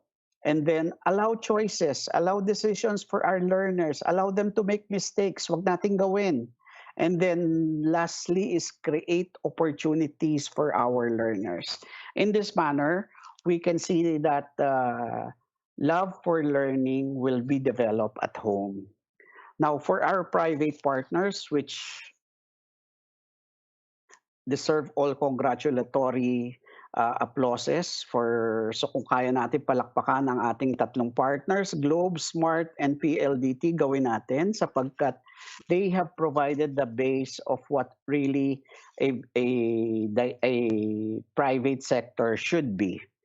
Not only for profit but also concern for planet. No? So Globe provided us their various education investments and how it will make their technologies and products and services more affordable for us, including some of their new support programs. And then Smart provided us their CVIF Dynamic Learning Program. Nakat lang yung sa PLDT sa ilalim. No? The PLDT provided us their Gabay Guro program. I'm seeing all the questions that are in our chat box, and all these things are new resources for us as an basic education community in the Philippines. And all we have to do is to make sure we access them because it provides us a continuous support for basic education under our learning continuity plan. And if we try to look at on top of all these things, DepEd provides various available resources for parents and teachers. What we need to do is to really think in terms of a community system. So all these things, the resource persons, the private partners, and national government are there for us parents, and teachers to develop the competencies, the values, the character, the system, how we should be learning facilitators, how we should be assessor of self-directed learning and discipline, how we should be community mobilizers for self-directed learning, and lastly, how we could be drivers for the love of self-directed learning. So in essence, in one slide, I have captured our 4 hours of interaction and engagement in making sure that there is continuity of learning for basic education. Thank you very much.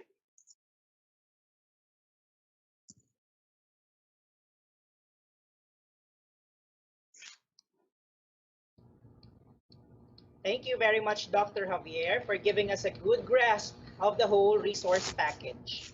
So before we end this webinar, let us hear the message from our Director of the External Partnerships Service of the Central Office. Friends, let's lend our attention to Director Idel B. Carag.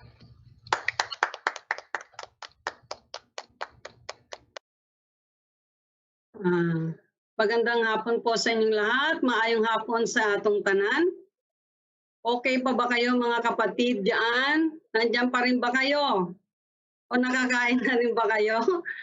Okay, so mula sa ating butihing kalihim ng Kagawaran ng Edukasyon, Kalihim Leonor Magtolis Briones, sa lahat po ng mga undersecretary, lalong-lalo na po sa aming Undersecretary ng Legislative Affairs, External Partnerships, at sa Project Management Service, walang iba kundi ang ating Undersecretary Tonicito MC Umali Esquire, sa mga Assistant Secretary, Bureau Directors, Service Directors, Regional Directors of the Visayas Region, especially po sa ating host regional director ng DepEd Region 7, Dr. Soliciano T.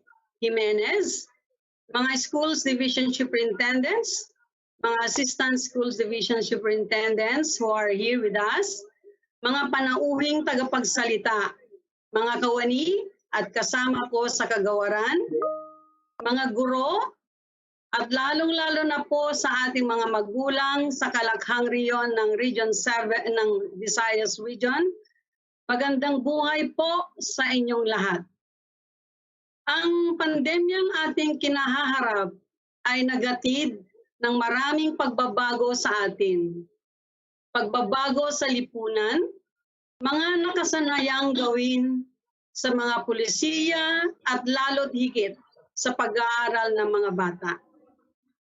Ang dating nakasanayang pisikal na papasok ang mga bata sa eskwelahan ay pansamantalang hindi muna mangyayari sa panahong ito. Ito ay upang isaalang-alang ang kaligtasan ng ating mga anak mula sa banta na dulot ng pandemya. Bagamat ang ating nais ay ang kaligtasan ng lahat, ang ating kagawaran ng edukasyon ay patuloy na naghahanap ng mga paraan upang ang pagkatuto ng ating mga anak ay hindi mahinto. Tulad ng sinabi ng ating butihing kalihim, Ma'am Liling, na education must continue amidst the pandemic.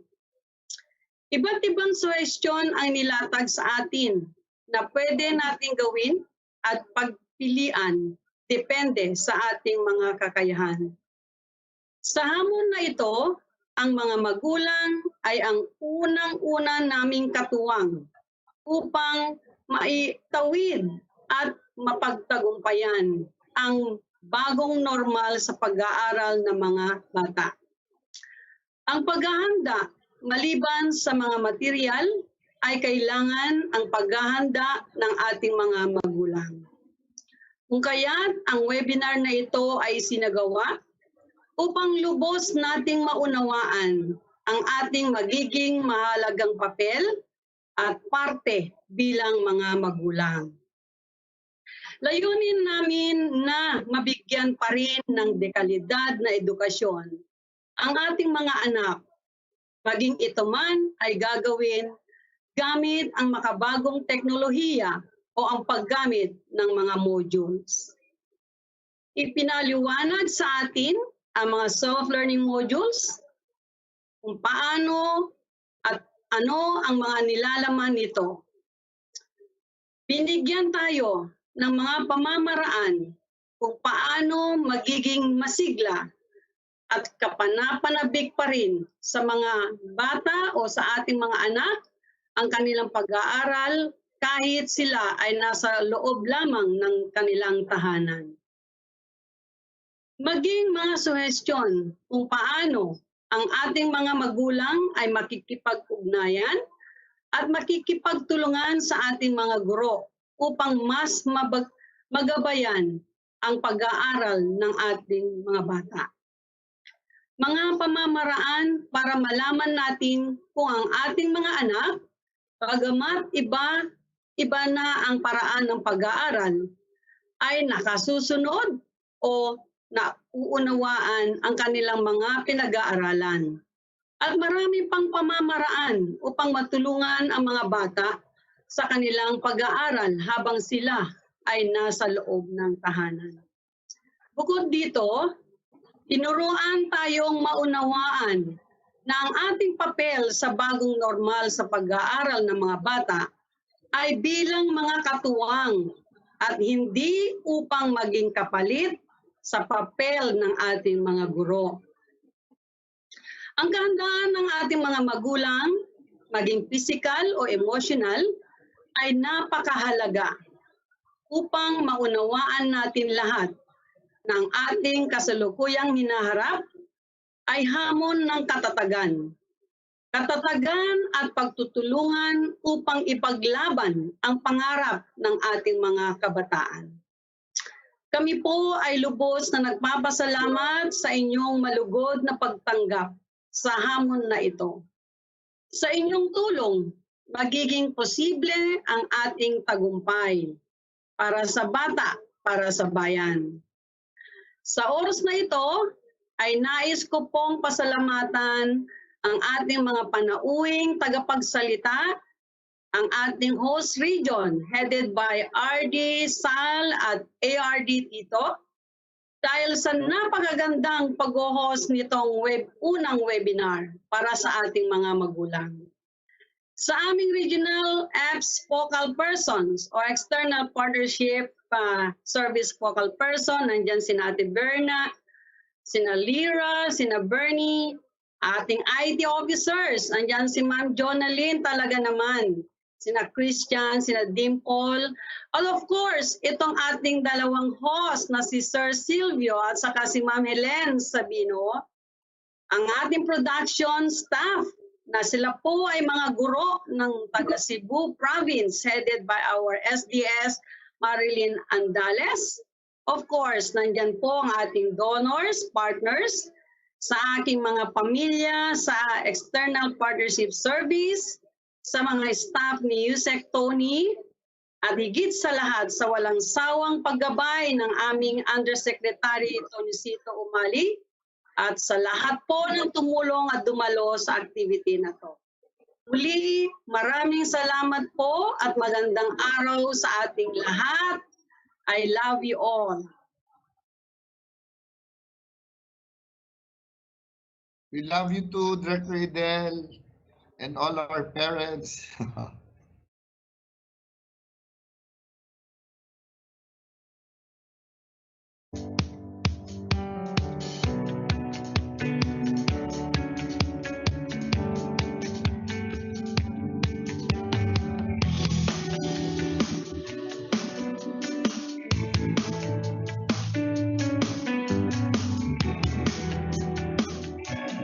Thank you very much, Director Idel B. Carag. We love you, Ma'am Carag. And at this moment, we would like to remind our attendees to evaluate our event today by using the evaluation link to be provided by our moderators. This activity would not have been possible without the concerted efforts of the people behind the conceptualization until its very conduct. and to formally acknowledge the strong bench of workforce who made this activity successful, help me in welcoming one of the strongholds of DepEd Region 7, our Assistant Regional Director, Dr. Cristito A. Eco.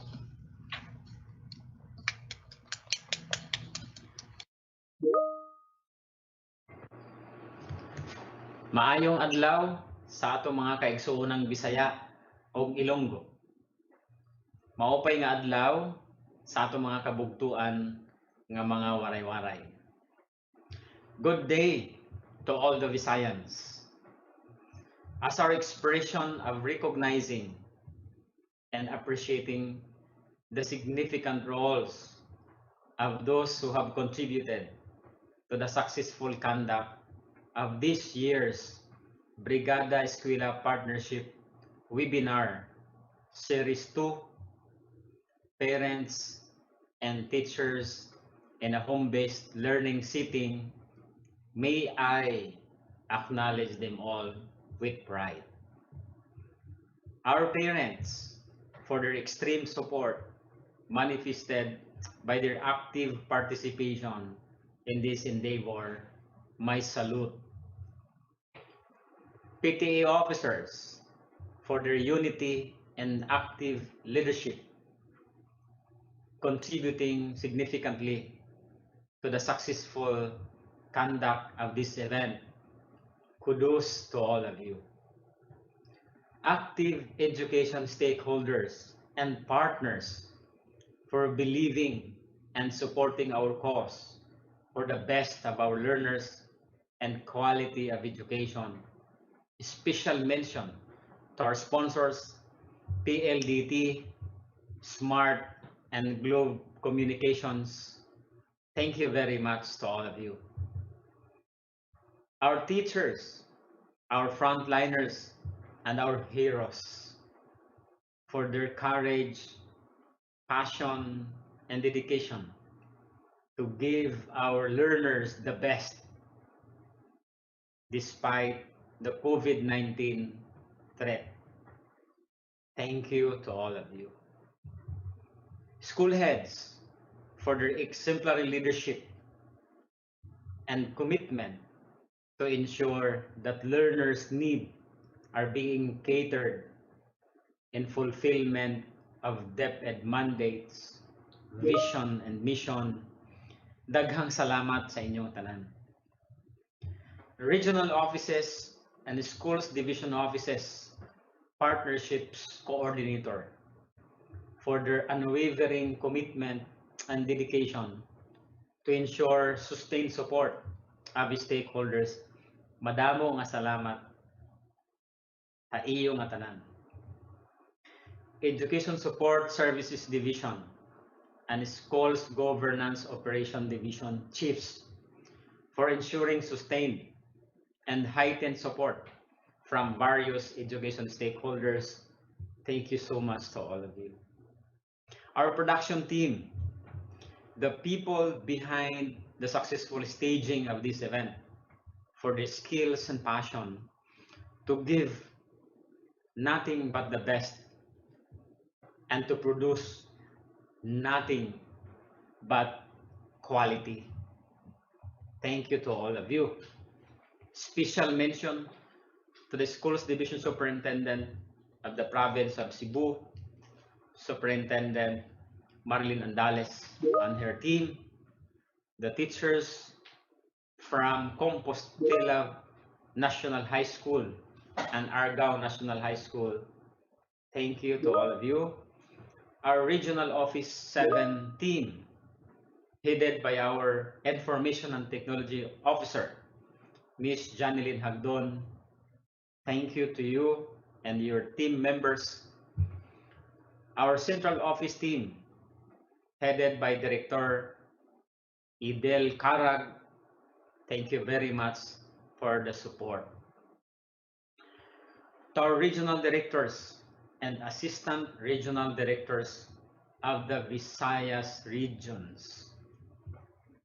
Regional Director Jima Lidisma of Region 6, and her Assistant Regional Director, Jocelyn Solana, our very own Regional Director of Region 7, Regional Director Salustiano T. Jimenez, and the Regional Director of Region 8, Regional Director Ramir B. Oitico, and his Assistant Regional Director Arnolfo Balani, and the Central Office leadership, headed by our supportive, ever concerned Secretary of the Department of Education, Secretary Leonor Magtulis Breones, and here Executive Committee members, Attorney Revsi A. Escobedo, Undersecretary for Field Operations, Employees Welfare, Personnel, and Deputy Employees Association Coordinating Office, Attorney Nepomuceno A. Malaluan, Undersecretary, Chief of Staff, Attorney Tonicito M.C. Omali, Undersecretary for Legislative Affairs and External Partnerships and School Sports. Indeed, this event would eventually lead to fruition of Henry Ford's popular idea, and I quote, "Coming together is a beginning, keeping together is progress, working together is success. DepEd will succeed. Sa Visayas, una ang bata, Permi."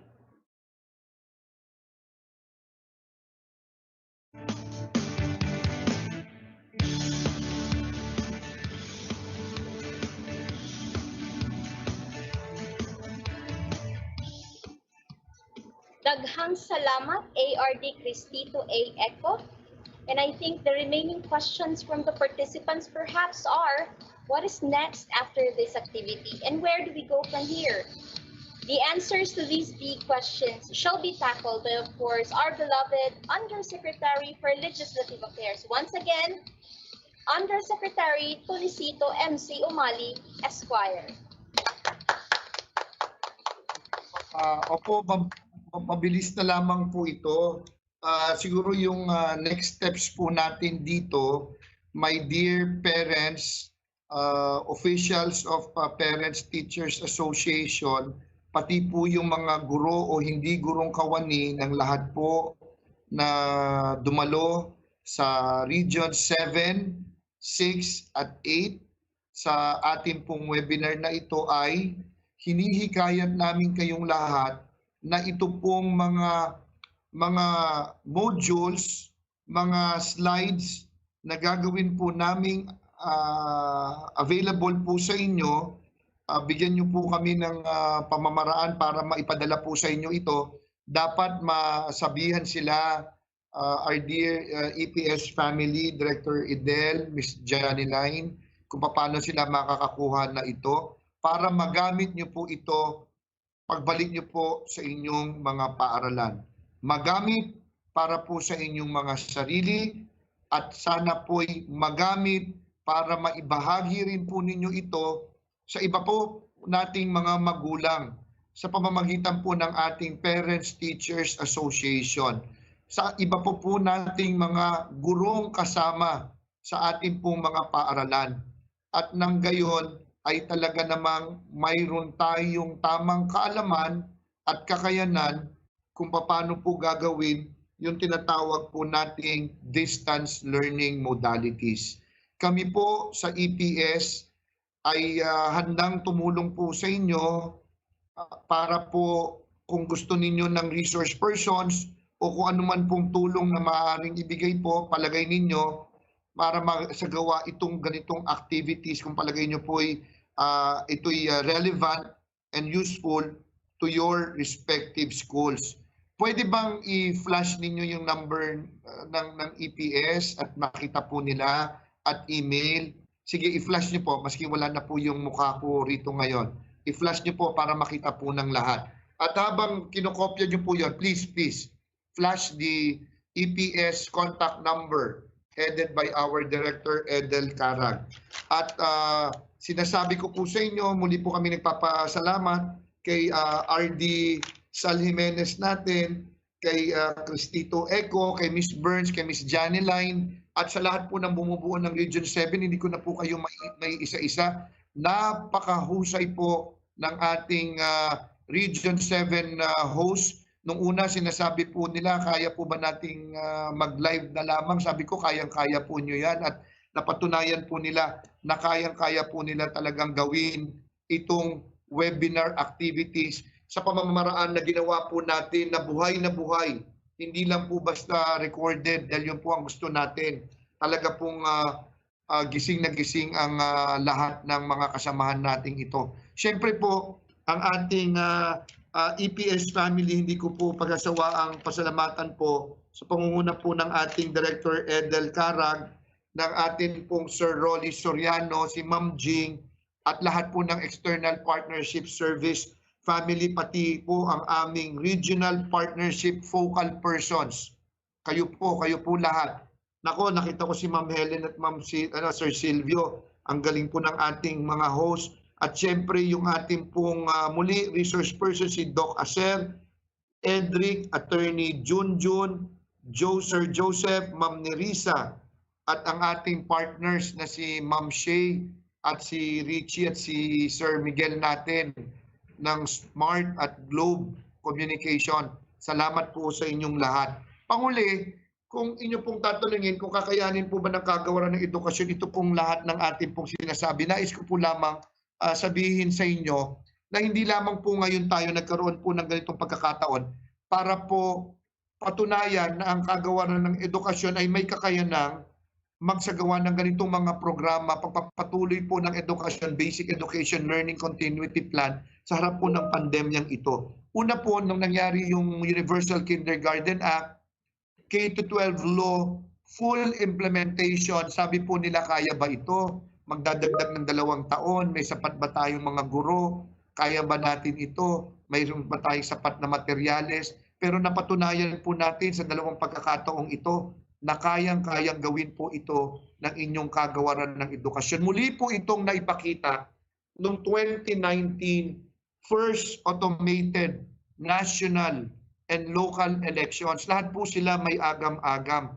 Kakayanin po kaya ng mga guro po natin na ipatupad po itong eleksyon na ito automated, yung kanilang machine, vote counting machine, kaya ba nilang i-operate ito na hindi naman nila ito ginagawa ng mga nakaraan? Lahat po yun ay nasagot at ang sabi po ay kayang-kayang gawin ito, pwedeng mangyari po ito, basta po tayong lahat na naririto ngayon ay sama-sama magtutulong-tulong, mga partners po natin, mga guro po natin, mga magulang po natin. Ang edukasyon ay klarong-klarong pwede pa rin pong magpatuloy maski sa gitna ng pandemyang ito. Mabuhay po kayong lahat. Maraming pong salamat. Ang galing ng Region 7. Salamat po sa inyo. Salamat, EPS family.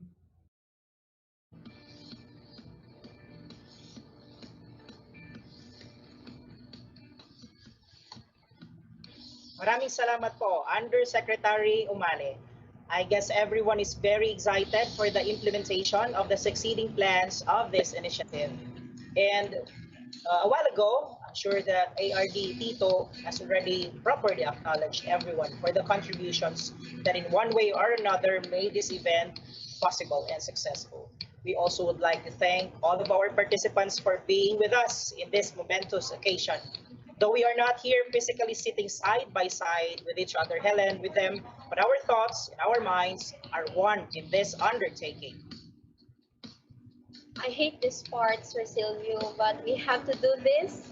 We shall be leaving you with a testimonial video entitled Sa Siete, Una ang Bata, Siyempre, to be followed by another video with our beloved secretary entitled Dakila Ka, Bayani Ka.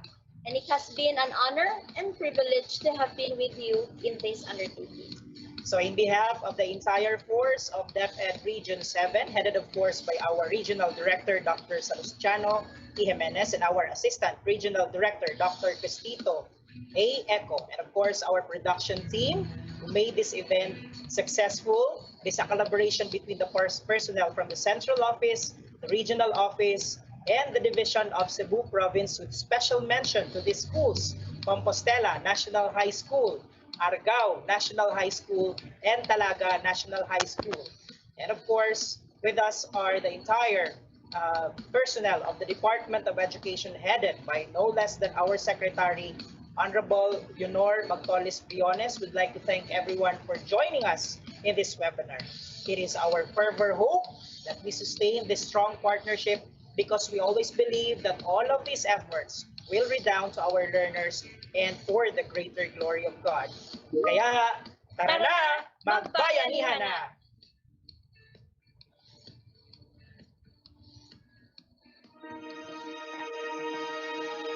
Because of DepEd Region 7's robotics program, I'm inspired to become an architect and learn with robotics. For me, SMIS is a really great help to us teachers, because through that system we can easily access the information of our students. At the same time, the data can be accessed in real time.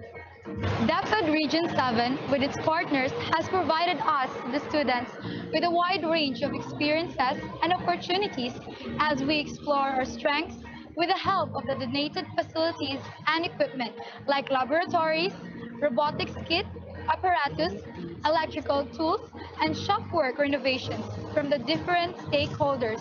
The LGU and DepEd family here in Barangay Kalidngan continue building a strong partnership in order to give our students quality education. So, as they implement DepEd Region 7 programs, we also extend our support because we are also serving the same place and people. The efforts of DepEd Region 7's programs, especially with regards to the Brigada Eskwela, allowed us parents to basically get involved in the participation of improving the school. And thus, every year, we release the fact that we will always volunteer for the improvement of the school. Isip usa ka SK chairperson, gipalig-on ang mga partnerships sa SK o SSG. Sama sa pagkandak sa DepEd Region 7, leadership training, team building, HIV awareness seminar ug drug symposium. I am what I am today because of DepEd Region 7. I am an artist player, photojournalist, dancer, consistent honor student because of the different programs that DepEd has offered. It hones my skills and talents to become a productive youth of the society. DepEd Region 7 has provided trainings and programs to us teachers to mold our learners to become productive citizens of our society. And as teachers, it's our duty to educate them, to initiate activities to support DepEd's programs in order to provide quality and relevant education for all. We are so happy with the help and the assistance given by Region 7 because it does not only improve our school locally, but it has also catapult our school into one of the best performing schools in the region. We are truly grateful with DepEd Region 7. Sa 7, unang bata, syempre. Sa 7, unang bata, syempre. Sa 7, una ang bata, syempre. Sa 7, una ang bata, syempre. Sa 7, una ang bata, syempre. Sa 7, una ang bata, syempre. Sa 7, una ang bata, syempre.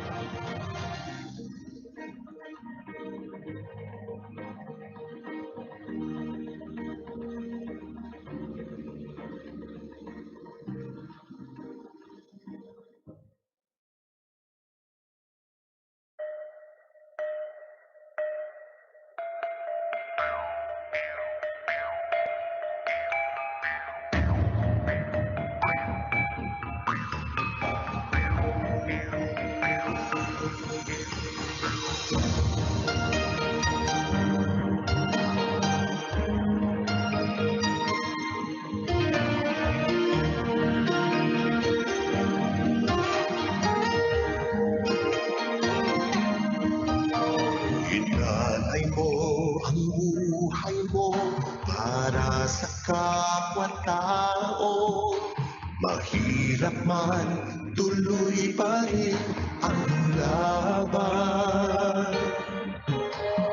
Iniwan ang tahanan, itong paglingkuran ng bayan. Ihanda na ang mapaalat sa di makitang bangkay. Handa ka, bayani ka, pinasan mo ang hirap para sa iyong bansa.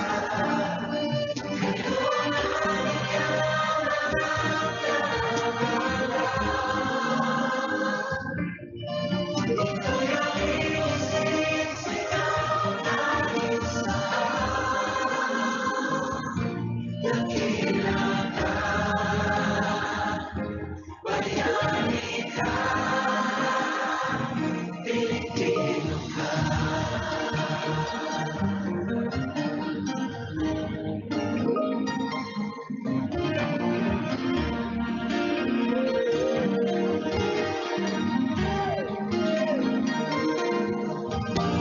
Dalangin ko sa'yo, Ama, ingatan mong lahat sila. Silang mga nag-aalala, kumakalinga. Ano mang paniniwala, ano mang kulay nila, magkakaisa sa pagtulong sa kaligtasan ng iba.